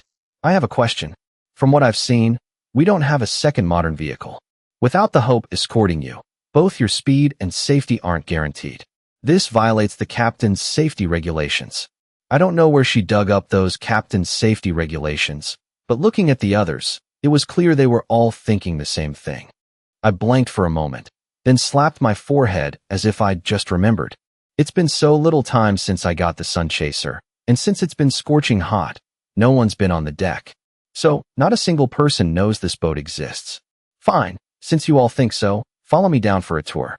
Actually, you're the first group, besides me, to step onto this boat. With that, I stood up, pushed open the meeting room door, and led the way downstairs. The others followed in lockstep. Before long, the group passed through the corridor and reached the Hope's departure hatch, where the Sun Chaser canoe slowly came into view. The canoe was over 13 meters long. Forget 8 people, even 20 or 30 could fit on it without a problem. Huh, I didn't see this here yesterday. Look at that. If the interior was decorated a bit more, it would be great. If only it were a bit longer and wider, it would be perfect. Exactly. A bit wider, and you could fit inside comfortably. Comfortably, my foot. If it's too big, how would you control it? Could one person even operate it? Hearing the conversation start to drift off topic, I gave a light cough to bring back the focus. In terms of luxury, the Sun Chaser was obviously nowhere near the Hope. Even the current bedroom was empty. But after seeing its speed and handling for themselves, Su Chan stopped questioning me. With the flying carpet for escape and the high-speed canoe for mobility, the threats to my safety in this wasteland were practically zero. Ordinary foreign races couldn't dream of keeping up with this speed, and even if strong ones surrounded me, I could just ditch the boat and fly away. During this disaster pause phase, as long as I didn't go looking for death, it would be hard to die even if I wanted to. All right, get back on the ship and get ready. I'll be heading out at 6 this evening, after dinner. While we have time, everyone help me move some gear down to the canoe. I called everyone back to the middle deck. As soon as I finished speaking, they all scrambled into action. The Hope's cargo hold was massive, but once at sea, fresh water, food, weapons, and supplies were all matters of life and death. Even though I was going alone, I had to bring enough backup food in case I got stuck somewhere without resupply. While everyone was moving gear, I wasn't idle. Before the trading market closed, what the government delivered wasn't just the certificates or communication devices Liu Yomi brought. Their real gift was knowledge. Not complete textbooks, but something far more valuable. Documents rewritten from memory by scholars from the civilized era. The content covered almost every common academic field. After scanning them with the system, I was stunned to find the accuracy was 99.9%. They had clearly given it their all, fearing even the slightest error. With the power boost from the Sea God's envoy, I didn't plan to let it go to waste. After sorting through them, I took all the materials from 3 fields: mechanics, aerospace, and biology. The total volume was about 1.5 cubic meters, but I was fully confident I could read and memorize most of it. Because this knowledge would become the foundation for the explosion of the Depression, and it was also the path for my own personal power evolution. At 5 in the afternoon, the chef had finished preparing dinner. I joined everyone downstairs in the living area for one last meal before leaving. At 6, the announcement to seal the deck for a special experiment was broadcast. The crew was very straightforward. No one came up to the deck to catch the breeze anymore. After cleaning up, everyone quietly returned to their rooms to continue studying the Depression blueprints. Seeing their focused cooperation, I nodded repeatedly with a satisfied smile. Once I'm gone, remember to always stay near Shun Ku and Mu Air. You must put your own safety first. Even if the Hope is lost, you must survive at all costs. On the deck, only my sister Su Chan and I remained. I know. You be careful too, brother. You must come back safely. Don't worry. Once I wrap this trip up, nothing in this wasteland will be able to threaten us anymore. My gaze softened as I lightly patted Su Chan's head, forcing myself to push aside my personal emotions. I rushed to the bow, took 2 steps, and leaped straight into the sea. The next second, before Su Chan's eyes, the magical flying carpet appeared under my feet, absorbing the entire force of the fall. It gently carried me toward the Sunchaser canoe. The sound of the engine starting was faint and then vanished. Without a hint of hesitation, I glanced at the setting sun and the power notification showing over 50%, then immediately gave the order. Gong, navigation point 4. Avoid all living creatures. Run at cruising speed. Captain Su Mo, Gong has mapped the route. Estimated travel time is 18 hours and 50 minutes. Wishing you a safe journey. If it were the Hope, we'd have to rest for an hour every 4 hours of running. But the Sunchaser was different. No rest needed, no stopping. A 24/7 journey. I'd reach the ruins by about 1 o'clock tomorrow afternoon. Confirming the controls one last time, the system light flashed and autopilot officially took over. Under Gong's control, the speed increased very steadily, with almost no sensation of acceleration. I sat in the seat and looked back. The Hope, like a massive fortress, still stood tall in the middle of the sea. Unconsciously, I gave a small wave. As if sensing it, the Hope also slowly started up. In an instant, with both sides at cruising speed, the distance between us widened rapidly. I wanted to look back one more time, but when I turned my head, the Hope had already vanished into the sunset. Sigh, this damn wasteland really never gives you a minute of peace. If only I had a bit more time. I went into the cabin, which Zhang Long had already roughly organized. I smiled as I turned on the light and picked up a book lying nearby. With knowledge in hand and the determination to learn, the door to mysterious fields I never dared dream of before had finally opened. Iron Man-style armor, biological implant technology, central power towers, all-terrain armored vehicles. Through each thick page, even though I was only at the beginning, I could already see the future clearly. The world in the books was strangely wonderful. Being materials gifted by the government, all the knowledge was arranged in a systematic path, without any feeling of being rushed or crammed. With my stats increased 20-fold and the carpet helping me recover, my learning efficiency was terrifyingly fast, when I actively triggered my research talent. Even though I tried to keep my mental consumption above 60% by 10 at night. When the Sun Chaser caught up to the Tundra fleet that had left this morning, I had already finished the entire introductory biology book. The Tundra fleet left at 9 in the morning, and I didn't leave until 6 in the evening. There was a 9-hour gap between us, yet it only took me 4 hours to overtake them. Not to mention, when they started, the Tundra fleet was still enjoying the 60% stat boost from the Hope. Without disturbing anyone, I stood on the bow, quietly looking at the fleet that had anchored for the night. With my superhuman vision, I could still see every movement at this distance. Ending their first day's journey, Liu Yongyi was visiting the survivors on the wooden rafts below. Those people were like lion cubs who had just left the circle of protection, tired, but with hearts still burning with anticipation for the road ahead. Occasionally, a few cheers rang out before quickly falling silent. Good. Keep this pace. After the rest period ends, in about another year and a half, humanity will gradually regain its fighting strength. Carving that peaceful scene into my heart, I smiled, nodded, and returned to my room to continue studying under the night lamp. At the same time, under Gongong's control, the Sun Chaser canoe, like an assassin in the dark, silently detached from the fleet and veered in another direction. No one knew I had passed through here, nor did they know my goal. When the game stopped its support, humans were like they'd returned to primitive times, completely losing the ability to communicate with the outside world. But that was the best opportunity to become stronger. I studied until 3 in the morning, only rubbing my eyes and turning off the light when Gongong sent a reminder, then laid down on the simple small bed. With the magic carpet lining it, this bed was no different from the captain's quarters on the Hope. Furthermore, with the effect of the sea god title, the swaying sensation was completely neutralized. A light sea breeze, the sound of waves lapping, sleepiness quickly washed over me. I fell into a deep sleep. The night passed peacefully. Due to the heavy mental exertion, I slept straight through until 10 the next morning. The morning sun streamed through the curtains, shining on the book on the table. The sound of waves still whispered in my ears. Out of habit, I reached out and downed a glass of energy water before slowly getting up and opening the door. Whoosh. The sea breeze was unusually strong today. Ever since the game entered the update phase, the wasteland's weather hadn't been as stable as before. Clouds churned in the sky, and the strong wind made the Sun Chaser's deck creak. In the distance, dark clouds could be seen gathering on the horizon, like a storm was gradually forming. Humph. This kind of weather finally feels real. The Sun Chaser's deck wasn't as wide as the Hope's, but it was still enough for me to do a few dozen push-ups to warm up my stiff body. Once done, I went to the control cabin to check our current position. Throughout the night, Gongong had operated exactly as planned. The power level remained at 100%, enough to maintain a continuous 72-hour cruise. On the screen, the distance to the ruins was only a little over 300 kilometers.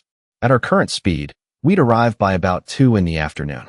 An hour later than expected, but still completely under control. After reconfirming all the parameters, I washed my face, ate some dry rations, and boiled some water for breakfast. Even though I was alone, I was used to these tasks. After eating, with 3 hours to spare, I went back to my room to continue reading, trying to finish the introductory biology section. From human body structure and organ functions to basic surgery and ways to tap into human potential, this book covered an extremely wide range. The goal was to help the reader determine their next research direction. But I didn't need a direction. Without talent, without the magic carpet, and without energy water to recover mental strength, an ordinary person would struggle to master even one field in their entire life. That was exactly what had held back the progress of human science. By the time one absorbed the knowledge of their predecessors, they were already 40 or 50 years old, with almost no time left for creation. Even if they did create, it was only a small step, making it very hard to achieve a breakthrough. Therefore, as soon as I realized my learning speed was terrifyingly fast, I had already set my path, total mastery. I wouldn't skip a single field. Adenosine triphosphate, ADP, is the only direct energy source for muscle activity. To continue providing energy, ADP must be rephosphorylated into ADP, then broken down again to release energy. So, Is it possible to create peripheral devices to support the body? Even if they don't replace it entirely, just supporting 30% would increase combat efficiency several times over. I flipped through the pages, countless crazy ideas constantly popping into my head, which I quickly memorized. Even if some ideas went against scientific principles or far exceeded current technology, I didn't care. Because imagination has always been the source of all human progress. If you don't dare to imagine, you've already stepped onto the path of failure from the start. Captain Su Mo, the distance to the target is less than 30 kilometers. Estimated arrival in 22 minutes. Do you want to open free search mode? I didn't know how much time had passed, but when I snapped out of it, the clock already showed 1:30 in the afternoon. Right then, Gongong's voice rang in my headset. Open search mode, I replied briefly. Prioritize avoiding creatures. Turn on all image analysis systems to detect abnormalities. Gongong has received the order and is starting the corresponding mode. The specific location of the ruins has been marked on the map, but the structures corresponding to those coordinates actually vanished from the wasteland thousands of years ago. In fact, at the time the ruins were built, that place was a majestic mountain range, not the sea it is now. The mountains are gone. The land is nowhere to be seen. Only the vast blue sea remains. The current position is just a deduction Gongong synthesized from the map. To be precise, this area can only be narrowed down to the 30-kilometer marked range. Furthermore, there are records that the ruins were once attacked and triggered a self-destruct defense mechanism, making the specific location even harder to pinpoint. Sitting at the stern, map in one hand while observing the surrounding sea, I wasn't in a hurry. I just waited patiently. 2 o'clock, Gongong reached the marked position. 2:15, nearly 20% of the area had been surveyed. 2:40, the underwater terrain map was about 40% complete. 3:30, the survey rate increased to 60%. But even as the remaining area grew smaller, Gongong still hadn't found anything. Just as I was about to jump into the water to check for myself, Oreo, the little dog lying still at the bow, suddenly had a reaction. Woof, woof woof, stop, stop here. Ever since becoming a god, Oreo had grown increasingly lazy. Once on the boat, he almost never moved. But seeing this state, I was immediately overjoyed. I ordered the boat to stop. Is it here? Woof. Oreo nodded proudly. Gongong, switch to alert mode. Temporarily avoid all surrounding creatures and wait for my return. I looked at Oreo. Oreo, you stay on the boat. I'll go down and check first. If there's anything new, you follow. Without hesitation, I dove into the sea, as skillful as a swimming fish. Under the sea, the enhancement effect from the sea god title was much stronger than on land. It was like returning home. The ocean felt strangely familiar now. In the water, I wasn't limited by breathing. If this state lasted, I could stay underwater all day without a problem. Water pressure didn't bother me either. Even diving down 10,000 meters, my body remained stable. With one kick of my legs, I was down 100 meters in an instant. At that depth, sunlight faded, and the surrounding space turned pitch black. As I went deeper, the feeling of pressure grew clearer. Even though I was no longer timid. The mountain on the map was about 1,000 meters high, yet I still hadn't seen anything. That meant I had to go even deeper. Fine, let's do it. The only way to overcome fear is to face it. Before the deep, bottomless sea, my heart pounded. I gritted my teeth and continued to dive. Another 400 meters down. Here, the surface light vanished completely. It was as dark as ink. I couldn't see my hand in front of my face. The world record for free diving without equipment is 116 meters. Even with breathing equipment, it's only 332.35 meters. Unaware that I had shattered every record, I continued to dive without hesitation. The deep sea makes people afraid, but when there's nothing to see but the cold current rushing past, it feels like swimming in a pool, even more pleasant. 5 minutes, 10 minutes, 20 minutes. The depth gradually became a blur. At this point, I could only sense time. With a diving speed of about 260 meters per minute, the depth had reached 5,200 meters. Here, the water pressure reached a terrifying level of about 5,000 tons per square meter. Without the divine power rules of the sea god title, an ordinary human body would be crushed to pulp in a single second. And it was right here, when my hand touched something hard like stone, that my heart skipped a beat. Even though I couldn't see clearly, just by feeling around and visualizing, I managed to reconstruct the overall shape. A familiar intuition told me, this is the place. The ruins are here.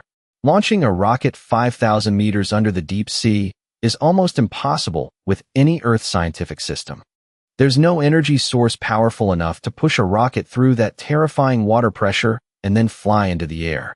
Nor is there any material that can both withstand the deep sea pressure and remain stable. Unless there's divine power. Without any preparation, once I confirmed the location, I immediately headed up, my mind quickly weighing the pros and cons. There were two choices. Use the mountains and sea scroll card to change the terrain, raising the entire mountain range above the sea into a floating island. But that would mean using up a legendary card before even finding the sea god. The price is too high. Utilize the food god's power to create a type of food containing a massive energy source. As long as the energy is strong enough and the rocket shell is hard enough, it can be triggered even at a depth of 5,000 meters. I hadn't seen the whole rocket yet, nor had I started it, so I wasn't in a hurry to read the aerospace books. Partly because I didn't want current knowledge to bind my imagination, and partly to let myself be a bit more reckless. Diving down was slow, but coming up, I got faster and faster. 20 minutes later, when sunlight hit my eyes, my speed increased another notch. It felt like a prisoner who had been locked up for decades being set free. Even though I was only underwater for half an hour, to me, that time felt like a century.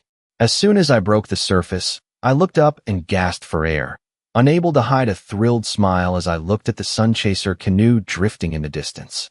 And right then, I made a decision. Use the food god's power. The game is in the update phase. The surveillance mechanism must be weaker than before.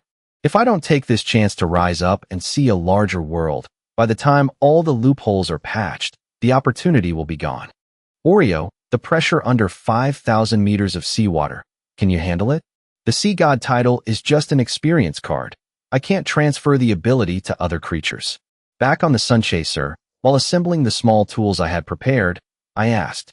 The mud from the previous game helped Oreo recover some of his strength. I wasn't sure how much he'd recovered, but right now, Oreo just gave a firm nod, signaling it was no problem at all. We're going down there together to thoroughly explore these ruins. A mix of excitement and nervousness washed over me, exactly like the first time the two of us explored the Liangfang town ruins together. After finishing the last item and putting it into the storage space, my morale surged.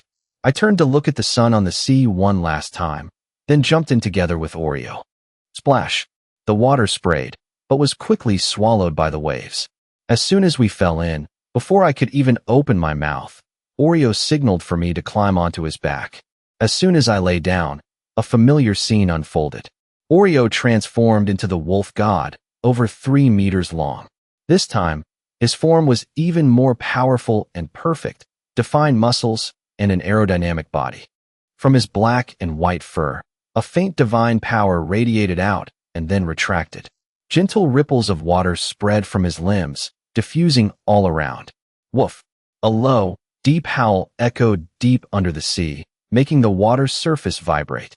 Immediately after, Oreo's tail, over 1 meter long, spun like a propeller. Boom! The thrust exploded, and my diving speed shot from about 260 meters per minute to nearly 1,000 meters per minute. Even with the Sea God title's blessing, I was still terrified by that power. In less than 5 minutes, when Oreo stopped, we had reached the middle of the underwater mountain range. A sphere of energy about 3 meters in diameter suddenly enveloped Oreo's body, pushing all the surrounding water out and blocking the deep sea pressure. Holy crap! Isn't this the water-repelling pearl from the legends? I was awestruck by this power that bordered on the divine. But seeing a flash of pain on Oreo's face, I immediately snapped out of it. I took a glow stick from the storage space and tapped it hard against my chest. Light exploded at a depth of 5,000 meters. Although partially absorbed by the seawater, thanks to Oreo's shield, the 30-meter radius around us was as bright as day. Like exploring a buried Atlantis, one man and one dog continued to dive deep, surveying carefully. The material of the underwater mountain range wasn't much different from mountains on land. We passed the first peak, then the second. By the time the first glow stick ran out of energy, I was about to take out a new one when I suddenly froze. The map in my storage space suddenly lit up. I pulled out the map. When I turned south, the light dimmed. Turning northwest, the light flared up, brilliant enough to replace the glow stick. Go that way. Oreo wagged his tail, carrying us forward like an arrow. Stop. Turn west. Now south. Turn back. Based on the light's reaction on the map, I constantly adjusted our direction. The light gradually rose from glow stick level to lighthouse grade. With Oreo's shield, the light wasn't blinding, but outside, for 100 meters around, it was as bright as day. And then, when the depth decreased by about 23 meters from the moment the light intensified, a collapsed man-made structure appeared in our sight. A pile of rubble, the debris broken quite evenly, with some large slabs inside. This is where the real ruins are buried. I was overjoyed, jumped off Oreo's back, and swam closer to the ruins. According to the map's description, the collapsed area is likely the outer edge. If the stones are still neatly stacked at the periphery, there must be a support system underneath, possibly the main gate or a secret passage. My strength has surpassed 5 tons. Combined with the envoy effect, those underwater stones were nothing. Before long, I found a passage blocked by rubble, heading straight into the heart of the mountain. The reaction from the map grew stronger here. It's definitely right. These stones, no problem. Calling Oreo over, I narrowed the shield just enough to cover the map for light. Under the soft glow, I transformed into a human digging machine and began a fierce excavation. If I could lift a stone, I'd heave it and hurl it behind me. If it was too heavy, I'd use the exquisite-grade pickaxe. A few swings and it would shatter. Ordinary stone couldn't stop that terrifying digging power. In just 10 minutes, I had cleared over 20 meters of the tunnel. The deeper we went, the larger the stones became, a clear sign of a sturdy structure supporting the interior. Judging by this construction method, that expeditionary force was no less capable than the people of the Yen Kingdom. They might have even been superior, being able to build a structure inside a mountain like this. It proved they had fully restored their production capacity and mechanical engineering level. Smashing one more large slab, my gaze turned serious. As soon as my hand hit empty space, like a clogged toilet suddenly being cleared, the terrifying pressure of the seawater immediately surged inside. I didn't rush in right away, but waited until the seawater had completely filled the space inside. Only then did I signal Oreo to enter together. Unlike the long, narrow tunnels, behind the gap was a sealed room, about 30 meters long and wide, and 15 meters high.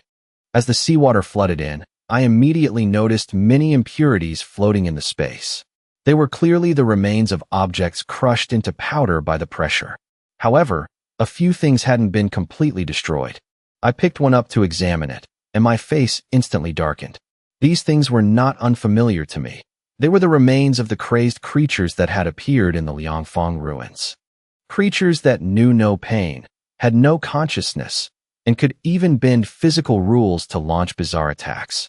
Even after being submerged 5,000 meters deep for so long, some of their skin tissue was still as hard as steel and hadn't lost its activity. Could it be? The ones who attacked this satellite base were those very crazed creatures? I etched this discovery into my mind, then continued diving toward the inner base of the wall. There I saw a door. The material wasn't ordinary steel, but looked very much like the alloy of the Magu bunker door. I didn't rush to open it. Instead, I opened the system interface to scan the data. A blue light swept across, and information appeared. Main gate, rudium niobium, grade 9 alloy. Operating normally.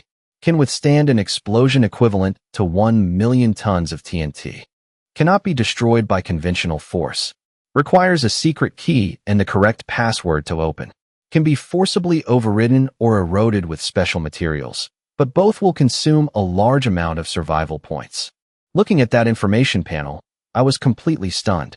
1 million tons of TNT. An effective kill radius of up to 7 kilometers. A destruction area of over 150 square kilometers. A power that humanity has never been able to control since its creation. Yet the gate before me could withstand that entire force. Unintentionally, I had found what humanity has craved for generations, a true shield. I took a deep breath and pulled out the map, which was wrapped in a protective bubble. The moment the map neared the gate, a gentle suction appeared. The silver alloy door cracked open, sucking the entire map inside.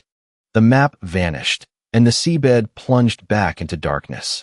Before I could even take out a glow stick, the entire gate lit up with a soft, warm light that wasn't blinding at all. It gave me the feeling of coming home. Rumble. A vibration reached us from the deep seabed. At a depth of 5,000 meters, where water pressure is thousands of tons, those vibrations still spread slowly and steadily. Immediately after, a voice rang out, "Hello. I am Sue Debin, commander of the 13th Regiment. This is the central facility for Project 945, the Super Trash Satellite. Correct key detected. Please enter the correct password. You have 3 attempts. After 3 failures, the gate will be locked for 30 days. I understood perfectly. When he left this mechanism, Sue Debin must have predicted the expeditionary force might not return, but he still left a chance for a successor. Looking at the input frame on the door, I tried entering a sequence based on the time Magu's group set foot in the wasteland. Failed. I frowned and tried a second time, based on the number of words in each section of the map. 8 sections, exactly 8 digits. Failed again. Only one last chance remained. I stopped, replaying the entire content of the map in my head. Suddenly, a small detail I had long overlooked popped up. I took a deep breath and signaled Oreo to open the water dome. Then, I took a knife from my storage space and gritted my teeth, making a sharp cut on my pinky finger. With my current physique, my skin was as tough as armor. Even a sharp knife only left a faint white mark. But after more than 20 seconds of focusing on one spot, a drop of dark red blood finally seeped out. If I'm not mistaken, I didn't hesitate. I pressed my bleeding finger onto the confirmation button on the numeric keypad. Whoosh. I clearly hadn't entered a single number. The keypad was clearly just an ordinary digital device. Yet when the blood from my fingertip touched the confirmation button, it immediately vanished, as if absorbed. The ivory-white button gradually turned dark red, signaling the process was successful. In my sight, 8 numbers appeared one by one on the screen. Each one, exactly as if the system were decoding DNA from my blood. Every time a number was confirmed, the red on the button faded a bit, until by the 4th number, it had almost completely vanished. Fearing that wasn't enough blood, I quickly made a few more cuts and continued smearing it on the confirmation button. This time, the analysis went much faster. In less than 20 seconds, the last 4 numbers appeared in full. Password entered correctly. It is a pleasure to meet a fellow human in such circumstances. Please state your name and identity. The gentle reminder rang out. With just a tiny drop of blood, it seemed to have crossed countless spaces and timelines, connecting 2 entities that shouldn't have met. A faint blue light flashed, and the silver gate groaned with a hiss, then slowly but steadily opened at a depth of 5,000 meters. I didn't even have time to answer before I saw the seawater rushing inside. Without hesitation, I signaled Oreo, and 1 man and 1 dog immediately shot through the gap. Immediately after, the gate behind us seemed to sense us and slowly closed. A roaring sound of water being drained echoed. The seawater that occupied over 2/3 of the space was quickly pumped out. Just a few dozen seconds later, my body felt much lighter. Looking down, I realized I was standing firmly on a solid iron floor. Welcome, fellow Earthling. Please tell me your name and identity. The emotionless mechanical voice rang out again. This time I didn't hesitate and answered loudly. Sumo, an ordinary office worker. As soon as I finished, the corridor fell silent again. While the AI conducted its scan, I took the opportunity to observe my surroundings under the soft light. Compared to the incredibly high-tech outer gate, the equipment inside was much more ordinary. Although it still far exceeded the scientific level of Earth in 1999, at least everything was within the realm of human understanding, without that alien feel. Sumo, your identity is quite special. In my database, an ordinary office worker shouldn't be able to appear here. But your physiological reactions prove you aren't lying. Can you briefly state your intention for coming to this super trash satellite base? I didn't answer immediately, but turned straight toward the camera in the corner of the corridor, shrugged, and smiled. Aren't you going to invite me in to sit? Talking here doesn't fit our Chinese hospitality. You're right. Please come in. The voice paused briefly before continuing. My sincere apologies. For the past 3,700 years, you are the first living being I've met. The miraculous thing is that the genetic match between you and Commander Su-debin is as high as 91.35%. According to biological analysis, you two definitely share a deep blood relationship. Of course, I'm not saying the commander is your direct relative, just an objective conclusion based on genetics. You can call me Xiao AI. AI as an AI. With my long experience working with mechanical systems, I knew how these rigid AI evaluation standards worked. That turning the tables comment just now was the move that helped me regain the initiative. As for Xiao AI, she was just like a gossipy auntie, opening the inner doors of the corridor while talking incessantly. Su-debin has the same last name as me. Not surprising. It's Su, after all. Who knows, if we go back dozens of generations, we might share an ancestor. I laughed as I replied, but I kept my guard up. My body was tense. Fortunately, along the winding corridor through many turns, even by the second section, I hadn't encountered any threats. The path inside the mountain wasn't straight, but twisted like a tangled ball of yarn. It was clearly designed to break up battle lines and absolutely protect the base center. But for someone walking in, it was true torture. It took me less than 5 minutes to ascend 5,000 meters to the base entrance.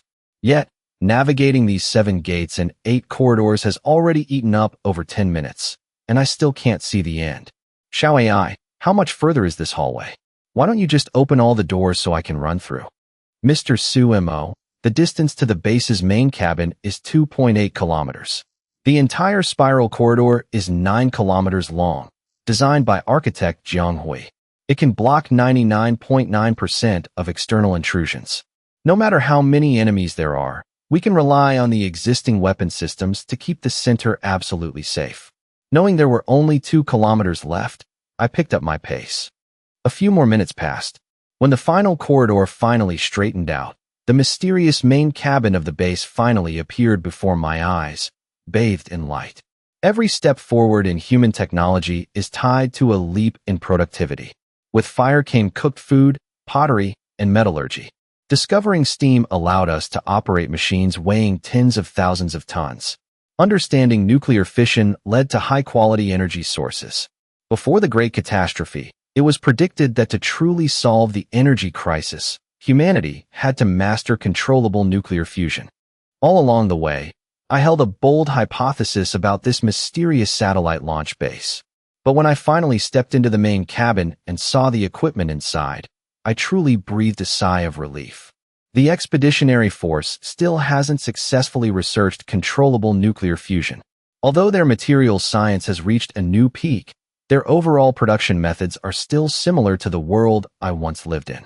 According to Xiao AI, the main cabin covers over 1.3 million square meters and is about 25 meters high. In agricultural terms, this space is equivalent to over 2,000 mu of land, an area no smaller than an entire university campus. This is truly a colossal space, so vast that you can't even see the end from inside. As soon as I entered, before I could even look up, my eyes were locked onto a massive object in the center, a rocket. Right next to it was a blue energy pillar, reaching toward the ceiling and about 30 meters long, emitting a strange light that enveloped the entire base. Mr. Su-mo, this is the base's main power room. This energy core can keep me running in a static state for 2.35 billion years. Its operating principle is, well, for that part, Xiao AI can only explain once Mr. Su-mo is granted access rights. As soon as I took another step, a yellow guideline appeared beneath my feet, leading me deeper inside. This guidance system wasn't anything too high-tech, just a small hovering drone emitting light. With every step I took, clusters of lights flickered on along the path, as if the entire base were welcoming its new successor. When I reached the end and sat down before a massive computer system, all the lights in the base turned on at once, making it as bright as day.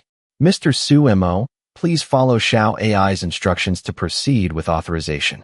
You need to wear this protective helmet. Xiao AI will activate the final test left by Commander Su-debin. If you pass, this base will belong entirely to you. The helmet in front of me was a bright silver, shaped like a pilot's helmet. It had integrated filters, neural connection ports, and dozens of wires extending from the back, connecting directly to the large computer system. If you ignored the messy wires, it looked just like a VR helmet from a web novel. But looking at the whole wiring system, it looked exactly like brain emergency equipment for terminal patients. I didn't rush to put it on. Instead, I opened the system interface and used all my power to scan its attributes. Although I hadn't been granted administrative rights yet, since all the base's residents were dead and the place was unclaimed, the system still allowed an analysis. The results showed it was a virtual image transmission helmet with a completion rate of only 34%. The simulation technology was crude and consumed massive amounts of energy, but its safety was very high, with no side effects other than transmitting images directly into the brain. The system's evaluation was as cold as ever, flatly labeling it a product of misguided ambition. Only 34% complete. Huh? I stroked my chin. A hint of interest flickered in my eyes. To the system, this thing was nothing more than a child's toy. But for humanity before the apocalypse, this was a true treasure. Even if it didn't point to the right path, it was still enough to push human civilization forward significantly. Mr. Sumo, please put on the helmet. Otherwise, Xiao AI won't be able to transmit images or grant you access. This time, I didn't hesitate. I sat down, adjusted my posture until it was comfortable, and put on the helmet. The moment I touched it, I knew this was no ordinary item. The inner padding was soft and warm. The sensation was even more pleasant than a magic flying carpet. It felt like being soaked in warm water. Even before it started, it made me want to relax my entire body. A current ran through, bringing a slight tingling sensation. A moment of dizziness passed, and then the world before my eyes began to blur.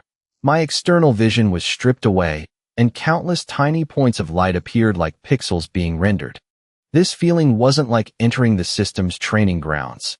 It was more like witnessing human civilization slowly marching forward. I closed my eyes and relaxed my mind. It wasn't until I was almost asleep that the signal stabilized, and Xiao AI's voice rang out again. Mr. Sumo, how do you feel? Do you need a moment to adapt? No need. I'm fine. Let's start. When I opened my eyes, a vast green prairie stretched out before me. The faint scent of fresh grass wafted through the air, a stream gurgled nearby, and thick bushes grew together. Small birds soared in the sky, and fat fish jumped from the water. The scene was incredibly peaceful. Although the system had mercilessly mocked the helmet's technology, the actual experience was the complete opposite. It felt so real that it calmed my heart. Even though I couldn't move, it felt as if I were truly sitting in the middle of that prairie.